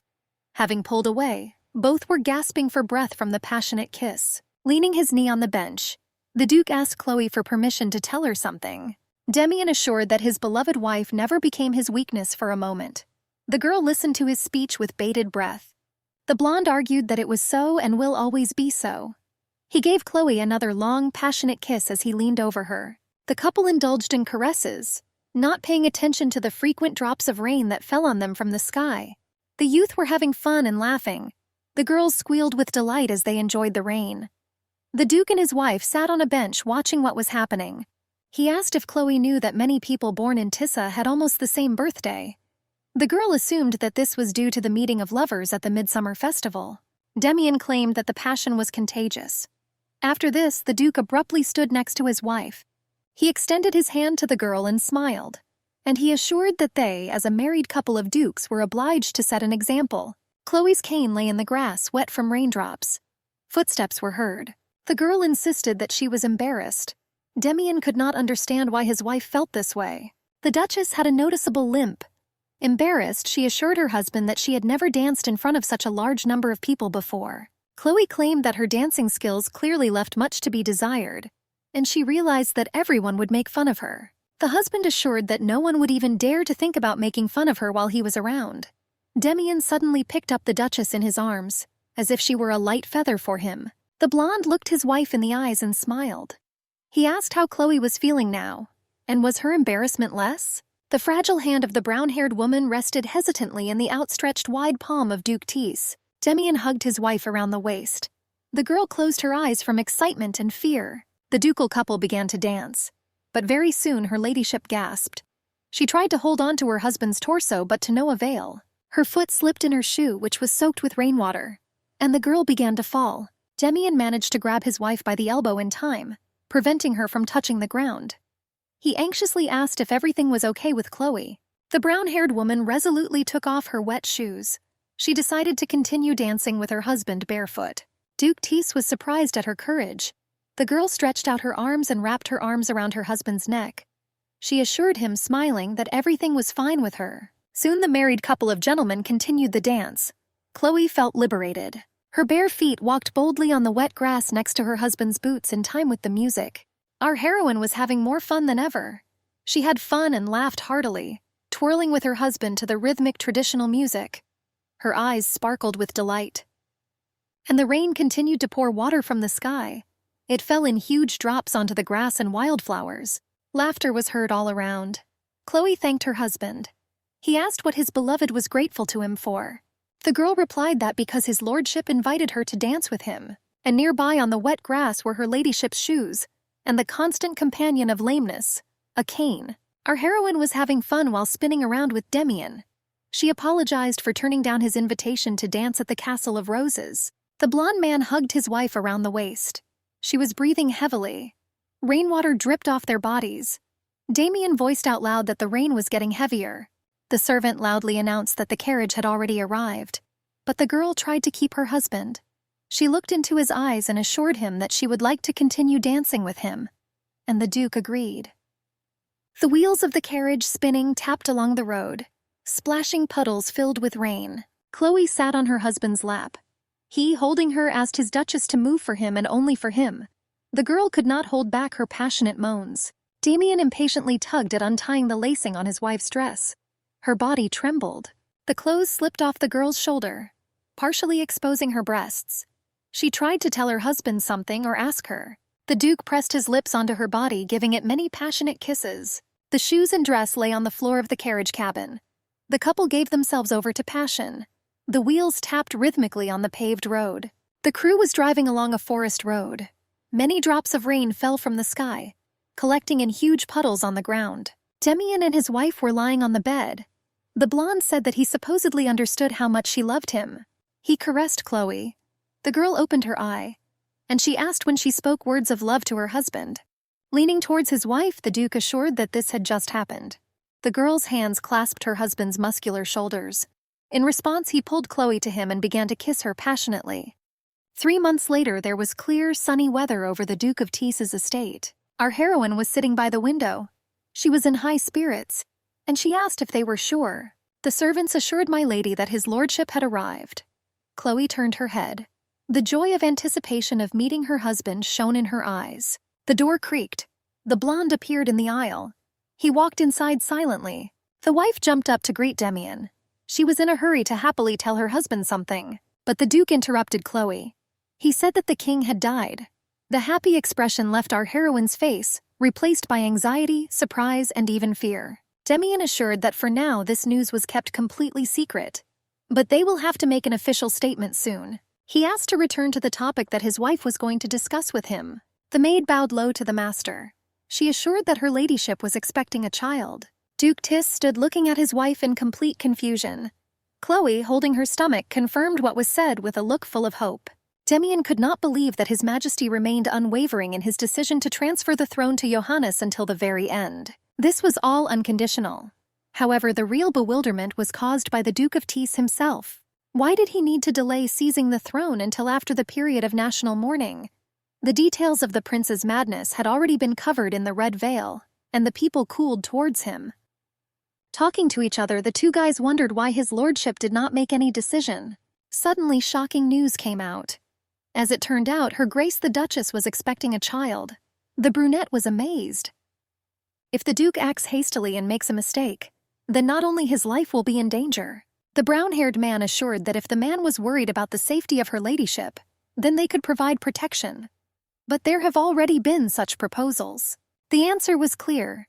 Duke Tease replied that those who had no idea about marriage should keep their opinions to themselves. However, the young man did not give up. So I just remarked that Weiss would think more about it. But this marriage was one of Demian's many plans that he thought out to achieve his goal, seizing the throne. After all, he even gave the order to get close to Lady Alice, the Duchess's sister, in order to compromise her. Although by luck she ran away instead. Initially, the brunette also thought that the Duke had chosen such an insignificant Verdier house from among the many, in order not to attract the attention of the royal family, and also to ensure complete control over the mines. He used Lady Isabella to first create an image of himself as a libertine. After this performance, he even took a disabled duchess as his wife, and all in order to avoid royal attention. It turned out that his lordship had not mentioned that gold mines had been discovered at Verdier during the war. Weiss began to say something in response. However, someone was brazenly eavesdropping on them from around the corner. The foot slipped a little, making a slight shuffling sound. This is what attracted attention to yourself. The brunette, in turn, hearing this, turned sharply towards the sound. He tensed up and asked his companion if he had also heard this sound. Shrugging his shoulders vaguely, the guy said that it was most likely a cat. Exhaling, they headed towards the exit. The observer's heart was pounding wildly, almost being caught. The young men reflected that for now there was nothing left to do but follow orders. And yet the brown-haired man could not remain calm. The young man, standing against the wall and trying not to give away his presence, covered his mouth with his hand. He couldn't quite believe what he had just heard. There was an unknitted second booty on the loops of the knitting needles. This was a pair of adorable coral baby warmers. The assistant who watched Chloe do it said that the color was lovely. Miss insisted that she chose this color as something neutral, because they didn't yet know if they were going to be a boy or a girl. The red-haired young lady was full of confidence that his lordship would be filled with joy, regardless of the gender of the baby. After all, it was their firstborn. Having stopped knocking against each other, the wooden knitting needles hovered in the lady's hands.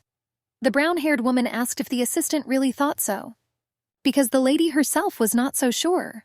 She clearly remembered how the blonde firmly said that this would be Chloe's first and last pregnancy. The young lady apologized and said that if she did not bear him a son, then the Duke would not have an heir. Repeating his wife's name again, and slightly gritting his teeth with anger, Damien muttered that he didn't like to repeat things twice.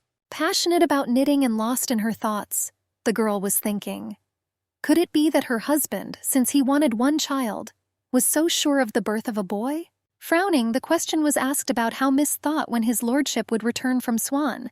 After all, 2 weeks have passed since his departure. However, now was far from the calmest period. Someone knocked politely on the door. Without getting out of bed, just turning her head, the Duchess said that the guest could enter. The gray-haired assistant entered the room and bowed to the lady. Then he notified that a visitor had arrived. Chloe was surprised and didn't understand who it was. Her surprise was even greater when she learned that it was Lord Chelsea, lawyer of the House of Tiss, who had arrived. A girl sitting in the room was talking with a lawyer who had recently arrived here. Having once again read the letter given to her, Chloe asked if the interlocutor was sure that these words were spoken by the Duke. The answer was yes. The young man wrote down with utmost precision every word uttered from the lips of his lordship. The master intended to bestow the name Tiss, as well as the title of Duke, on his firstborn, regardless of the gender of the child. However, this was unacceptable under the current legislation of the kingdom. His lordship always opposed the Swan inheritance laws, and as Chloe undoubtedly knew, the man was one of those who always kept his word. Tensely clutching the letter in her hands, her eyes again ran over the lines, snatching out individual phrases. She knew her husband very well. The Duke really was the kind of person who was easily able to step over even the law, only so that all roads are open to the child bearing the name Tiss. Moving another envelope with some kind of necklace across the table, the young man said that his lordship had also been asked to deliver it to the lady. The letter contained only a few short lines. The necklace was given to his dear Duchess Chloe von Thissa. Touched by such a sincere letter and gift, the girl clicked the small lock on the medallion. It could be opened easily. Hidden inside was nothing more than a beautiful photo of them together. The letter also said that the husband wanted Chloe to begin preparing for her imminent arrival in Swan. Damien's original plan was to wait until their baby was born next spring. But his longing for his wife exceeded his own patience, so he asked her to move. Sitting on his estate, Duke Tiss drank a drink. He hoped to see his wife as soon as possible. There was a short signature at the bottom. Although it was not difficult to guess who the letter was from, there was a signature with a name. Missing Chloe. The Duke clutched her glove with the delicate scent of its owner in his hand. And at a great distance, the girl rejoiced at the medallion her husband had given her. Sitting in her chambers, her assistant turned to the brown-haired woman. The girl said that the lady had been beaming since she received the letter from his lordship. Chloe sat relaxed on the couch, watching the girl. The red-haired maid confirmed that her ladyship did indeed look much more relaxed. She was very concerned after talking together that her husband did not want this child. However, it turned out that all fears were unfounded. Looking up hopefully at the lady, the girl asked if she would accompany her to the Castle of Roses. Having received a positive answer, Margaret smiled happily. The servants dreamily began to wonder what could be there. The red-haired girl had never traveled outside of Tiss before. After all, this meant that she would have the opportunity to attend theatrical performances. The lady asked in confusion whether Margaret dreamed of becoming an actress. And so, realizing what the answer would be, Chloe invited her to try her luck by attending an audition in Swan, if the maid herself wanted it. While serving tea to Miss, the girl said that Lily, the cook, went on vacation to visit her relatives in Swan. And then she noticed Gilles in the shop. Surprised, the lady asked if the young man had actually been seen there. Margaret continued to talk about him. The brown-haired man was then dressed in a monk's robe. It was very strange and suspicious, but the woman was sure that she had made a mistake. Then the young man told Lily that he worked in a monastery, which was under the leadership of the mother of Count Weiss. Remembering this smiling face of the brunette, Chloe was amazed. After all, he held an important post. The Count was none other than his husband's closest confidant, and Damien himself could not be the one who would give the errant servant a job. Just like Gilles himself would definitely never voluntarily take a job in a place associated with Tiss. Sipping the beautiful amber-colored tea, the lady put the cup back. A dull sound was heard from the contact. Clutching a pile of papers, Margaret offered to meet with that person as soon as they were in Swan. Her ladyship liked the idea. Then Chloe did not have the opportunity to apologize, or otherwise express gratitude to the devoted young man. Therefore, If she had the opportunity to see Gilles and Svan, the Duchess had to tell him something. Ripping her mistress out of her thoughts, Margaret apologized and said that she would be forced to leave her for a while. It was necessary to take the papers to the Duke's office. Having asked the girl about the papers, Chloe heard that the butler asked the servant to deal with them. Besides, she still had a lot to do, including cleaning the workroom. The next sentence shocked the red-haired young lady. The lady offered to take the documents to the office instead of her. In response, she heard a firm protest. And all the worries. Chloe assured that everything was in order. It was the least the lady could do to help her husband. Standing in the office, my lady thought that, quite possibly, Damien had a hand in finding a job for the brown-haired man.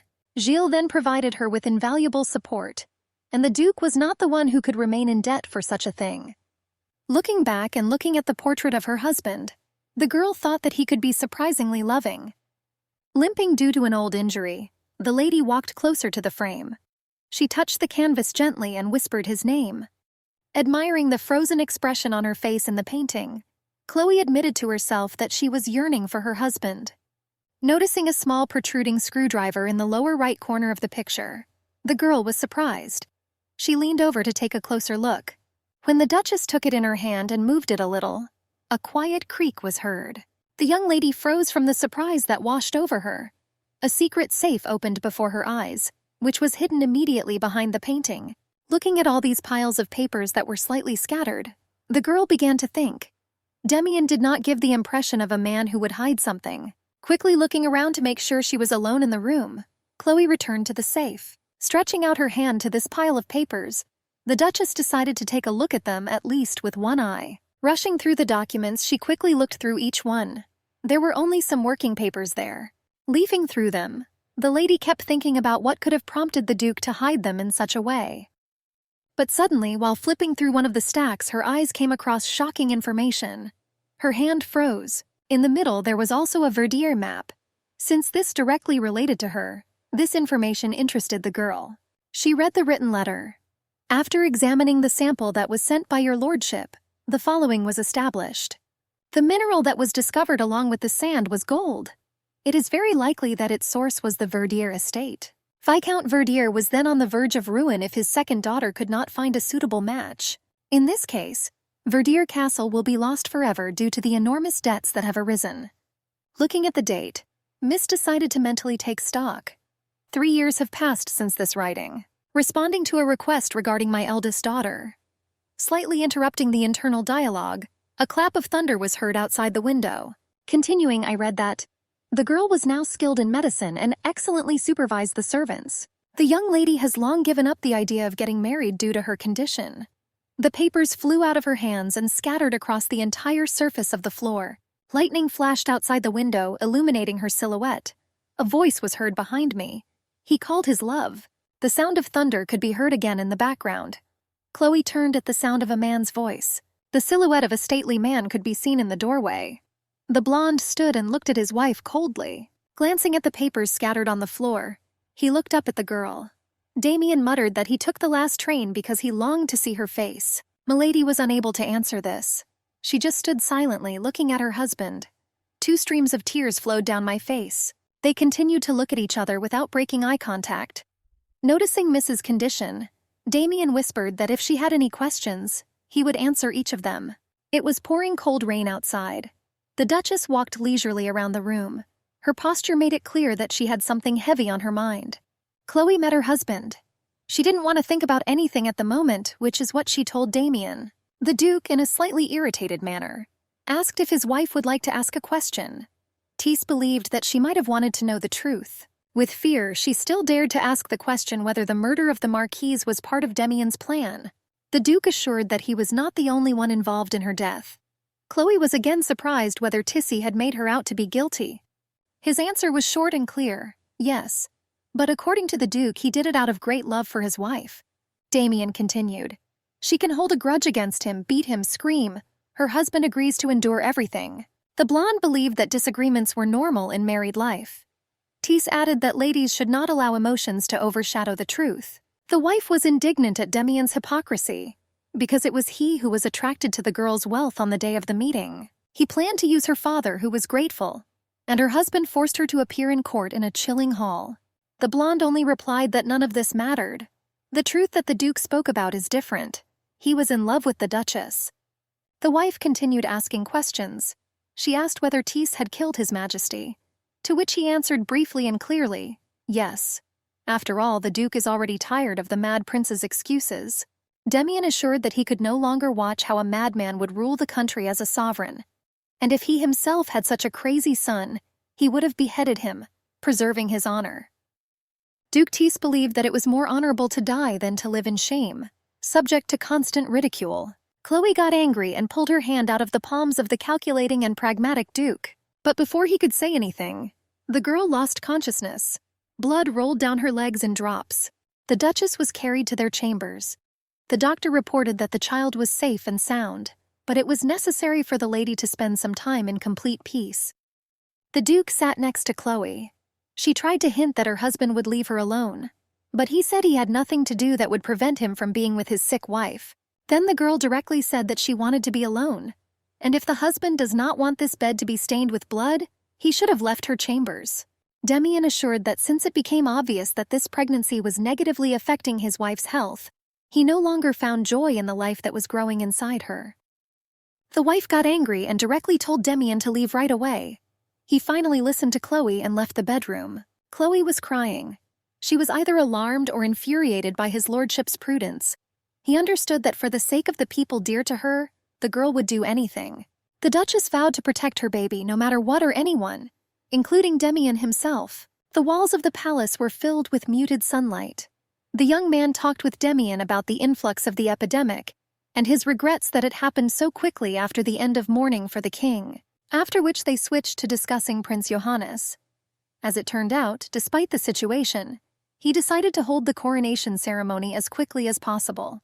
However, the guy quickly left his residence and headed to a secret villa on the outskirts of the country after his assistant died from illness before his eyes. There has also been a theory that the prince has allied himself with Carter's dukedom, which could complicate matters if he tries to legitimize his claim to the throne by enlisting the support of his neighbor.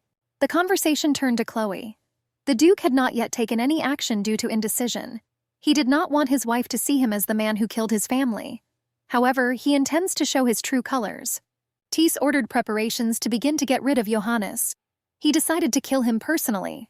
This is the last courtesy the Duke will show to his cousin. Demian and his wife sat at the table with Count Weiss, enjoying their dinner together. The Count asked if her ladyship would be concerned if Demian left. The girl replied that she completely trusted him and there was no reason to worry. The conversation suddenly turned to his lordship's child, and he was glad that he would grow up in a world very different from the current one. However, the wife said that not everyone wanted change. Some were quite happy with the world as it was. The servants and Count Weiss tried to direct the girl's attention to the dish on the table. The Duchess ate a little and was about to leave the dining room, when suddenly she lost consciousness. The lady was carried into the room. As the doctor said, there was no effective cure for this disease, so they could only pray that she could handle it on her own. The Duke asked if there was a remedy to alleviate the symptoms. The doctor assured that when her ladyship gave instructions not to administer anything that could harm her baby due to the risk of miscarriage. In a panic, the older woman began to lament that her wife valued the child's life more than her own. Demian replied that he was not prepared to lose his wife because of some supposed fear. The man ordered the medicine to be brought immediately. He was sure that his child would not be so vulnerable. It was night. The room is barely illuminated by the light of the moon. Chloe woke up in her bed, next to her blonde husband, who was sitting next to her and gently holding her hand. Noticing that the girl was conscious, Demian began excitedly asking about her condition. Chloe shared that she had a dream about her mother, but not like before. She appeared to her. She was sincerely happy to see her mother. In the dream, the woman gave Chloe a handful of graceful forget-me-nots, just like in childhood, blue ones. It is an elegant flower with a sad meaning, to remember, not to forget, and to remind. The girl remembered picking flowers like this as a child near the river. She touched her husband's face and compared his eyes to flower petals. Chloe suddenly wondered what eye color would be passed on to their child. She touched her hand to her rounded belly where a small life grew. The man began to insist that his wife take a little-known medicine. She refused out of fear for the child's life. When the man did not stop pressuring her, she furiously accused him of trying to kill their baby. The man only calmly explained the whole situation to Chloe. The Duchess had no other choice, whether she wanted it or not. In the end, Demian still forced his wife, through her tears, to drink the medicine through a kiss. The two women walked along the corridors of the palace, dimmed by the winter light, discussing Chloe. Her equanimity was just a mask. She simply could not forget about the loss of her own child so quickly. Chloe looked sadly through the palace window. Damian approached her from behind. With words of support, he hugged her from behind. The girl only answered sadly. The man offered to go together to the kingdom of Svan. The brown-haired woman only replied that just as she came to Tis in winter, she would leave this place in winter. Considering this an irony of fate, suddenly the lady announced that upon arrival in Swan she would like to file for divorce. The husband was sincerely shocked by this news, but Chloe could not be convinced. Demian and his wife stood in the hall. Snowflakes were falling outside the window. The Duke put his hand on her shoulder and looked into her eyes. He wanted to know why Chloe decided to get a divorce. The Duchess clearly remembered her husband's words. He said that they would only have one child, since the Duke did not want to have more children. Therefore, Chloe dared to admit that Damian would prefer a divorce. The man addressed his wife by her full name, Chloe von Tissa. The girl's shoulder trembled under Damian's hand at these words, and she shouted loudly so that the blonde would not call her by that name. Chloe's body was shaking. She believed that her husband had fooled her and pushed her to the precipice. The girl was crying and angry. Chloe believed that the Duke forced her to put their child's life in mortal danger. The Duchess believed that she should not have taken those medications, and she burst into tears even more, covering her face with her hands. The cane fell, hitting the floor. Chloe still tried to say something, but she couldn't. Demian tried to hug his wife, and I wanted to explain to my wife that she would not have survived without the medicine. The Duchess could not stop the flow of tears. Chloe replied that he should have let her die then. The girl was still trembling. She hugged her now empty belly. Chloe believed that her child was the only shard of truth she could believe in a place saturated with lies. Demian tried to reach his wife. He did everything to save their lives because he loves Chloe madly. The Duchess listened to her husband with her eyes full of tears. The Duke told his wife that she could not leave him like that after all the efforts he had made to take possession of her. Chloe didn't listen to him. She turned around and limped away from her husband. She believed that he had no right to even talk about love. The Duke did not agree. She had no right to judge his feelings, since this is how his love for her, for Chloe von Tissy, is expressed. But Chloe never wanted that kind of love. The man tried to stop his wife by holding the back of her head. Damian doubted her words. He asked his wife if she could say without any doubt that all her thoughts and feelings were not absorbed in him. The girl did not deny. That's how it was until the skeletons in Damian's closet fell out in front of her that night. The Duke did not take his wife's words seriously. She's talking nonsense. And he argued that those documents hardly mattered. If this were so, then Damian would have burned them to the ground even at the moment when Chloe confessed her love to him. The man pulled his wife towards him and began to kiss her neck. The Duke took a deep breath. He realized that he should not have left his wife alone. He was a fool. The blonde clung to his still sobbing wife, and he admitted that it was his mistake. Damian pulled back a little to say words of love and kissed his wife. The girl kissed back. Their tongues intertwined in a sweet dance. Chloe clutched her husband's doublet passionately. The Duke said between kisses that there would never be a divorce in his life, just like in hers. He knows that his wife loves him. The girl exhaled and confirmed. Damian continued to explain that the reason for everything was his love for Chloe. The Duchess, still crying, deeply regretted this. The blonde didn't give up. He will not let his wife regret and will make every effort to do so. The Duke threw off his doublet and sat his wife down on the couch. He began to caress Chloe. The girl shuddered and moaned. A blush covered her cheeks. Damian went down to her knees, exposing them. He continued to caress her legs, rising higher and higher. No other woman was capable of bringing him to his knees except his wife. Chloe was trying to figure herself out at that moment. She recalled that she once told the Duke with confidence that if she could not forgive, then she would not be able to love. The blonde continued his caresses, but thoughts haunted Chloe. What should she do then if she realizes that she is not able to forgive the one with whom she is already in love? What to do if she can't hold either love or hate in her heart? The Duchess did not know what to do.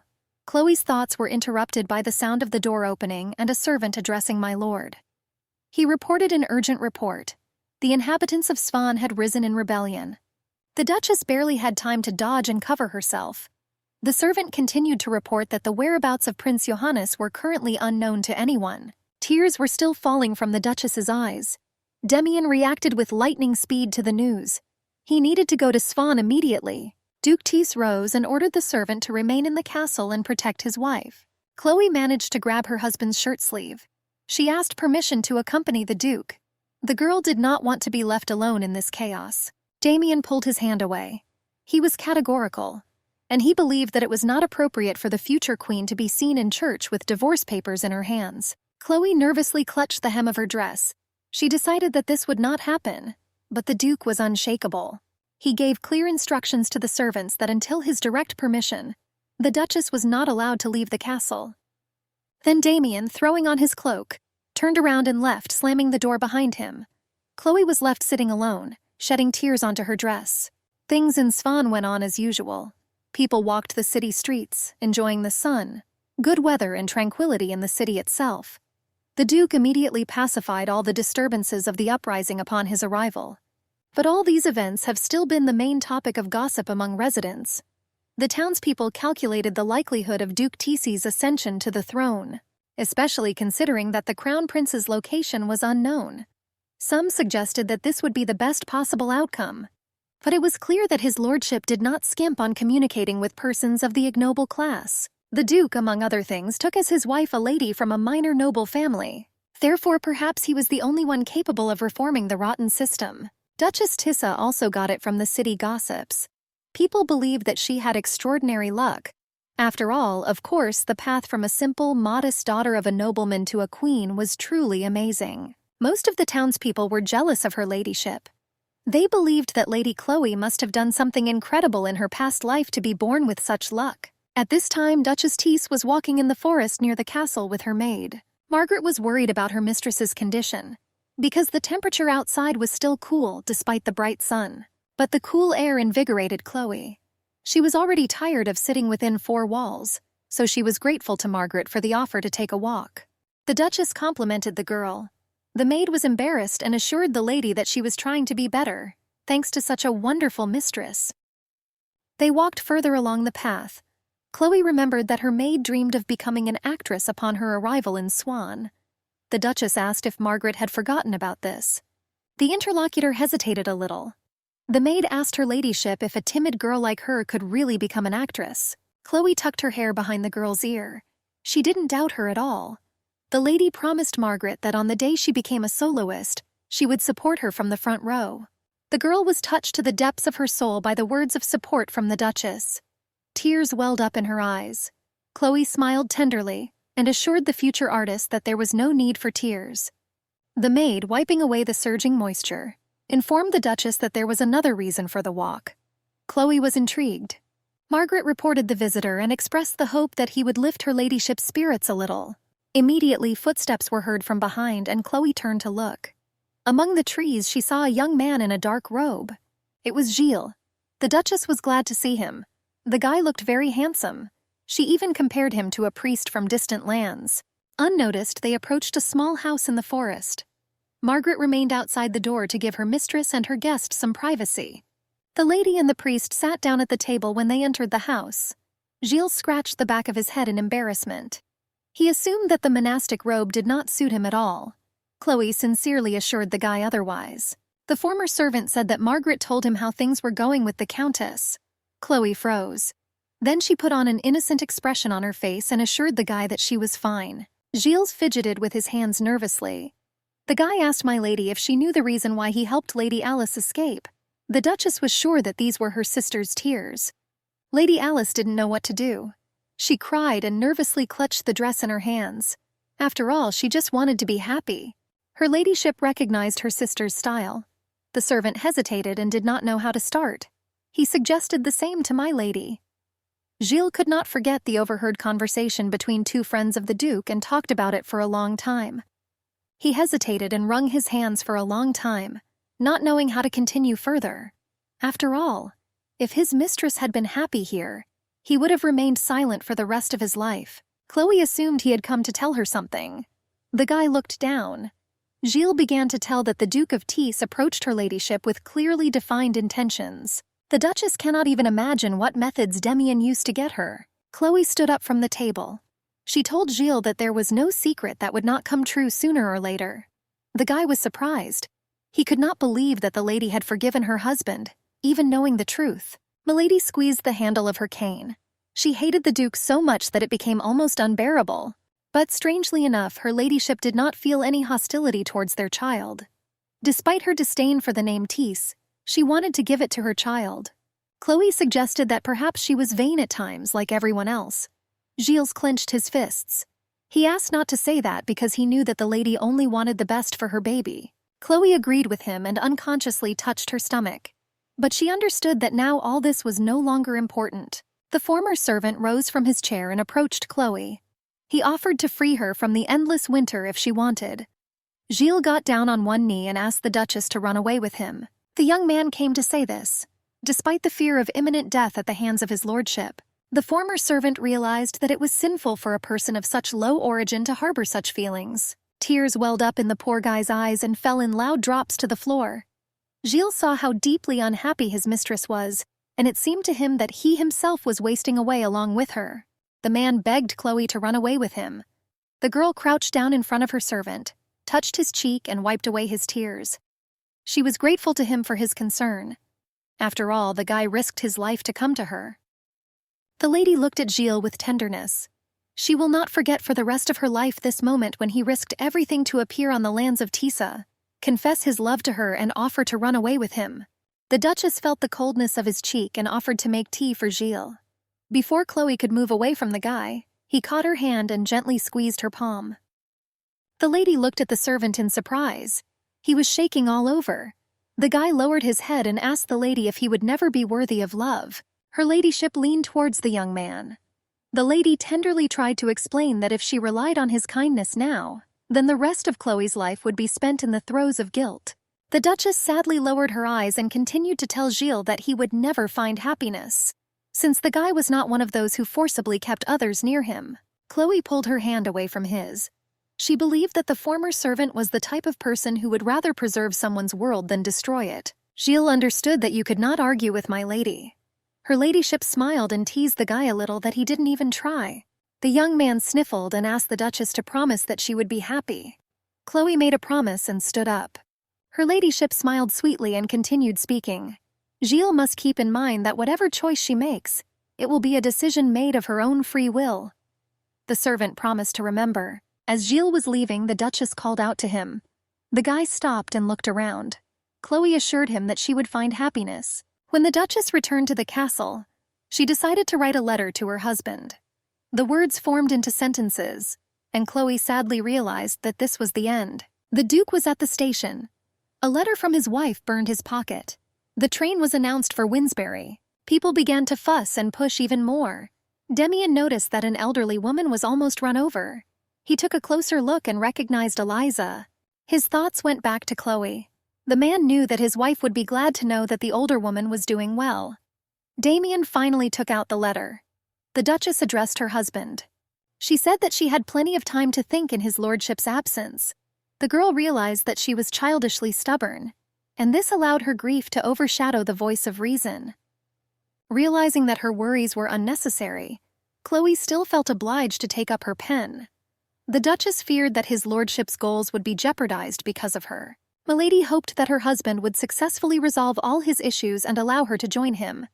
Her ladyship considered Damien the only person capable of conquering her. Chloe assured him of her love and hoped that she would not become the source of his weakness. The girl looked forward to the world that her husband would create. His lordship turned and walked away. It didn't matter to him whether it was sincerity or deceit, but Chloe would always be the only ruler of this people for the Duke. The Duke left the station in high spirits. He was the only one for his beloved. Damien believed that now they could be happy and free from all worries. They can start over. The Duke's home greeted him with fire. The crowns of the trees were burning with hellish flames. The crashing and stomping of numerous feet could be heard everywhere. Frightened people were running everywhere with full buckets of water. Damien managed to stop the out-of-breath maid. He was trying to find out what happened. The girl confusedly tried to explain something.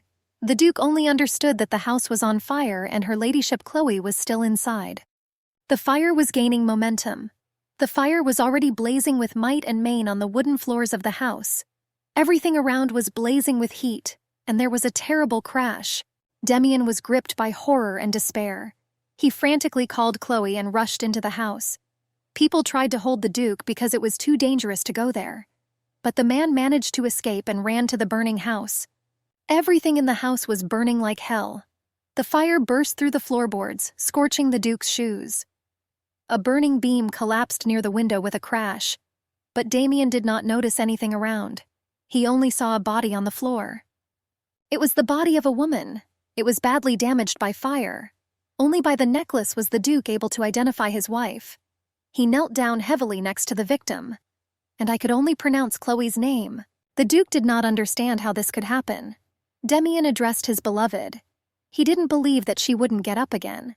Will Chloe no longer welcome him with open arms as a wife is obliged to do? They still had so much to discuss. The rain that began gradually extinguished the fire. It was like a blessing from heaven. Thanks to this, the house did not have time to suffer much damage. The old Duchess opened the front door slightly and froze in place. She could hear her son muttering. The man was talking to his dead wife. He said Chloe couldn't leave him like that. The blonde gasped and put her hand to her mouth. The Duke kept saying that his beloved should remain by his side forever, and he believed that the girl's heart should belong only to him. The woman entered the house and saw her son clutching his burnt body. The Duchess fell to her knees. She was shocked, and she began to call Chloe in hysterics, pressing her hand to her heart.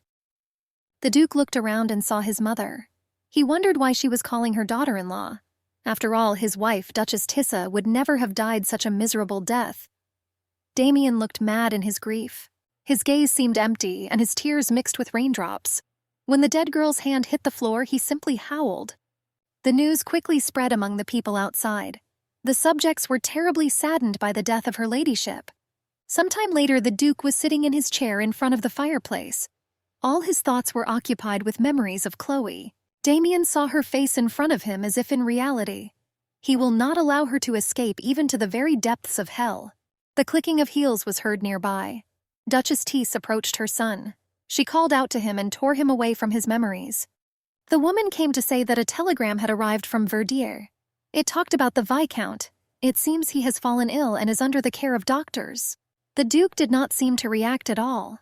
The Duchess continued to talk about Chloe's father. She assumed that perhaps he would not be able to attend the funeral of his eldest daughter. The woman believed that they should bury the young Duchess in her homeland.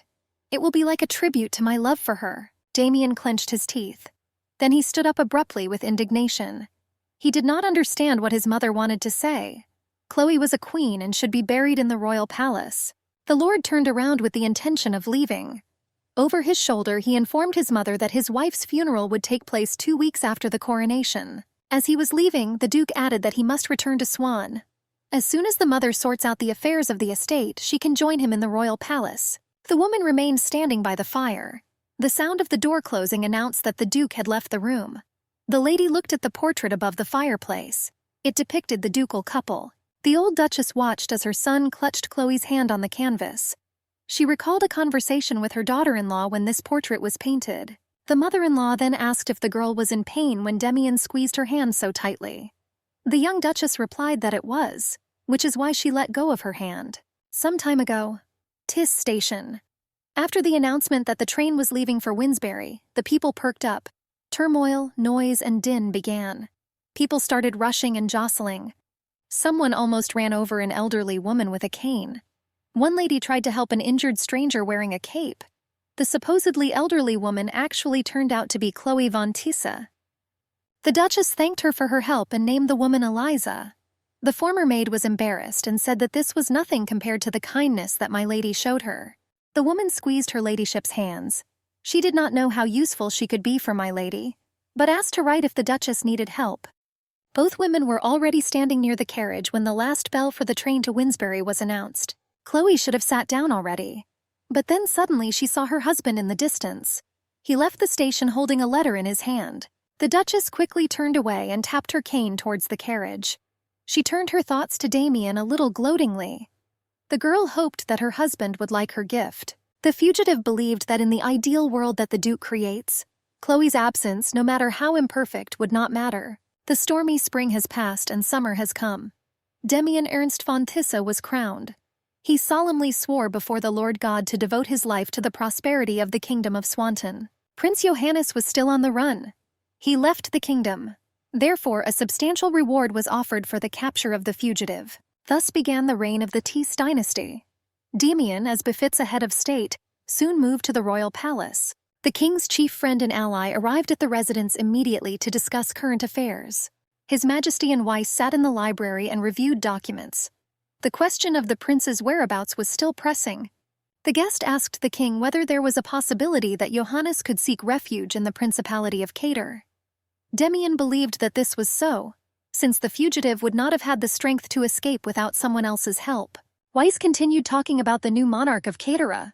They said he was a complete madman. Apparently this ruler shot his subordinate simply for insulting his mistress. If someone with such an unbalanced disposition decides to unite with Johannes, Tiss's subject only hoped that the king of Catera was not only crazy, but also a fool who could not see beyond his nose.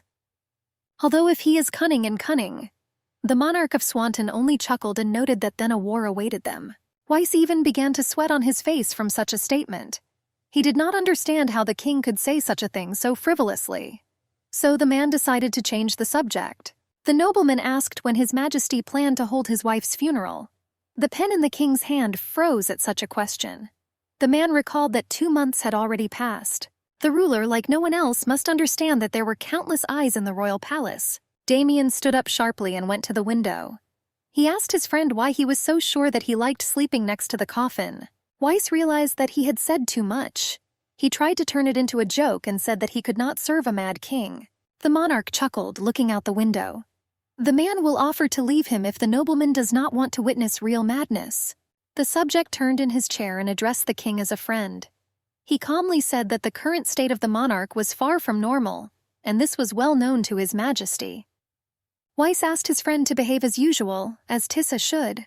Outside the window, raindrops began to wash the roses. Demian turned to his subject and informed him that the funeral would take place in 10 days.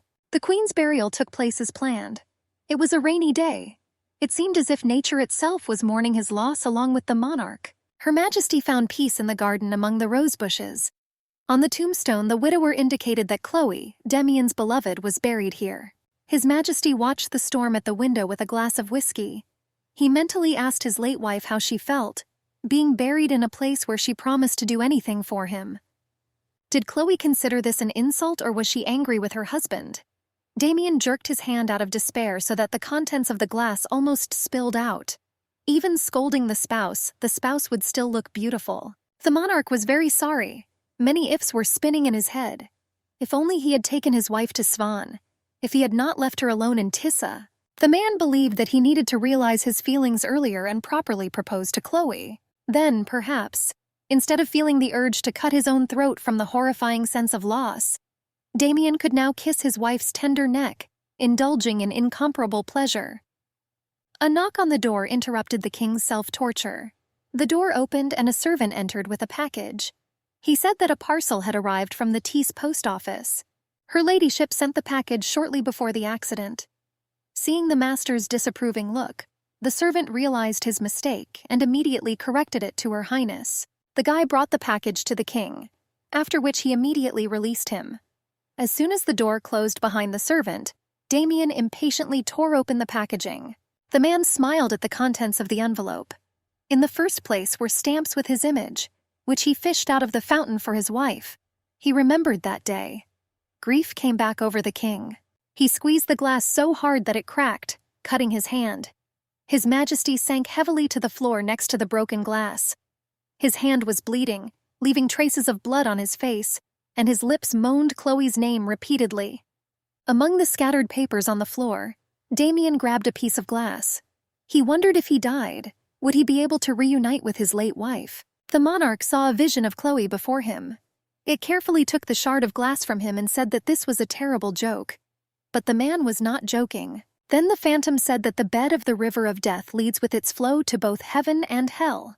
And of course, the Lord would not have sent both of them to the same place. His Majesty became even more saddened and covered his face with his hands. He completely agreed with Chloe's mirage.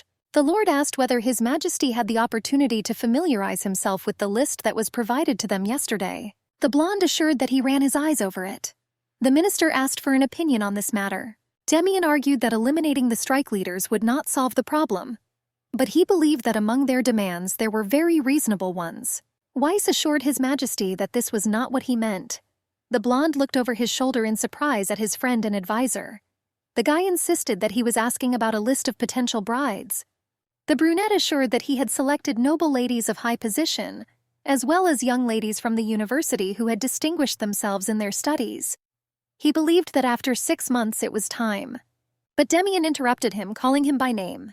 The guy closed his eyes and shook. The king invited his friend to choose a bride for him. He insisted that he would happily marry the woman chosen by his prime minister. The brunette asked in surprise what kind of jokes His Majesty had. The blonde assured that his friend understood everything correctly, and he asked him not to worry, promising to carefully review and choose a suitable candidate. The Lord asked his friend not to joke about such topics. Weiss carried a rather heavy wooden box in his hands. He asked His Majesty to take him. The blonde asked what it was. The friend insisted that it was a recently released phonograph and a record of Julian Wyatt's music. Demian was surprised that some merchant had tricked his friend into buying something again. He assured that the seller was from Winsbury. The Lord handed the box into His Majesty's hands, and he insisted that he bought it for his sake.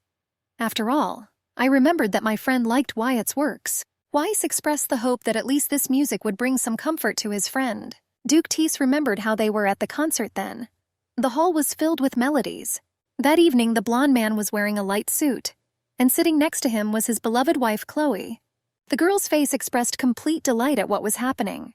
She seemed to be frozen and listening to the music, almost without breathing. And now on the cabinet stood a phonograph, a gift from a friend, pouring out recordings of the works of those performers throughout the room.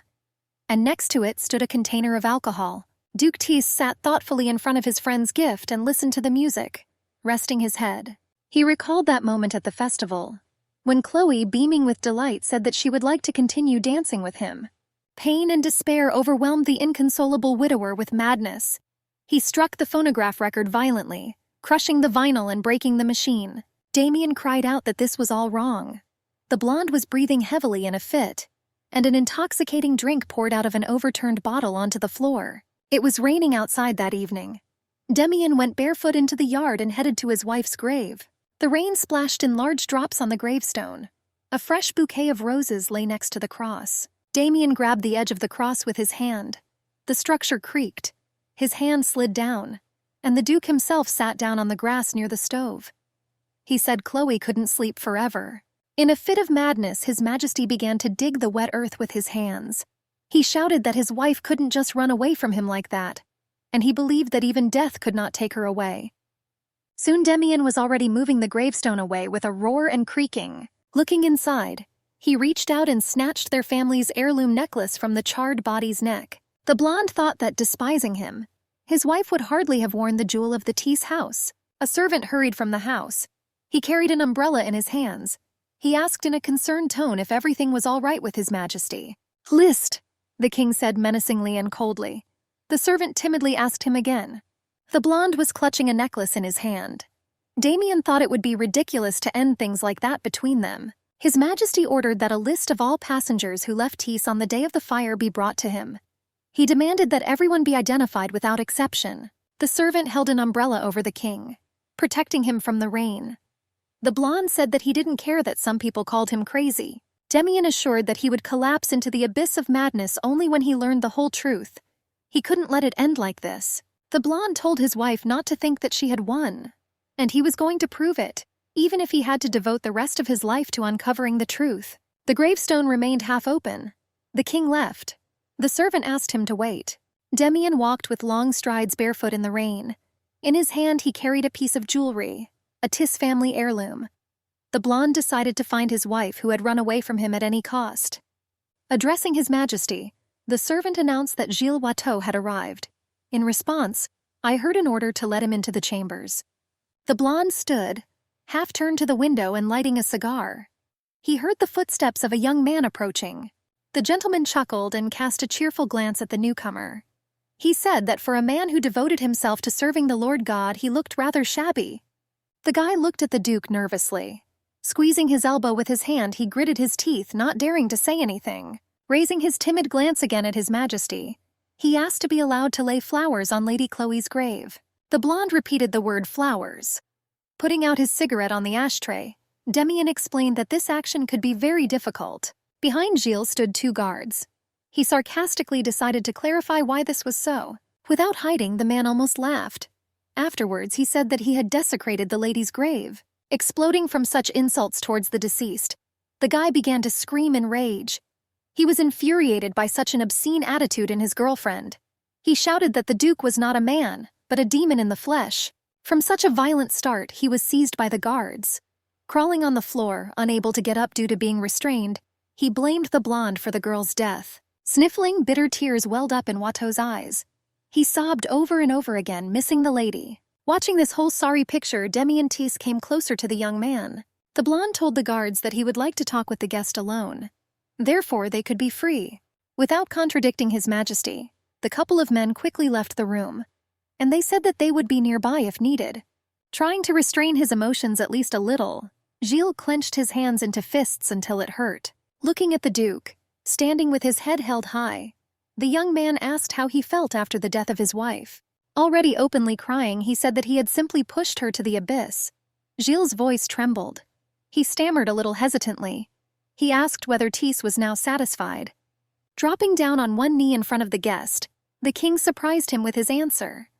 Sitting down with a slight rustle, the blonde muttered that he was not at all happy. Sobbing with grief, the young man asked what was the matter then. He was infuriated that Demian was openly smiling, so he asked about it. Lifting the guy's face a little up by the chin, the king realized that he sincerely believed that Chloe was dead. The stuttering young man could not understand what was the matter. I couldn't quite get the question out. After that there was a chuckle. Confused brown eyes were fixed on this abnormal gentleman. He laughed openly. Having finally finished, the king grinned. This meant that the wife did not run away with the servant. Chloe was definitely a wise woman. Still not understanding what was being said, Gilles whispered that the gentleman had gone mad with grief. Leaning closer, right to the young man's ear, the king asked if he should tell him a little secret. But already knowing the answer, he didn't wait. With a sinister smile, he whispered that Chloe was alive. I was struck by the question of whether Gilles was happy. Immediately after this, His Highness stood up and walked a little away. The brown-haired man thought that he had never been known as a man of sound mind. But now the loss of his wife has played a cruel joke on Demian. It seemed that after that tragic night the blonde had completely lost his mind. The tension made the guy feel stuffy. Denying Lady Chloe's death still wouldn't erase all his sins. A fire burned peacefully in the fireplace. Gilles claimed that he was going to take the remains of the lady and bury them in Verdier. Watteau could not continue to leave my lady alone in such a place. This statement made Demian turn around.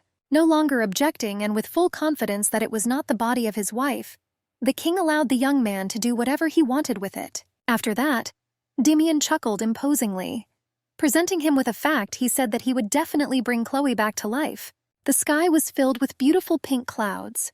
It was already getting a little dark outside. A young monk was sitting near an excavated grave.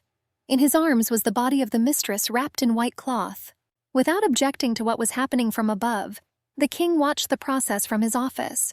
Without thinking much about this picture, the man was absorbed in his thoughts.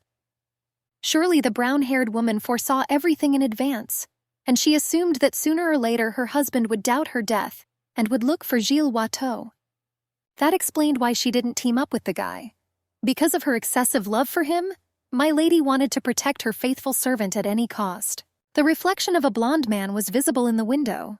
He said that the young lady burned his heart to the ground with this, and then she made me clearly feel the terrible feeling of defeat. The young man continued his plan in the same way. Mentally turning to his wife, Demian said that if this was the punishment sent down by his beloved for him, then he would endure it with the dignity of a king. And if Chloe so wanted to test her husband's faith, then the master wanted to submit to her will. However, as soon as this storm subsides and he still finds a way and finds his wife, she will answer in full for all her misdeeds. A charming girl walked, limping, near a small house. Quiet footsteps were heard. Someone called out to Madame Claire. The brown-haired woman willingly responded to the call and turned towards the sound. Having finished this entire lonely conversation, His Highness concluded that they would only go through the depths of hell together. A couple of days after the events described, the gentleman was again in the Birch Castle in Tisa. His hand quickly wrote something on a snow-white sheet of paper. There was complete silence in the room for some time. Characteristic shuffling sounds were heard from the contact of the pen with the paper. All the servants stood in nervous anticipation, with their heads bowed. Finally, after writing a few sentences, the king's hand stopped. He turned decisively to the staff, and he asked Margarita, his wife's former assistant, whether she had sent letters on behalf of her mistress. The young lady shuddered at these words. An affirmative answer was heard. Milady could not send the papers herself because the master forbade her to leave the castle. Raising his hand to his face, Damien thought. His Highness believed that most likely the girl did not know the contents of those documents. Since Margaret had to see to whom they were addressed, she replied that they were only letters of greeting, and messages were sent exclusively to family members. The girl's whole body was trembling from nervous tension. She assured that some of the envelopes were addressed to His Majesty in the capital. The blonde didn't respond to this. He was almost completely sure that in those letters Chloe was warning the family of what was about to happen. The whereabouts of Viscount Verdier, who was said to have collapsed and been sent for treatment after the fire, remained a mystery. And even letters from her dearest sister Alice apparently stopped coming at some point in time. Continuing to write something down on the papers, Damien asked when the servant last saw the lady alive. She assured that they saw my lady at 7 in the evening. Then Chloe gave instructions that the bed should not be prepared for her that day because she was busy. Putting down the paper, the blonde stopped taking notes. There was one last question for the servants. The gentleman's last question turned out to be quite strange. He wondered how long it took for the candle to burn out completely. Very surprised, the red-haired girl apologized in bewilderment. Pausing, she began to think about it. Having seriously thought and roughly estimated how long it would take, Margaret assured that it would take about 4 hours. Finally left alone with his thoughts, Damien looked at his notes and thought.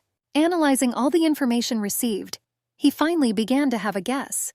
At 7 in the evening, Chloe said goodbye to his maid for the last time.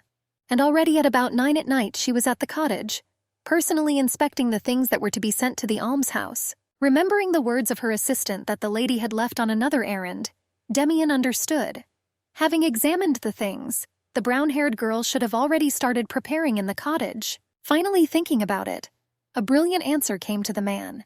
He realized who the person who was helping his wife was. Some time later, an elderly brunette entered his room. He greeted Eliza, admitting that they had not seen each other for a long time. Bowing slightly, the lady raised her green eyes to her pupil. Afterwards, I also greeted His Majesty. He assured that he would like to ask her questions not as the King of Swanton, and as the heir to the Duke, whose umbilical cord she cut at birth. Because the blonde stopped, the lady asked him to continue. Without hesitation, Damien directly asked the question that concerned him. Since he was confident in his theory, he directly asked where his wife was now. Having heard a negative answer, that the woman did not know the whereabouts of his wife, the blonde continued to speak further. Smirking and raising an eyebrow, Tisse asked if Eliza was being honest with him at that moment. In response, the former servant assured that she valued her life, and she claimed that she was not so stupid as not to know the character of the man whom she herself raised from the cradle. But she received a protest in response. After being expelled from the Birch Castle, only thanks to the Duchess's letter of recommendation, she was able to get a job at the hospital. So that was why he believed that only this lady could help secretly transport the body of the unidentified deceased from the hospital to the castle. In addition, Eliza had been the head maid for a long time, so organizing such a performance would not have been particularly difficult for her. Moreover, no one could know that there was a corpse there, right among the things that the Duchess was looking at that day. Absolutely no one knew, with the exception of just the two of them, his wife and Eliza herself. Then a question was heard whether he was wrong about something. After being silent for a while because she didn't know how to answer this, the woman made up her mind. The answer was negative because His Highness said everything correctly. Hearing confirmation of his words, Damien squeezed the paper closest to him out of anger. The angry King of Swanton turned to his interlocutor again. He gave the woman one more chance and asked for the last time. Again the question was heard where Chloe was. A little surprised, she honestly answered that she didn't know this. Milady didn't tell her this. Frowning, Damien admitted that the former headmaid standing in front of him was not lying. Of course, the wife did not want to harm others. This meant that no one could be privy to her plan. Nevertheless, that day he saw Eliza at the station. Then he did not recognize his wife in the girl standing next to her. But taking into account all these facts that she was also at the station, the blonde came to the conclusion that the nurse knew about Chloe's whereabouts. And she also had to know what her ladyship was planning then, on that fateful day for him. He paused in response, and choosing the right words, Eliza said that she came to the station of her own free will. The body was actually brought at the request of the Duchess. Then the woman had the same suspicions about all this that His Highness has now. When the brown-haired woman saw Eliza, she desperately tried to run away. But despite this, the nurse stopped her. Giving her her cloak, she hid Chloe's face under the hood. Then she helped her board the train, hoping that a pleasant journey awaited her. Sighing heavily from all these chaotic events, Damien thought about the next step of his wife. The blonde said that Eliza must have guessed that her ladyship would not return here again. It was like that. She also understood that Damien would never forgive her if he found out the truth. Therefore, he did not understand why it was necessary to help Chloe hide. Lowering her eyes, which had seen a lot in her life, to the floor, the woman's wrinkled face twisted a little. Sighing heavily, she was not sure whether the young master would understand her next words. So I said one simple phrase. She insisted that she helped my lady only because she was just a person. That was the whole reason. There were many books in a row on a snow-white shelf. The reflections of the evening sun fell on them. His Highness approached the painting that hung behind the desk. For some time he simply looked at her, walking up and picking up a screwdriver. He came close to the written canvas. A soft click was heard. Having finally opened this lock, the blonde began to open it slightly. He couldn't wait to see the contents. He heard a characteristic creak. Moving the painting completely aside, he was presented with an overview. The things lying in front of him slightly alerted the man. These were elements from his wife's prosthesis. After a short pause, His Majesty burst into loud laughter. He was alone in the office at that moment. For some time, his infectious voice echoed loudly throughout this large room. Chloe Verdier left this place without leaving behind a single trace of her belonging to the House of Tease. Because of all her actions, the girl even deprived herself of the wings that the master was so eager to give her. She left no stone unturned in Damien's belief that the injury to her leg would become an obstacle in his attempts to escape from the castle. Turning into the void, he seemed to be talking to his runaway wife. He asked if she knew everything would happen. His Majesty was absolutely sure that Chloe foresaw then that sooner or later he would return here again. One of the memories in the king's head was their conversation. Then Damien asked the girl that when you want to get to know a person, how could you do without asking questions? At that moment, the brown-haired woman only averted her eyes and stammered that she recognized them naturally. That answer seemed to him the biggest stupidity in the world. Until the girl understood her husband better than he himself. Extending his hand again to the hidden cabinet, the blonde decisively went to take one of the harness straps, squeezing it in his hand until it hurt. The blonde wondered. When his wife left this, could she imagine the horror on her face and the rage that Damien felt after learning the truth? Lost in his own thoughts that were suffocating him, the blonde grinned sarcastically. He was very interested in whether at that moment his wife was turned on in the same way as the man himself was now. Smacking his lips, the king mentally humbly thanked his love for breaking him. The smile disappeared from that bright face. The blonde hoped that Milady was looking forward to the moment when he would pick himself up piece by piece and get to her again. A year later, all subsequent actions developed in the city of Queenburg, in the southern part of the Principality of Cater. Teacups clanked as they touched saucers. The woman said that if it weren't for Claire, their daughter might have run away long ago and given birth to twins. The brunette assured the lady that she was very glad and grateful that the miss sitting opposite became their governess. Clearing her throat a little for politeness, the interlocutor said that Lady Sophie was only 10 years old, but the excited lady vividly said that it was such an expression. She was too much of a mischievous child, exactly like all children. The stately missus looked out the window. There in the yard, a girl was running along the lawn with her dog, laughing mischievously. The brown-haired woman said the following phrase. She was jealous of their healthy child, which surprised the lady a lot. Hearing the characteristic rhythmic knocking on the roofs on the street, the owner realized that it was already starting to rain. Worried about Sophie, the woman screamed for her to immediately run home. A heavy downpour was soon to begin. The woman muttered that her daughter was very naughty.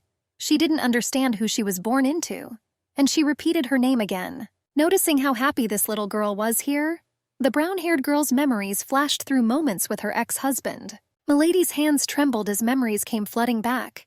I remembered all his kind words and touches. The young lady thought that despite the fact that a whole year had already passed since the breakup, her feelings had not faded away. Apparently, their separation was predetermined by that stormy, furious night. When she discovered his secret, despite the betrayal, Chloe clung to hope for the best while she carried his child. And only thanks to this, in the most difficult times and moments, Miss was able to endure all those hardships. However, the moment she learned about the loss of her child, she also lost her last hope. And in the event that the husband then respected the girl at least a little, in the moment, his declarations of love surfaced. Then His Majesty had to apologize, and then beg her for forgiveness when they moved away from each other. But this still did not happen. Because of this, Chloe lost her last patience. When the girl found herself again at that painting, in Demien's office, her hands trembled slightly before opening the lock on the canvas. However, as it turned out already in the process, her hands were not shaking from fear, more like anticipation. A creak was heard. For the first time in her life, Chloe felt an irresistible desire to make the master experience complete despair. And the young lady, having left this city, really hoped that she would still be able to do it. Limping, the brown-haired woman walked along the beautiful streets of the new city. Miss was able to get all the way to Winsbury. Walking and once again leaning on her favorite cane, Chloe wondered whether Alice had received her letter after all. That letter was by no means quite brief.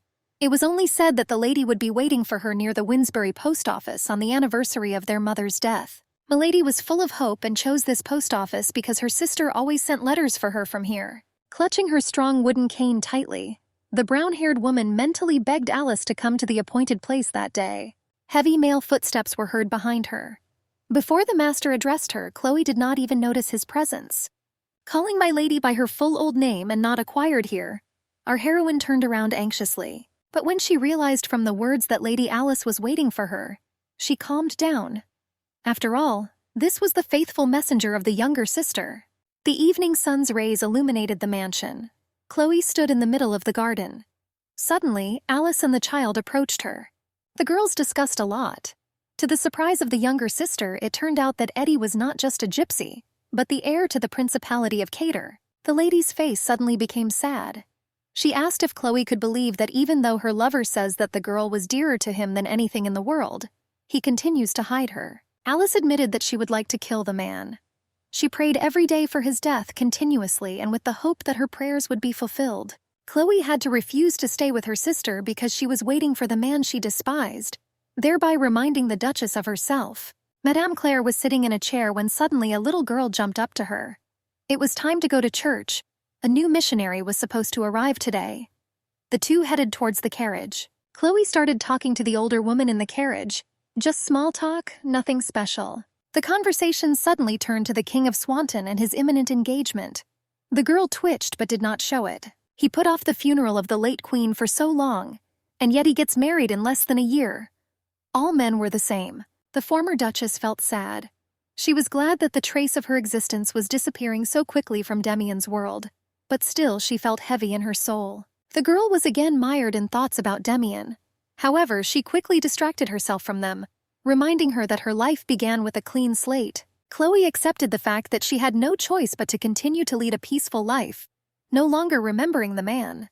Suddenly, the carriage stopped abruptly. The rear wheel got stuck in a hole, so the women were forced to walk the rest of the way. On the way, they came across a narrow river. The older woman began to worry whether Chloe would be able to cross the road, but she replied that everything was fine and they should just move forward. The girl was afraid to cross the water but still decided. Suddenly, someone grabbed the stone on which the former Duchess was standing. The man asked her to be careful. It was very slippery here. Chloe assumed that the brunette was the new missionary. The brown-haired woman asked to take her hand. To this, the man replied with tears in his eyes that his hands were too dirty for this. It was Gilles Watteau. The lady said it wasn't like that, and she assured that everything was fine. So Chloe asked to take her hand again.